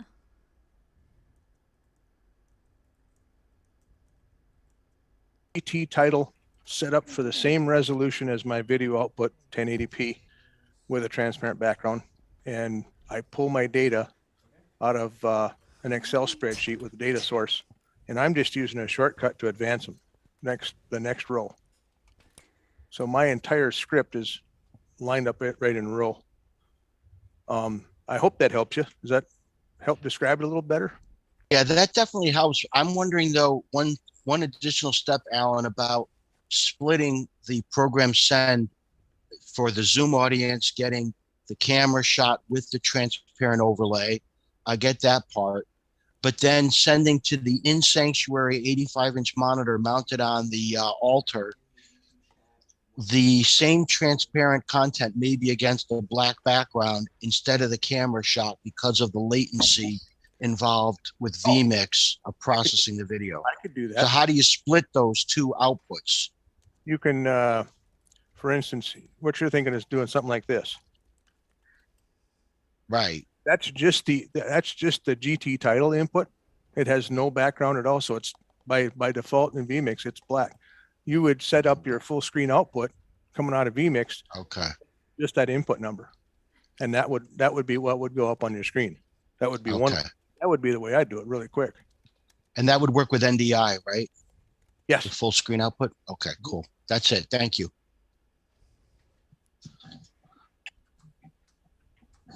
Yeah, that was going to be my suggestion, that last one right there. So I've got nothing else to add on to that one. Perfect. Thank you both.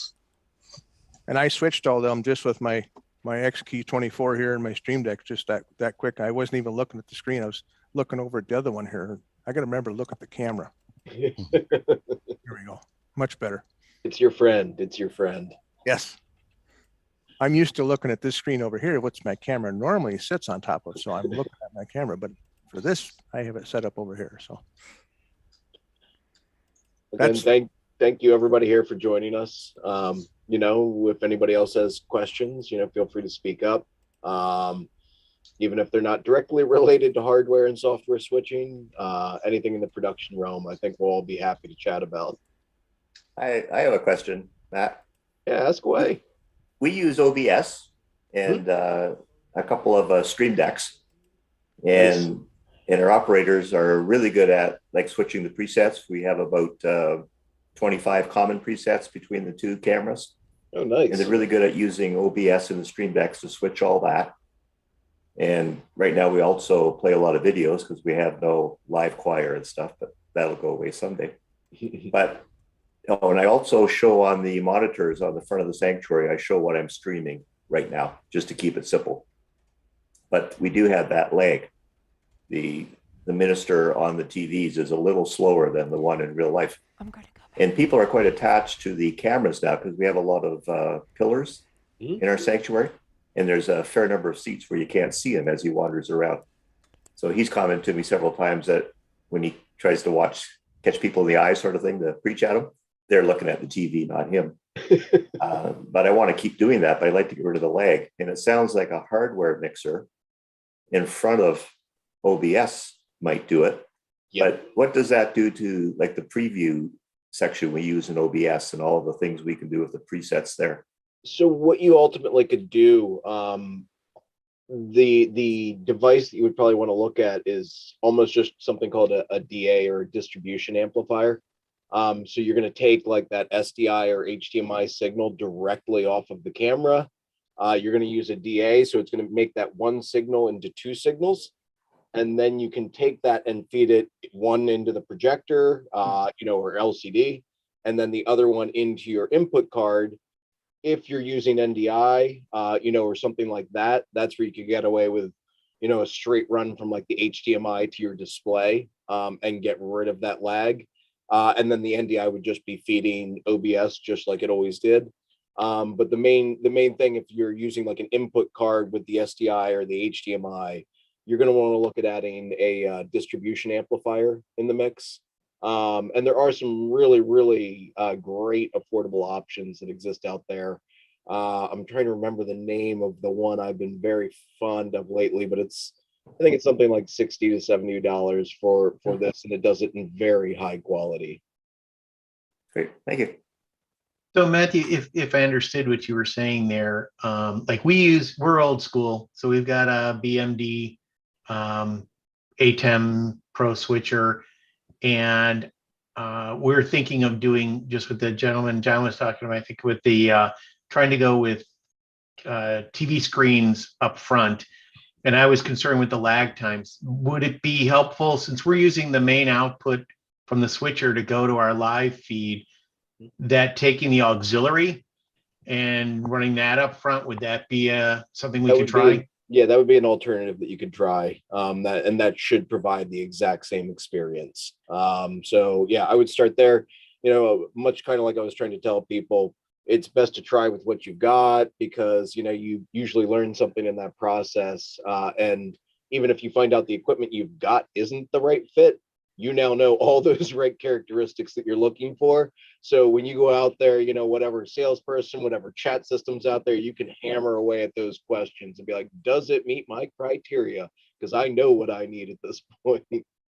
Hey, great. Thanks. And thanks for the talk today. Because like I said, we're old school and I'm a little hesitant to go software. I've been doing this for 40 years. So I'm used to a manual board, and it's tough to make that switch to software. It is. But that's kind of the fun thing with, I really personally love playing with like just OBS and the NDI tools together. It's one of those like, all right, I'm starting to grasp how I can kind of move things around, what different things I can attach to. And it doesn't need to be anything serious when you're getting started playing with it. And then, the beauty when you've got an ATEM already in the mix, you can start to mix and match between those two and really make some magic happen.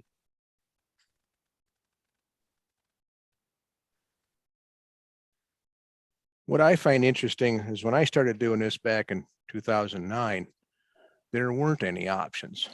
You had Ustream, and I started out with VidBlaster way back when, and my output was this big, 240 by 320 or whatever it was. There were no real options, and there are so many options. I mean, between all the different hardware ones, I initially was going to start with an old Roland that someone was going to give me way back when, but it only had 2 inputs, and there was going to be no way at that point in time of expanding it for future use, because when I first started thinking about doing this, I'm one guy, I may have a helper or 2, but I want 4 or 5 different camera angles at least. And the reason I went with software is because of the upgradability in the future. I've thought more of the big picture. Now you've got the ATEM minis and the ATEM extremes. Like, well, where was that 10 years ago? It wasn't available. Allan, I will second that. Those minis are incredible for their cost to what they offer. That is an amazing device right there. Yeah, we have the old school big BMD switcher, and I love those little minis. Are really something special. They are. I mean, it was funny. I was talking with somebody at like a Pro AV installation company, and they were trying to come up with this creative solution to switching some of these cameras for this Zoom session they were creating. And they were throwing all this equipment at me. I was like, no, I've touched that. That doesn't work great. That doesn't work so well. That's not as reliable. This is low quality. And all of a sudden, in the midst of it, somebody sends me a link for I think it was probably Paul, actually, who sent me the link about the soon to be released at that time mini that was coming out. And I'm looking at it, I'm reading the specs. I'm like, this is it. Like, this even solves problems in the meeting space. What an amazing product to just be so useful across the board with, anything video related.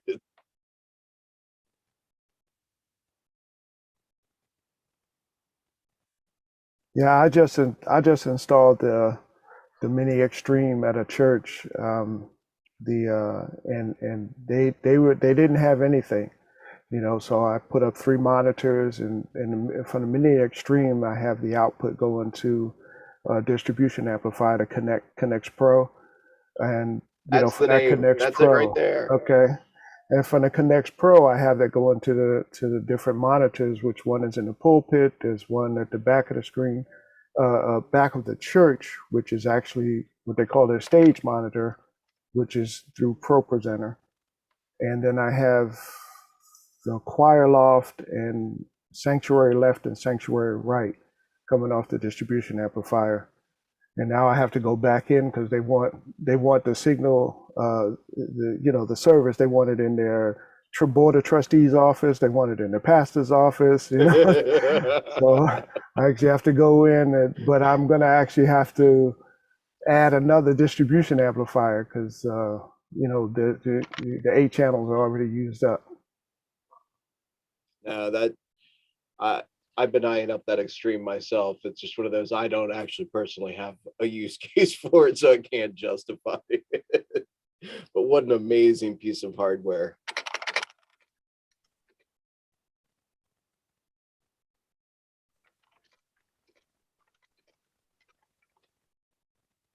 Yeah, so this church is using 3 cameras right now. And they haven't talked about growth yet, but they're using 3 cameras off of that. And they don't even have anybody to run the equipment yet, you know, because they did all of this during the pandemic within the past 6 months of getting everything installed and updated. So they don't have anybody to run the equipment. Of course, I have to go back for training and At least with those minis, you know, the nice thing is it's such a nice layout where it's like you almost remotely could walk somebody through learning how to operate one of those. It's like, now you see the button with this specific look on it, this little icon. Yeah, just push that and you'll be amazed at what you see the video do.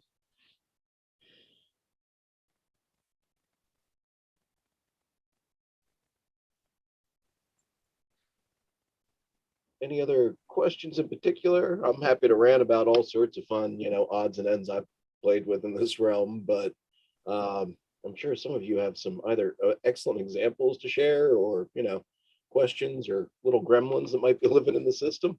I do have a question. Yeah, go ahead. Sorry. So our setup is, it's a little complicated to the point to where it's just so limited, where we're streaming into a Roland V1 HD and we're taking that output, and that output's going directly through Boxcast, which is essentially doing all the encoding for us. It just takes all the work out for everybody. But we're also using ProPresenter to where we can't present lower thirds, except we are using Blue Key within the switcher. And we're wanting to be able to split our house stream or our house view from the stream view. For example, we do videos in the beginning and the end that we don't necessarily want to run in-house. We've tried using ProPresenter into integrating kind of it as the switchers to what goes out to the stream. But the way we're hooked up is directly from the box or the Roland into Boxcast.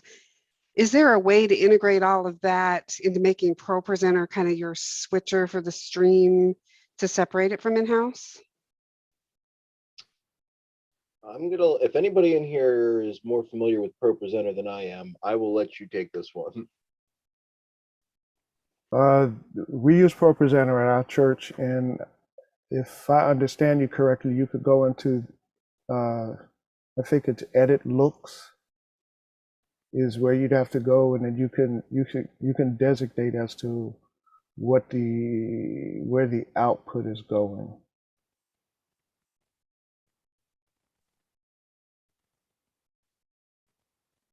So we'd have to hook the Roland into the computer, not into the Boxcast, and then the Boxcast out of the computer. Does that make sense? So our video feed doesn't actually go into the computer, it just goes directly into the Boxcast. From the Roland. Yep, directly from the Roland into the Mac, or not the Mac, but into the Boxcast. but then we've integrated the Mac into the Roland to where we can do some graphics. Yes, you'd almost need to be able to bring that feed, yet again, use like one of these DAs to split that feed probably between bringing it into the PC and then one going out to Boxcast at that point, so that you could really create two unique scenarios. Yeah, that's what I was talking about with ours, because we have a BMD switcher. ProPresenter feeds that with two inputs, our slides and everything, and then lower thirds and such on a separate input in from ProPresenter into the switcher. And then from the switcher, we go straight to the Boxcast and out. And that's where I was talking about using that auxiliary output from that as almost like you were saying, to get another feed off of it to feed something else. And that's, you could look at, yeah, that's what we're doing. I think I'm losing something here, hearing all these this equipment. With our system here, we have just the vmix, and I'm able to. I have the two. I think they're 50-inch TVs on the front. One of them shows the Zoom participants from home, and the other one I show the service slide. We call them worship slides that have all the hymns and the prayers. So the people in the pews, which right now they're not for January and February, we're closed except for the service people like me and the rector and so forth. But though that TV shows the service slides, and of course I have a single vmix or a X key button to advance the slides to make it easier than trying to hunt on my bigger keyboard. And hopefully have a kid here to do that when I can get some volunteers. And then for the outputs, I have the two TVs and I have the big TV in the main hall. So I'm able to use just the external and the full screen outputs that vmix provides. It sounds like you guys all have many more TVs. And so I'm sitting here going, this stuff's way over my head. Yeah, I think our church has a total of 8 TVs. There's 3 in the sanctuary for, I think we have about 8 TVs, but the problem is they didn't actually hook us up into NDI. They just did splitters on Cat 6. So everything that goes from our switcher is going straight to those TVs. So we don't have any control over what goes on those TVs. It's whatever's in the switcher, whatever's on the view, that goes out to all 8 TVs. Yeah, my cameras are SDI. I don't have NDI, which is the next thing after hearing a lot of this stuff today, I'm thinking, wouldn't that be nice? I mean, I have 2 cables running each camera, the SDI cable and the Cat 6 cable. So at least they're powered over PoE. But to add, I'd like to pick up some more cameras at some point, but and I would probably go into the NDI just for the less cables. And then the TVs are hooked up via HDMI. Directly to the PC. So, and everything goes through vmix, including I can do the either layering or overlays to, like Allan was showing in his session there during the summit, to show the prayers or a hymn, or during the offertory hymn, I have a title scroll across the bottom with a QR code for the people at home to just scan with their phone to be able to give. It's a direct link to our church's website and so forth. But so hearing, I don't know anything of this equipment you guys are all talking about. So it's like, oh, am I shorthanded here, or is what I'm doing okay? Rick, that deployment that you guys showcased, that looked fantastic. That was very impressive. A lot of ingenious things that you deployed there to take full advantage out of everything you had. Fantastic. Without pulling from the beautiful church that's there. Well, the one big thing I got out of all this is what the heck was I thinking putting those cameras right side up? Because I do notice the one in the back, I can only go down so far. And I thought, you idiot, you could have hung this. So I'm going to, that's the next thing on my list, is to go hang most of those upside down. And I'm hoping the one that's on the swing out thing will still fit the right way. But I'm going to give that a try. That swing out thing is ingenious. Loving it. Because we have balconies that we're going to put cameras on, and I think we're going to implement that so we can kind of go around the corner of the balcony. Just to show you an example of one that's hung upside down at the rear of my sanctuary here. Now I'm looking almost if you had the camera flipped right side up, it'd be almost pointing all the way down. But if it's upside down, you can do this. Yeah, you can almost go to the floor. You can go straight down. Oh, look, there's that quarter I dropped. Yeah. I can actually even zoom in on it. Yeah. What I use this shot for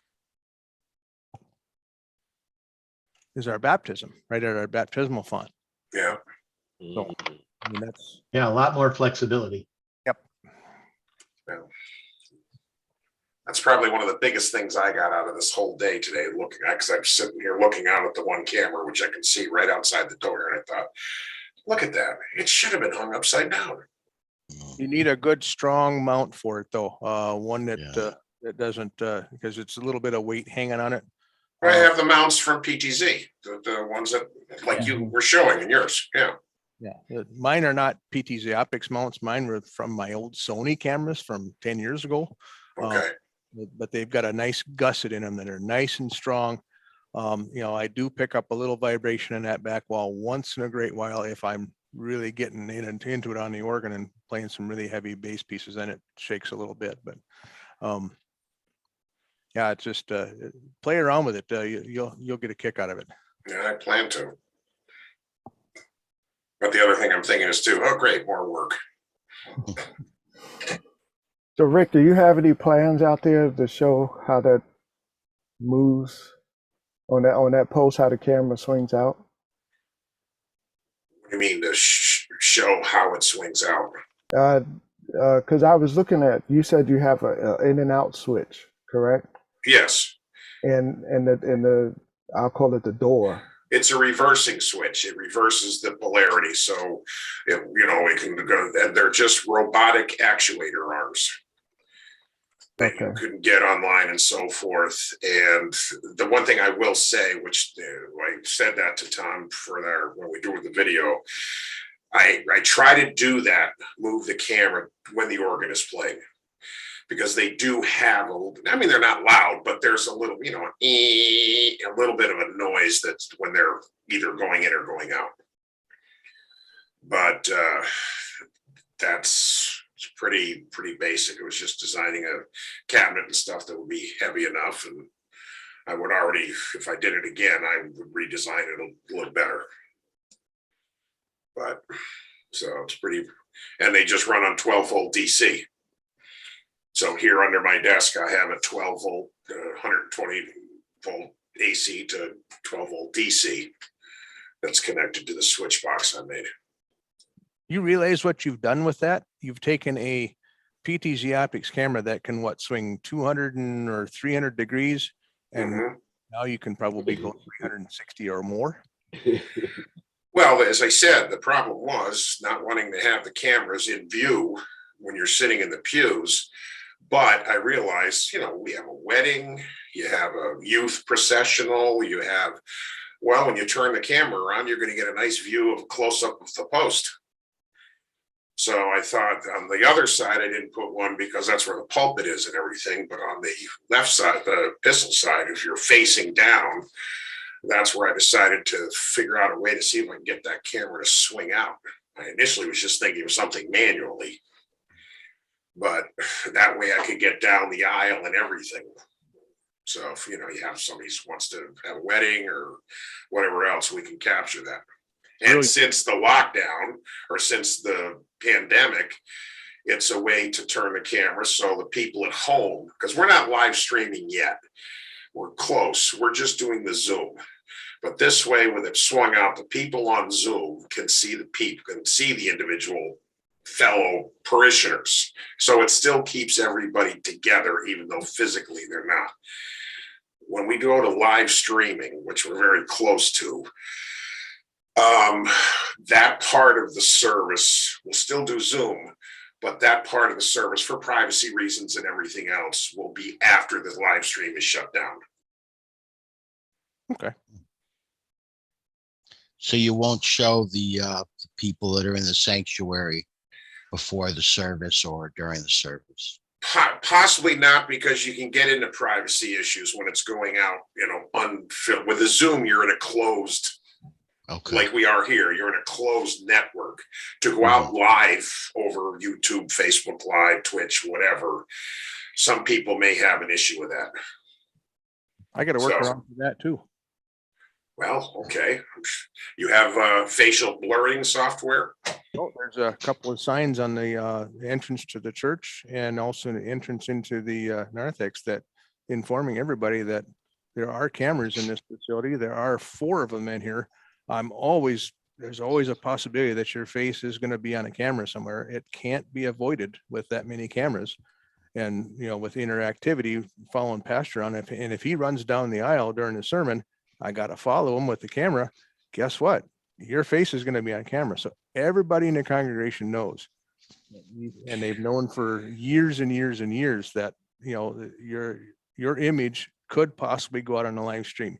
It's not intentional. It just happens sometimes. Well, that's a good idea. I didn't think of that. And I'm thinking of our parish. We're a smaller parish. We have maybe about 80 members total. But we're families, I should say. So I don't know. I'm not thinking anybody who really might have an issue with that. Yeah. But this day and age, you've got to be aware of it.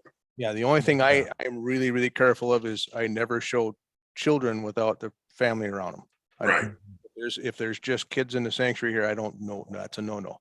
You know, like we have a one-room schoolroom over here in our fellowship hall. I have a camera in there also, but it's turned completely around and shut off and blocked when the kids are in there. There's no way that can get online. Even if I made a mistake, there's no way. As a matter of fact, it would look like this. That's the camera in this classroom right now. It's pointing towards the back, towards the clock. I mean, there's all kinds of different things you can do for that. You know, it took many, many years for our congregation to get used to being on camera. You know, I have a couple of members of our congregation that don't want to be on camera, so I purposely don't put them on camera. They sit up front, the front of the church, makes it really easy. But if you sit in the back of the church, you're going to be on camera sooner or later. Especially when my pastor at the end of the service says, "Everybody stand up, turn around, and wave at the camera." Yeah, she does, our rector does that here sometimes to have the people in the pews wave. And with the people that don't want to be on it, maybe you can just hand out paper bags with 2 holes cut in them or something as they come in. Yeah, we noticed ever since we got our cameras implemented, we were using an iPad before, and then we got the cameras in. People stopped sitting in that dead center area where they can be seen on camera if we zoomed out a little bit. So they started spreading out to hiding underneath the balconies where the cameras don't really reach. So, yeah. Yeah, we discussed that with our pastor. We were talking about setting up a camera-free zone, you know, that everybody could sit at, that we know we won't put the cameras over there. But we're not that large. We probably have 100 members, but we don't get 100 members in there on Sundays like that. Yeah. I just thought of a solution for our church. We could have them run the streaming desk because we don't have a camera that captures the techies. Yeah. You put them to work. Yeah. Yeah. Look at mine here. I mean, because guess what I can do to my operators remotely with my cell phone? I can go and turn them on sitting here in front of the camera. Well, as you said, Allan, you've been doing this since 2009. We've been doing this here since like mid 2021. So there's lots of things to learn. Oh yes, I know. You know, this little thing on my desk called a Super Joy is just, oh, I love this thing, Matt. I love this thing to death. Yeah, well, I have one of those too, and they are great. I'm glad to hear you're both enjoying it. It was a fun product to create. It's got more buttons and knobs than I even touch. I mean, I do the presets. I have the joystick, and I have the separate focus and zoom knobs. And then, of course, I've tried to set the speed for panning and everything else. But other than that, at this point, I haven't gotten into the color balance or whatever. It's like, yeah. Speaking of that, Joy, that controller, I'm not sure what controller we have, but when you hit the preset, does it unbalance? So the one that we have, when we hit a preset button, it'll undo our white balance, and we have to re-white balance again. That would not be normal behavior. Yeah, no. Yeah, they're really that definitely should not be happening. Whether that's a firmware update required for the camera it's talking to because there's some oddity in how it's responding to the preset, or I would find it hard to believe the joystick's going to be issuing that command just based on how they're designed. So I would definitely recommend starting by seeing if there is a firmware update for that camera in particular. And if so, see if that issue is resolved afterwards, because that is at least not currently a feature that is baked into most of the cameras I have interacted with. Is that on a Super Joy, or you don't know which version of joystick you have? I have no idea. I think it's a Sony. I'm not sure. Not sure what they installed us with. I know it's not one of those. Yeah, if it's a Sony, I used to have a Sony. I still have it, as a matter of fact, if anybody wants one. An RMB 300 that used to do funky stuff like that. If it had a power glitch, that's why I replaced it. Rick, did you mention that you bring in Zoom guests as speakers and you bring those into the in-sanctuary service?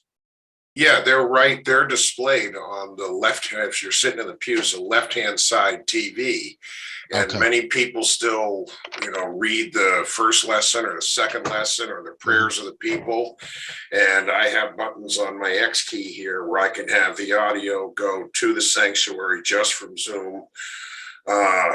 So they're direct participants of the service. And the people in pews, and I can, with Zoom, you can spotlight the speaker. So often I'll hit spotlight the speaker. So whoever's saying the prayer pretty much fills up this TV screen. And do you find that there's a lot of latency between when, let's say, the pastor finishes his segment and whoever's supposed to be speaking on Zoom jumps in? Not really. Fortunately, because we upgraded here before we got into this, we had an internet service that my daughter used to say moved at the speed of smell. And we upgraded to the Comcast 3G or whatever. So we've had strong internet service. Now, if somebody's doing it from home and they have low bandwidth or something, then you may see some latency with them reading. And I kind of learned who they are. And those people I may not spotlight because it's a little distracting. Okay. But for the most part, we don't seem to have a lot of problem with that. Good to Rick, hear. You bring the Zoom people in through vmix. Is that what you're using? Yep. Okay, so you bring them in through vmix and then out to your screen through that. Right. It's not totally standalone. You're running it through your regular through vmix. Through desktop capture on vmix. I have 3 monitors here. One smaller one that does the worship slide so I can see what we're on. Yep. The one that I'm looking at is the vmix, which is where vmix is, and I have there are 2 27-inch monitors. One on the right is the Zoom, so I can see all the people at home. Oh, okay. We've never done the Zoom thing at our church, so interesting. You'll see it on my camera. Yeah, we do the same thing too. See, Allan's showing it right now. I was having a problem getting the video to work on this Zoom breakout session, so I just went directly to the Zoom. I shut down vmix. But that's exactly what I can do. Yep. Hey, sorry. Go ahead. I was just going to say real quick, Connie, to what you were talking about before with the multiple outputs, one thing that we do, we use Mini Mac, Apple Mini Mac for ProPresenter. We take that output to a graphics processor module. And then all of our feeds come out of that. So ProPresenter can control it, but that's where we can get different feeds out of. So you might try adding a graphics processor in the loop there, and then you can select different outputs from the software. Might be an option. Rick, are you using a Behringer audio interface to connect? No, I have a Mackie Pro V. What is it? Pro FX 16 version 3. Okay. And it's connected through line out. The Zoom feed comes line out, line in into my PC.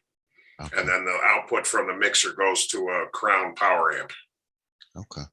I'm using a U4 404. I only use channels of it though, just the two outputs, so I can, one's bus A, one's bus B.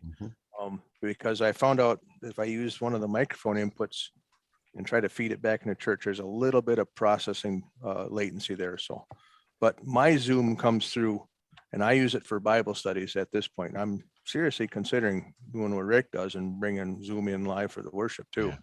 But I have zero latency, mainly because I do all my audio processing like Rick does in his mixer outside of the software. I have zero latency, none. Yeah, which I'm still dealing with problems because I've had Allan and I've been on the phone quite a while with at different times. I'm still working out the audio bugs. Video is relatively easy. Audio is a pain in the. Oops, I'm in church. You know where. So. Can I just share two quick pictures, guys, of the church that where we're going to be installing? I just want to get your opinion on something that you guys shared. Here's oops, that didn't share. Let me go. It shared all you guys. Let me try to put this up there. This is the sanctuary where we're going to be installing. Can you see my cursor on the screen? Yes. Okay, so right up here where the blue tape is where we're going to be mounting an 85-inch monitor for the in-sanctuary audience to see, like when a Zoom participant does a reading. We'll spotlight the Zoom participant on one of the 3 monitors we'll have in the AV booth, and then push that onto the screen when it's somebody's turn to speak. And then otherwise, per the suggestions you guys made earlier, I made notes. We'll toggle to a black screen when we're not displaying, because the cameras that we're going to mount, we're going to have one of them mounted right here, PTZ camera, because the monitor will basically go to about here.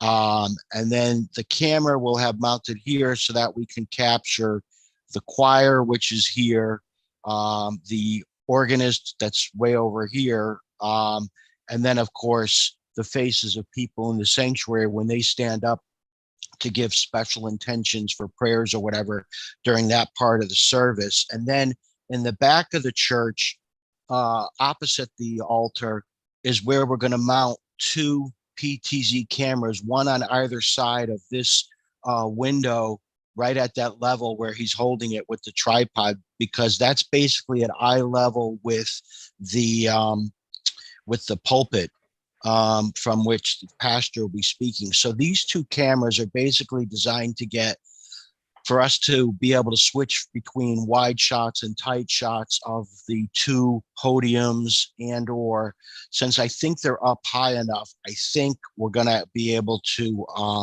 also get the organist and/or the choir from those rear perspectives as well. I'm just wondering if we should invert those cameras, hang them upside down, like all 3 of those cameras, like you guys were suggesting, or what your thoughts were on any of that. And I'll stop sharing. Thanks.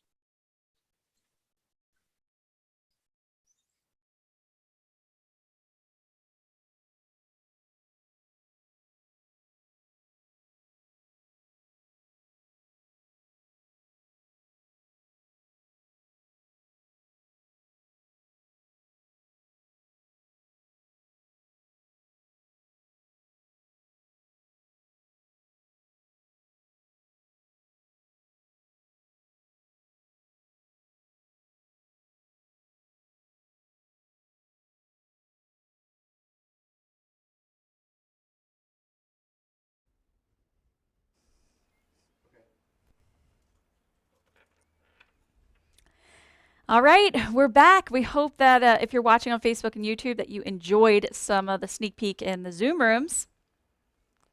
Drum roll. I know we're about to do our giveaway. I want to confirm that people in Zoom can hear me right now. Send me that Zoom chat. Just want to be extra sure about that. So if whether you're in the Zoom room or you're watching on Facebook, YouTube, if your name is called, you can hear us either way. It is 4:30. So it's time to begin our giveaway drawing. I just explained this in Zoom, but for the live viewers, we are giving away 2 versions of the PTZ controller from vMacros. We're also giving away 2 mobile app controllers from vMacros. And the grand finale is going to be a PTZOptics NDI 30X camera. That's a big one. Yes. Okay. All I have to do here is pull up Gleam, and I'm going to start to draw winners. Yes, We will thanks give for you all a your- moment in the for your chat help and all your to insight let us there. know that you're here. Thank you, Jeffrey. Yeah, And great. if you are not, claiming your All prize right. in the All live right. chat Well, or the Zoom chat, y'all, we will move on my wife to has a different doctor's winner. appointment. Nothing serious, just one internet Our thing. first So winner, I'm going to bail. It was so good to see you all. Thank Cristiano you. Gomez. Are you here? Or Gomes? Bye. Good to see you too, Bill. Bye, Bill. Thank you. Than I am. You want to spell it? Okay, I just put it in the YouTube chat. Okay, I'll put it in the Zoom. Or let me look. Yes, if you let could me- put it in the Zoom. Well, and let I'll me put it in look at YouTube. my participants in Zoom and Oh, that's a great way to do it. yeah. So this process is going to be a little bit of us just going through names. And how do you spell that? Until somebody claims the prize. Cristiano. And Gomes, Gomes. Is it Gomes or Gomez, you think? Gomes? Well, we won't. A guessing game is a lose-lose. All right, so I'm going to repick a new winner. I don't see anybody here by that name. This could take a while with 5 prizes. Supardi Dermawan from California. Supardi, are you here?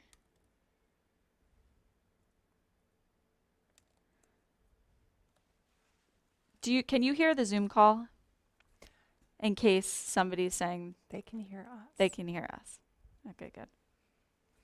If you hear your name in Zoom, don't forget to let me know. I'm going to keep drawing winners. That's what I'm going to do. And just keep an eye on the chats for me, Julia. You got it. Joe Kyle, are you here? I'm going to do the same thing in YouTube. There is latency in YouTube, so on Facebook, so we have to consider that. I'm going to just keep drawing them. Mike Wilkinson. Mike Wilkinson, are you here? He's not in the Zoom. Repicking. There's thousands. There's 2,000 entries, so. Ahmed Mozai.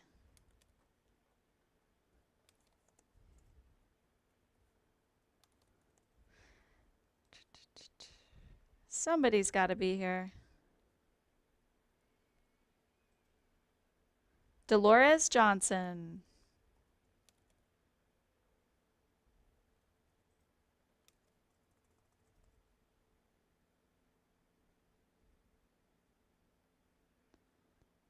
How many prizes are there? There's 5 prizes today, so this could take a while.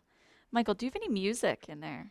I feel like if you could put the preview music on like overlay 1 so it's underneath us or something, or just pull the audio from it, I feel like some music will make this a little bit more seamless,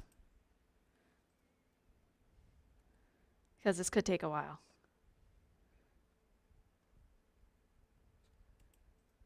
Leonard Palmer.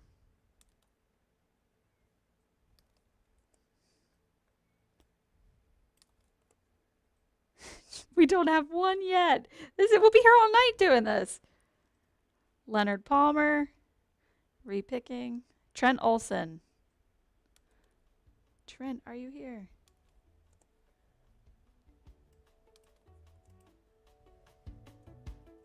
One Must Focus Media says, I'm here. Does that mean that you are one of our winners? Oh, I hear it. We're getting some music on. Or is that somebody's Zoom from Zoom? That's some, No, it is you? Okay, good. Walter Walker.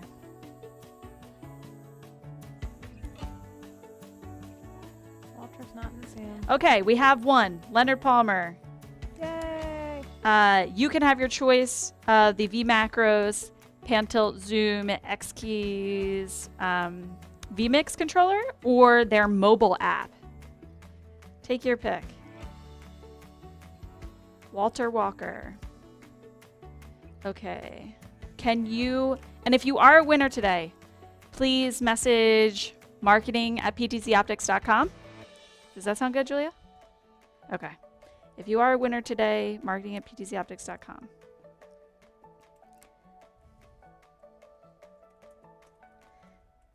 Okay, I'm keeping drawing. So that's one. Aaron Werner.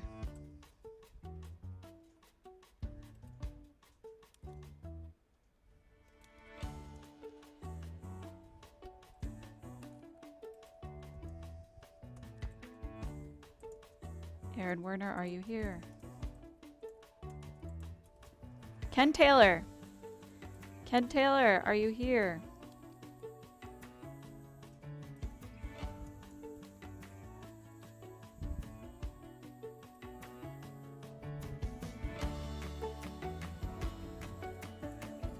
Thank you, Michael. This is good. Jersey Pereba. Jersey Pereba. Aaron is here. Yay! Aaron. Okay, so you can pick from the vMacros PTZ controller or the mobile application. Make sure you email marketing@ptzoptics.com, and I'm going to copy and paste each of these names. And who was that? Who won? Aaron Werner. So we've got Aaron Werner and oh, good. We've got two.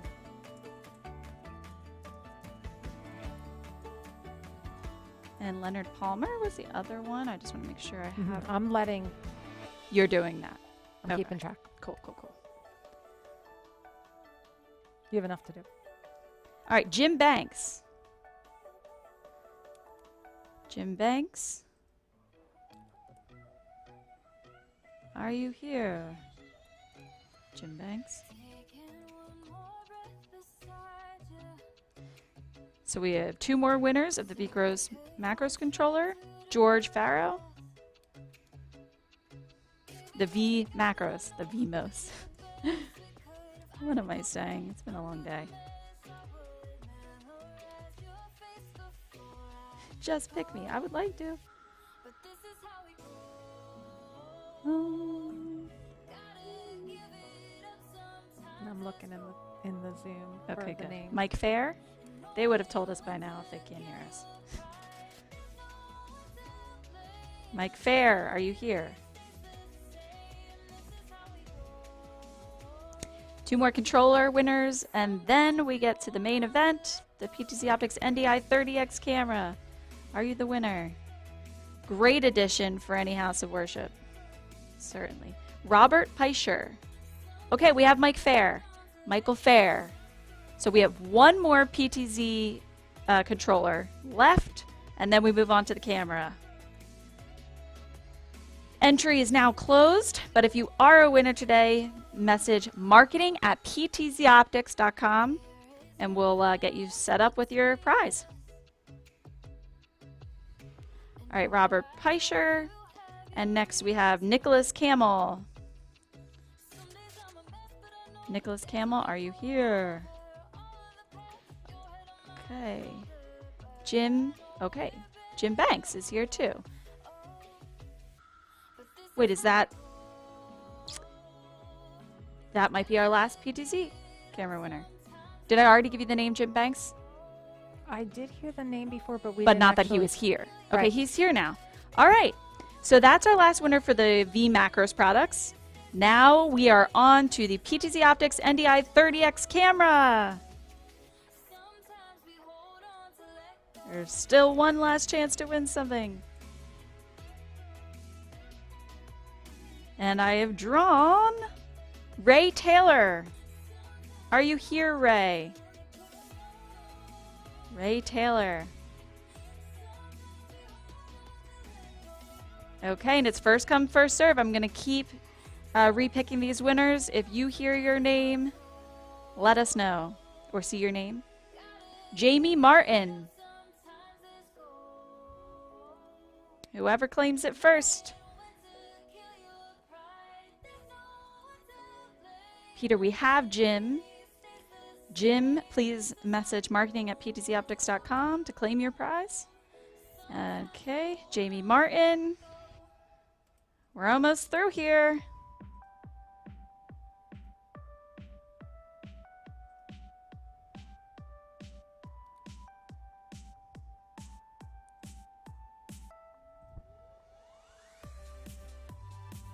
Garrison Brown.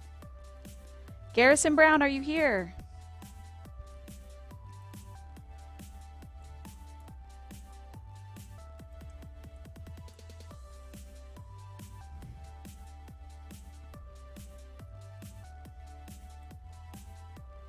All right. Timothy Fish. Tim Fish, are you here? I already given you a nickname. I don't want to go too fast in case they're like trying to type I'm here or they hear it. Timothy Fish. I'm sad we don't have a Zoom winner yet. This way we could pull them on.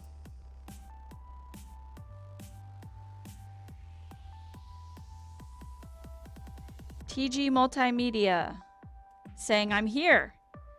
Are you Timothy Fish, Garrison Brown, or Jamie Martin? Or are you just here? It's important information. Jim, I'm sorry if there's any confusion. You have won a vMacros controller today.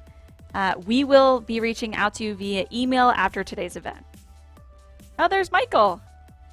Yay! Special shout out to Michael for doing such a wonderful job producing today. You kicked butt, came over any trials we had.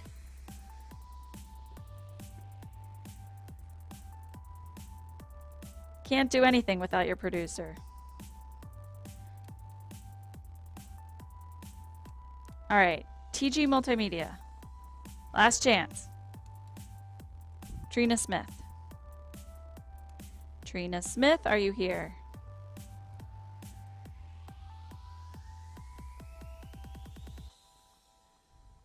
The last prize is taking the longest, of course. Lots of Timothys today.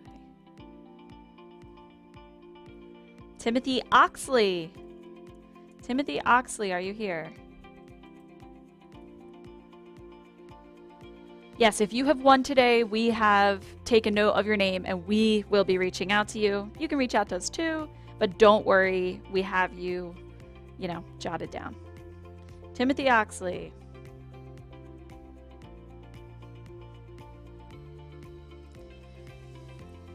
John Wesley Francois. We got a full name here.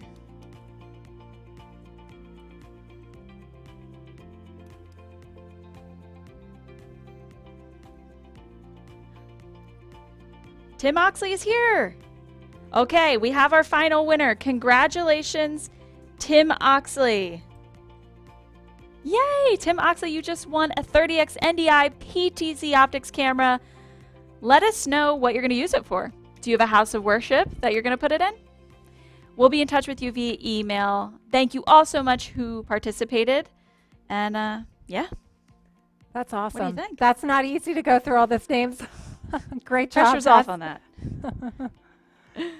So what's next for us today? We're done with the content. Are we hopping back into the Zoom rooms? We'll hop into the Zoom room. We'd like to get everyone onto their weekends at a reasonable time. So we will be closing out the Zoom at 5 o'clock. Of course, if some of your questions weren't answered today, please email us live@ptzoptics.com. And you've got a lot of resources here and people, hopefully new friends you made today. And just I know we did make a few. Continue to collaborate and keep in touch.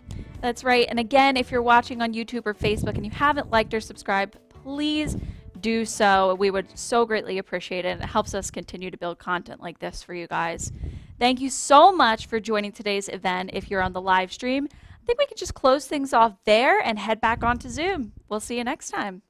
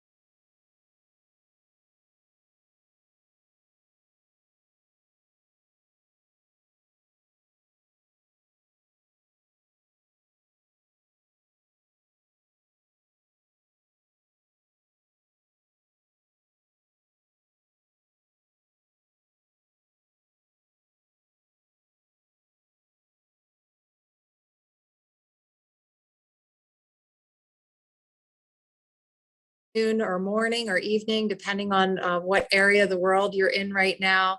Feel free to take the next 13 minutes or